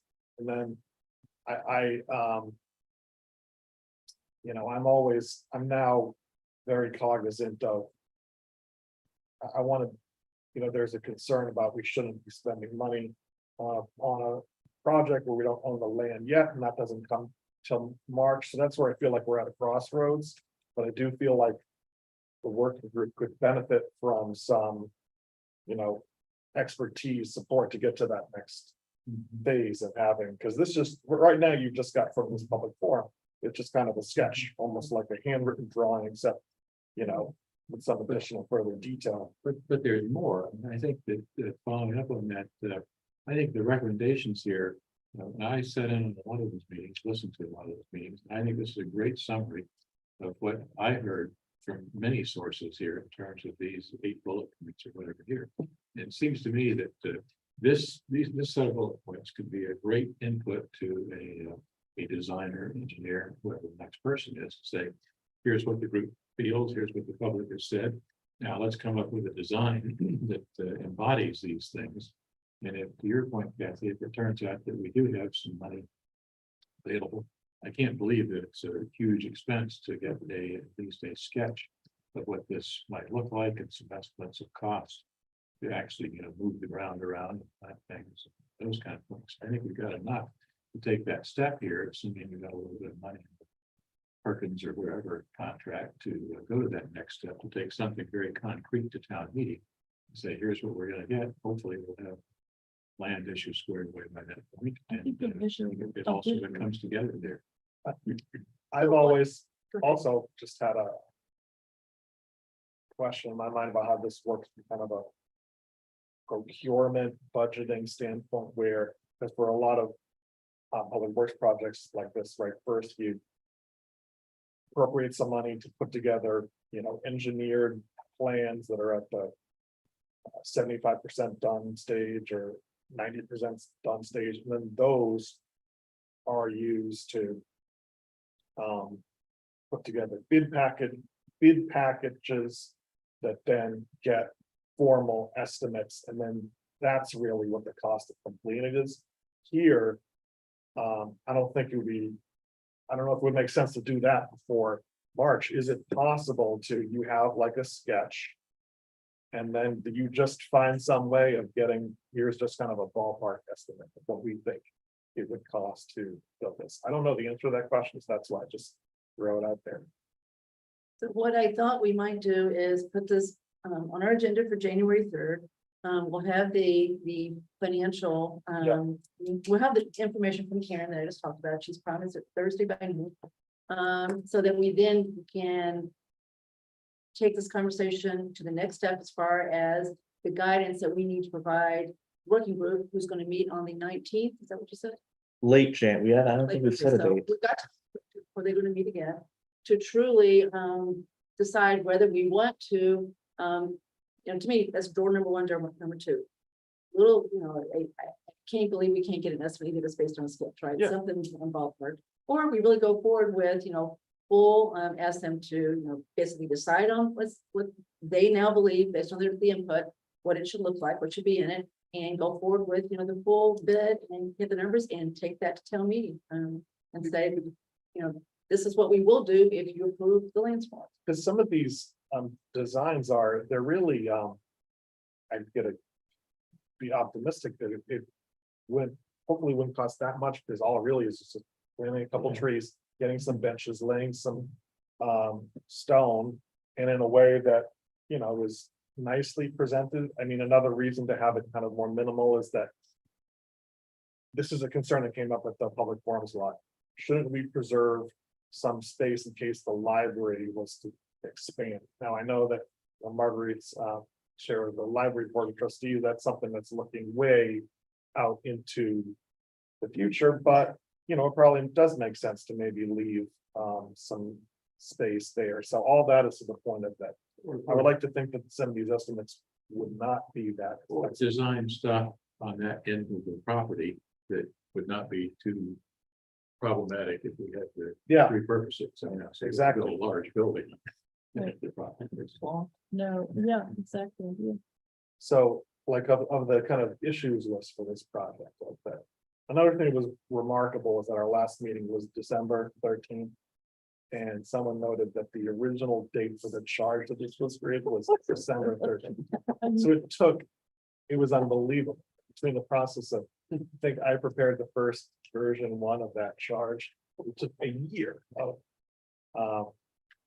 but of the issues you raised, right? Concern about who's going to own the land. There's been progress made on that. On this point of having a design that has some more public input, feedback, progress made on that, and also the burials question, there was a pretty comprehensive study that's made some progress on that. So I feel like we are coming closer to of a resolution of this. And I do think that it makes everyone should have an interest in it. It's just a very ugly, unsightly site right now, and we want to have this wrapped up. So Marguerite, do you guys think that with the input that you've received so far, input from your working group, that you really could come to a pretty good meeting of the minds as far as what your working group thinks that the park should look like? Yes, and What details? right, and having to maybe sit down with someone who's done engineering there and say, well, you couldn't do this or that, anything. The other thing that I would like to have is a visual of what it would look like to take to town Yeah, meeting. absolutely. Need that. And I think I would like it to be a sophisticated visual that had been vetted by people who know how to do that. And I think then the town will be able to see, the voters will be able to see that's what you could have.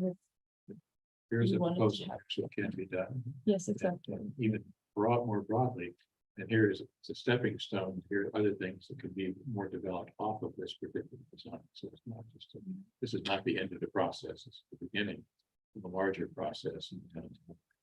And that is what Kevin Miller had said about the history walk, where this is kind of an intersection of flows of people through the town. And if you want to take your dog and walk, you don't have to stop and, there's no more place to walk. It's also sort of an intersection of a variety of historical things, with buildings and locations and burial ground and so forth. Right. That's what Patty said, when you're standing there, you can see, you said that too, you can see the militia ground, you can see the old church, you can see the townhouse, you can see the flag school, you can see the St. Mark's, you can just standing there and just rotate 360 degrees, you're looking at half Great. Jay, can you bring over Patty Fiore? Jay, also, we've lost our internet connection at 11 p.m. Yeah.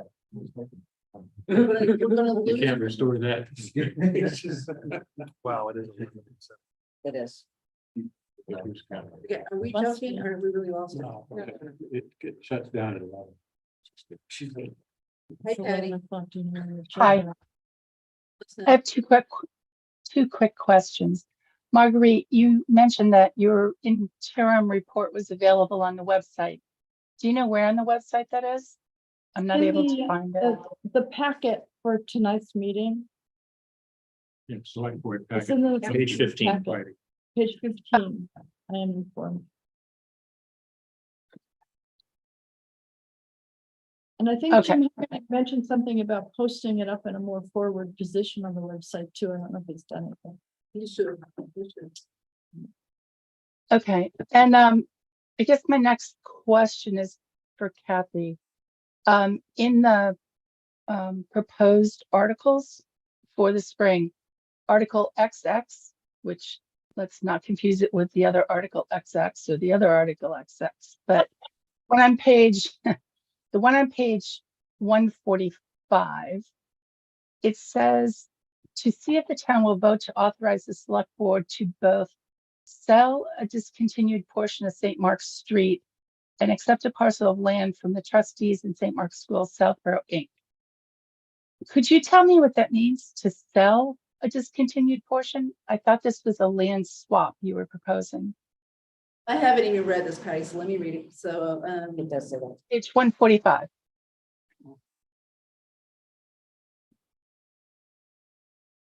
well, it shouldn't say sell. Yeah, So that's not, so it's a true land swap. Should We'll be accept get- an grant an easement, accept an easement. No, it's not. You're swapping, so we'll get it, this is not right, Patty, so we'll get the language cleaned up. So it is a land swap. Okay. Catch though. I'm sorry? I said good catch, good question. Oh. No, I was confused when I saw sell. Okay, great, thank you. Thank you for your design, Patty, PS, by the way. Oh, you're welcome.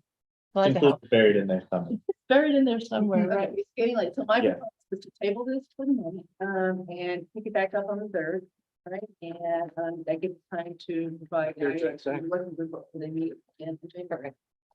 Thank you. Do you mind if I take that back? Yes, I love her. I love I it. know, I'm so I frustrated. can't say how much we appreciate this feedback tonight. I mean, this will give us a real focus going into our next meeting. Yeah, excellent report. All the, getting all the stuff in one place, putting it all together. Big thanks to Margaret.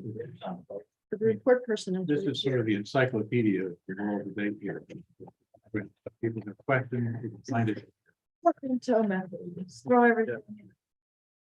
Thank you so much. Thank you. Thank you. We're going to. Okay, the rest of it's pretty easy. We're gonna try through this. So, we need to select board office hours. We're gonna do them for January 10th, February 14th. So Lisa and I did it last time. Yeah, I covered for I Chelsea. could raise my hand for the 10th, but time of it, 6 o'clock. 6 to 7? Yep. That would work perfectly. I can do that. So Chelsea wants to do the 10th, right? Sure. And who else? I'm generally available. I can do. Andrew wants to do the 10th. Do you want to do Yeah, so Andrew, Valentine's? Chelsea, the 10th. So Sam, Yeah, you do Valentine's the Day. February 14th. Yeah. Right? And Lisa That's fine. or me. Either one is fine. Okay. Doesn't- So- doesn't work out. You too. Okay, so Valentine's Day. Well, be careful. It's Valentine's Day. Chances are my husband's going to be in Pennsylvania, but if you have plans, How many people are gonna go to select board? if you have, but it's totally fine because I've done it Like twice this. since we've got to do it. So, as I covered Chelsea. 14th. Okay, okay, Sam, you and I do the 14th. Perfect. All right, so shut that one off. Okay, the next two are related. This is the culmination of our attempt to reduce the speed limit on Parkerville Road. Okay, now,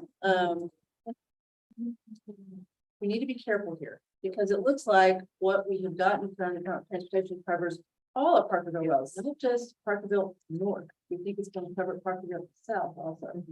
Okay, so what we decide tonight may set the speed limit for Parkerville in its entirety.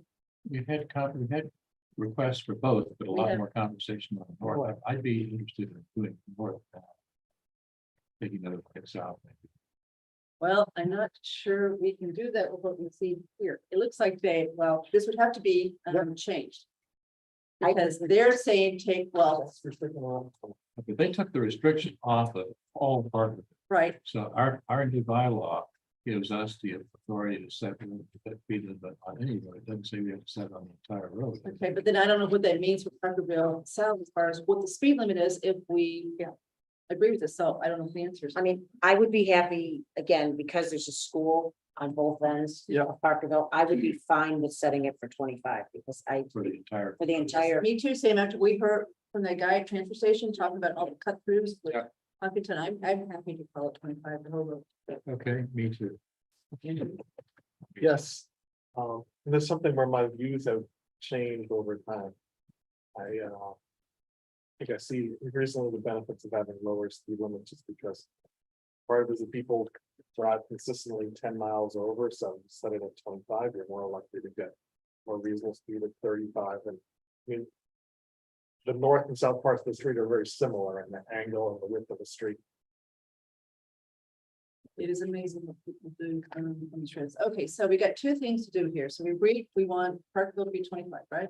Yep, okay, so the first thing we've got to do is approve the revised SSR for Parkerville Road North. Which, as you said, is actually. The whole road. Yeah. Okay, so you're right. Okay, so it's Parkerville Road. Okay, so I assume this is just a motion to approve. this Yes. document, right? So it says Board of Selectmen now, does that matter? Versus select board? Yeah. Andrew, I wouldn't think so. I think it's. Yeah, okay. Okay. Okay, so, I make a motion to approve the revised SSR for the entire Parkerville Road that's in our packet. Second. Right, all in favor? Okay, so that's step one. Okay, now we gotta set the speed limit. Okay, so now we've taken it off, and we're on the SSR, so now. For now, there's no speed limit. That's right.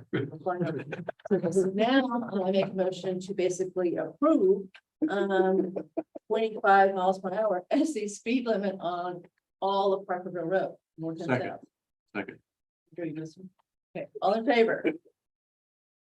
Okay, So someone did it. Agree? So I will have DPW put it on my side and check it and send it out. And we probably need to know too, Oh, absolutely. right? Yeah. That- both. okay. Yeah. And so when does this affect it? When the sign changes or? I think when the new signage is up is when it would be Yeah, enforced. probably you could enforce. You've changed it as of your vote, Yeah. but I think when the signage is up, it would actually be enforced. Okay, check it out. Okay. And Mark did email Peter Lapine to tell him, because he was asking about it, and he seemed to be really happy. I can follow up with him as well and know the result of the vote. See if he- But he was concerned about the placement of signs and so forth, which again, I think is Karen's. DB. But I think he was, I think he was looking for a speed driver feedback. signs. Yeah, that's what I'm saying. Which we didn't agree to do. Right. That's. Another question. Okay, but we did what we said we're gonna do, right? So, Yeah. okay, next one is, Brian Valentine's contract is up June 30th of 23. He would like us to address this sooner than later so that he can put the, his compensation into the budget for 6/30/24 because, that's what he does. I called him and said, what was the process last time you did? And he said, well, just except for appointing one person, sit down with me. And then, we passed it out and came back, except board approved it. So I don't know if you remember, Lisa, it was Marty. Yep, it was Marty. We sat down with him. Okay, so, anyone want to volunteer to sit down with Brian to, do this? I would. Hold on, because you just did last, so. I did. Okay, I so you two did, you did, please, so Sam, you want to do this one? I'm willing to do it, yeah, but Well, you're hesitating. I'm not, eager to do it. necessarily, but I'm willing to do it. I'd like to do it, so, but. There There we go. You make a motion. Tennessee gas of vegetation. I can do it, but during the, yeah. There we go. Yeah, I can't my head down. Sorry. No, we can select, okay, so, yeah, I think, he said one last one, so That's fine, that's fine. Okay, so you, okay. okay, so, okay with that? Yep. Okay. Yep. All right, last one is the best one, which is to review the 2022 accomplishments of our various departments. So we've each got I'm gonna do so. Chelsea, I'll start with you. Okay, so I have fire first. So they received two Department of Fire Service safety equipment grants totaling $24,000.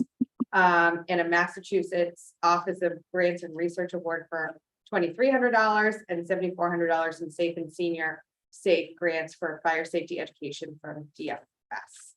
They successfully negotiated a successor agreement with Southborough Permanent Firefighters Union and realigned and revised the rate structure of the department, recognizing the roles, responsibilities, and high level of accountability required for our supervisors. Building. They hired a part-time local building inspector. They filled their position of part-time ZBA administrator, which they share with Concom.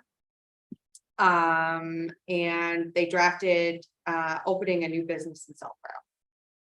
And then historical, the Southborough Center Historic District was added to the National Register of Historic Places at the very end of last year. In 2022, they applied for and were granted ARPA funds for a very attractive bronze signage to mark the entrances to the district, which they hope to be installed in the first half of the coming year. Historical Commission engaged in extensive dialogue with St. Mark's School, resulting in an archaeological dig that we just talked about, which appears to have given the all clear to the St. Mark's Triangle parcel with regard to unmarked burials, while also documenting for future researchers both artifacts and two historic foundations found in the area of the investigation. And the commission has worked in close cooperation with officials at Bay School in seeking preservation and reuse of the historic Dockstone House 42 Main Street, and looks forward to a positive resolution in early 2023. So congratulations to those three departments. All right. So Lisa. All right, I have police to start with. They secured a body worn camera grant for $78,547. We talked about that earlier with capital. The money will help start up and partially fund the Southborough Police Department's first body worn camera program.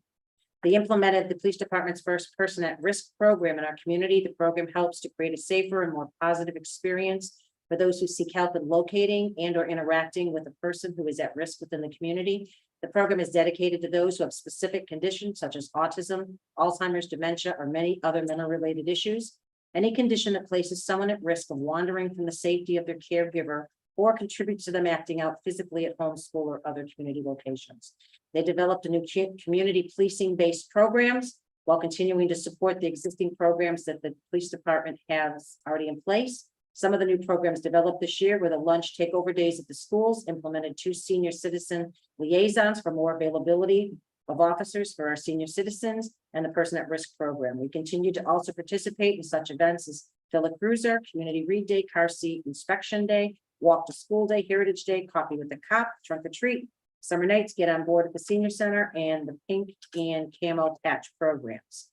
The Art Council was proud to be able to grant $8,513 to bring more access to the arts to our community in 2023. The Board of Selectmen, the Town Report Award, Mark had kind of touched on that, so I won't go any further. I think you did pretty extensive on that. And congratulations to Melanie. We look forward to speaking to her more about that. The appointment of Chief Newell, after 20 years serving the town as a police officer, sergeant, and lieutenant, the board appointed Brian Newell as police chief on October 13th, 2022. His reputation in the department, along with the leadership experience he brought forth from his time in Southborough, made him the best choice for the job. His time as acting chief proved his readiness for the position and his dedication to the community with coffee hours at the senior center and lunch takeovers at the schools are prime examples of the leadership the town is looking for. We're thrilled to see him take on this role and bring the police department to a standard of pride in the workforce and community. And lastly, the appointment of Hassan Ahmed. Did I say that right? Okay. After a very lengthy recruitment process, the board found a great fit when appointing Hassan as the senior IT specialist on June 14, 2022. Hassan has been a great addition to the family at the townhouse and has quickly been brought up to speed to help conquer the many challenges brought forth to the Southborough IT department. He has already accomplished shortening the help desk tickets, updating the website, and working on the new OWL system for hybrid meetings, along with many other accomplishments. We're happy and thankful to have him on board. So again, kudos to those three groups on the wonderful achievements. Sam.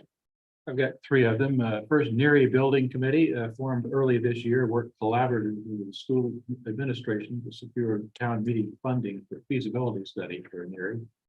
And then entered competitive MSBA eligibility phase in March of this year, successfully getting approval to move to the next step of the MSBA funding process for the NERI work, well ahead of the deadline. And we're awaiting feedback from MSBA on the next part of that process. So we managed to get in there and get approval to keep going with it, which is a substantial accomplishment.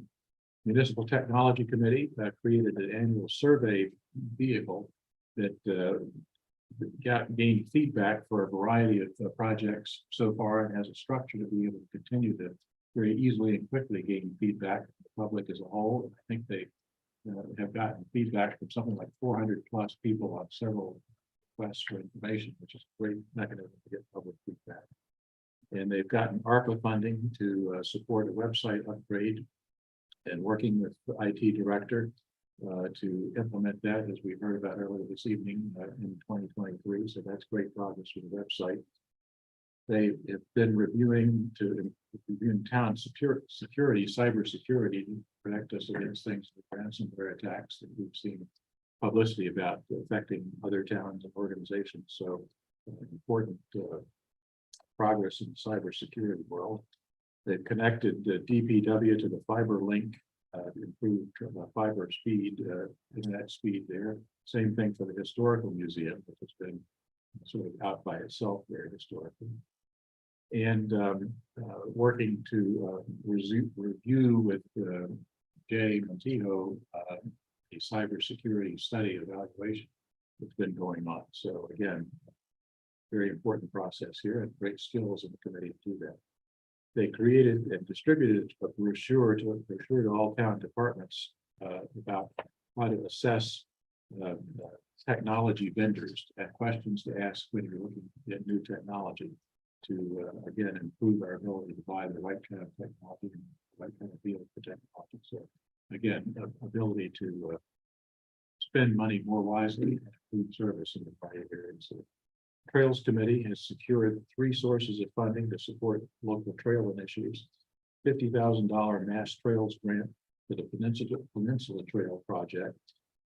$2,400 from the Choate Fund to host a series of nature walks that people may have seen publicized, and they've gotten great results for people getting more familiar with the trails and some signage as a result of that as well.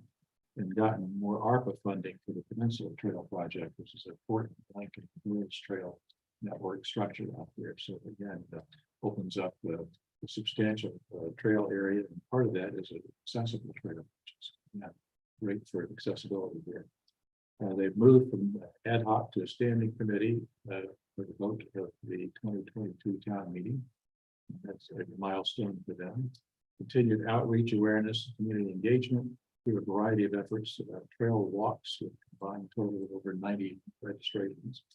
We partnered with local businesses to give out their certificates on Heritage Day, and have a trail Facebook page with over 600 followers, and increased news and announcement email distribution by 50%. So getting much more visibility in the community for a resource that again is a great one that not many people are all that familiar with. So I encourage people to go to the Trails website because there's a lot of opportunity out there and people get great value from that process. So kudos to all of those groups. Go get her group of people. Andrew. Yes, so first I have the Capital Planning Committee, which collaborated with the school administration and the Capital Planning School Research Subcommittee to complete a space need study to determine possible scenarios for future use of town-owned facilities, and that led to the creation of the Community Center Exploration Committee. It also refined the 10-year capital plan, including detailed vetting of all FY 22, 23, and 24 capital requests, plus newly submitted ARPA requests, and also vetted road maintenance projects for the first time in a public meeting, and participated in pushing the pavement management program forward. Next is the library. The library applied for and was awarded a $10,000 at the kitchen grant from the Library Services and Technology Act, distributed by the Massachusetts Board of Library Commissioners. This grant will support cooking and nutrition-based information programs and services at the Southborough Library for the next year. The library also hosted in the past year a successful summer reading program running 9 weeks from the end of June until the middle of August. 36 in-house programs were held, and 1,610 people participated in summer reading events. The library also partnered with the Recreation Department to provide weekly story time for the recreation camps, both at the library and at the camp. This year, the children tracked how many minutes they read, with a goal of 90,000 minutes read by all participants. Total number of minutes read by children 11 and under are surpassed that, coming in 117,756 minutes spent reading. And the new 2022 initiatives from the Youth Services Librarian, Mariana Sorensen, to enhance young adult outreach and community partnerships have been successful. These activities include an Assabet Valley Regional Technical High School art exhibit in the teen room, Algonquin Regional High School visits to distribute library cards, and the holiday card creation with Prodier Middle School's Youth Council. Finally, facilities. Replaced the carpeting and painted the stacks area on the second floor of the library. Worked with the Southborough Public Accessibility Committee and made numerous changes to the town's buildings to make them more user-friendly for those with mobility issues. And finally, completed the full renovation of the first floor bathroom at the townhouse, which I know Mr. Purple was pleased at, because when that work was ongoing, if you were meeting in his office while they were doing that project, it was, I don't know how you were able to work. It was terrible. It was constant banging for about a month, right? Yeah. But it's done, right? Okay, so recreation, summer day camp, the rec department held their second iteration of full day summer day camp, which saw a record turnout with the program selling out in less than 48 hours. 292 individual campers were served over the course of 7 weeks. The Mooney Athletic Complex in Richardson tennis court lighting, after 5 years of hard work and persistence, the lights are done at both. And let's see, at Mooney Athletic Complex, they've been installed and turned on for the community to benefit from and enjoy. Calendar filled. After a 3-year process to ensure a successful result, the calendar filled renovation project was completed to address all the drainage and surface playability issues. The field will be reopened to the public in the spring of 2023 after almost 2 years of being offline. Council on Aging 2022. The senior center was able to navigate through the ups and downs of COVID and finally have all programs up and running in person with full enrollment. They facilitated multi-town bereavement support group, and they secured a grant from the Southborough Community Fund to continue the caregiver meal program. Chelsea's board, health department, immunizations. The Southborough Health Department hosted and participated in over 25 vaccination clinics for the flu and COVID-19 in 22. We were able to target our at-risk populations, including vaccinating over 15 homebound residents over the year for flu and COVID-19. By partnering with the school district and Northborough Health Department, we hosted well-attended clinics at the high school, specifically for our English as a second language students and their families. We were able to reach residents at our senior housing authority to vaccinate for COVID-19 and flu, as well as hosted flu clinic for seniors at the senior center. This year, the town used all of the flu vaccines that we ordered. They also updated the tobacco regulations. The Board of Health updated the tobacco regulations, and all 9 permitted establishments have been educated and are ready for the January 1st, 2023 implementation date. We've got 9. Oh my gosh. Of note, the regulations specify that smoking bars and adult-only tobacco retail stores are prohibited in Southborough. In addition, a tobacco reducing permit cap of 6 was established, so over time, Southborough could reduce the number of permitted retailers from 9 to 6 if permit renewal does not happen within 30 days of the sale of the permitted business.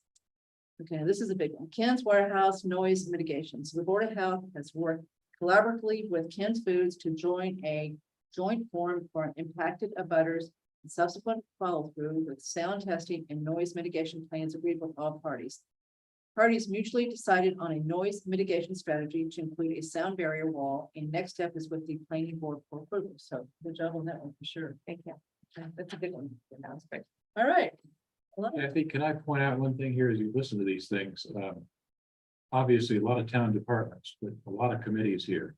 And there are well over 100, somewhere 150 volunteers who contribute to literally, I haven't counted, but there'll be thousands of hours of time a year to get a lot of these things done. And I think that's a remarkable accomplishment. It really leverages town resources. I mean, if we had to go out and hire people like this, particularly many people with huge expertise in a variety of areas that we couldn't afford to pay their market prices for. So you wind up, it's not, necessarily a direct budget impact, but it certainly is an implied budget impact as far as getting access to resources that otherwise the town would have to pay for and probably not be able to afford. And a lot of this stuff happens because of those folks working with the town staff. So I think that's, again, pretty remarkable event, and a lot of places that don't get that level of volunteers. So I think we're truly fortunate. So hats off to town staff and the volunteers. Well said, and good way to end this. Absolutely. Well said. So, happy holidays to everyone. We're gonna meet again on January 3rd. And is there any other public comment? Yeah, we're gonna feel. Nobody from No here? hands. Okay, motion to adjourn. So moved. Second.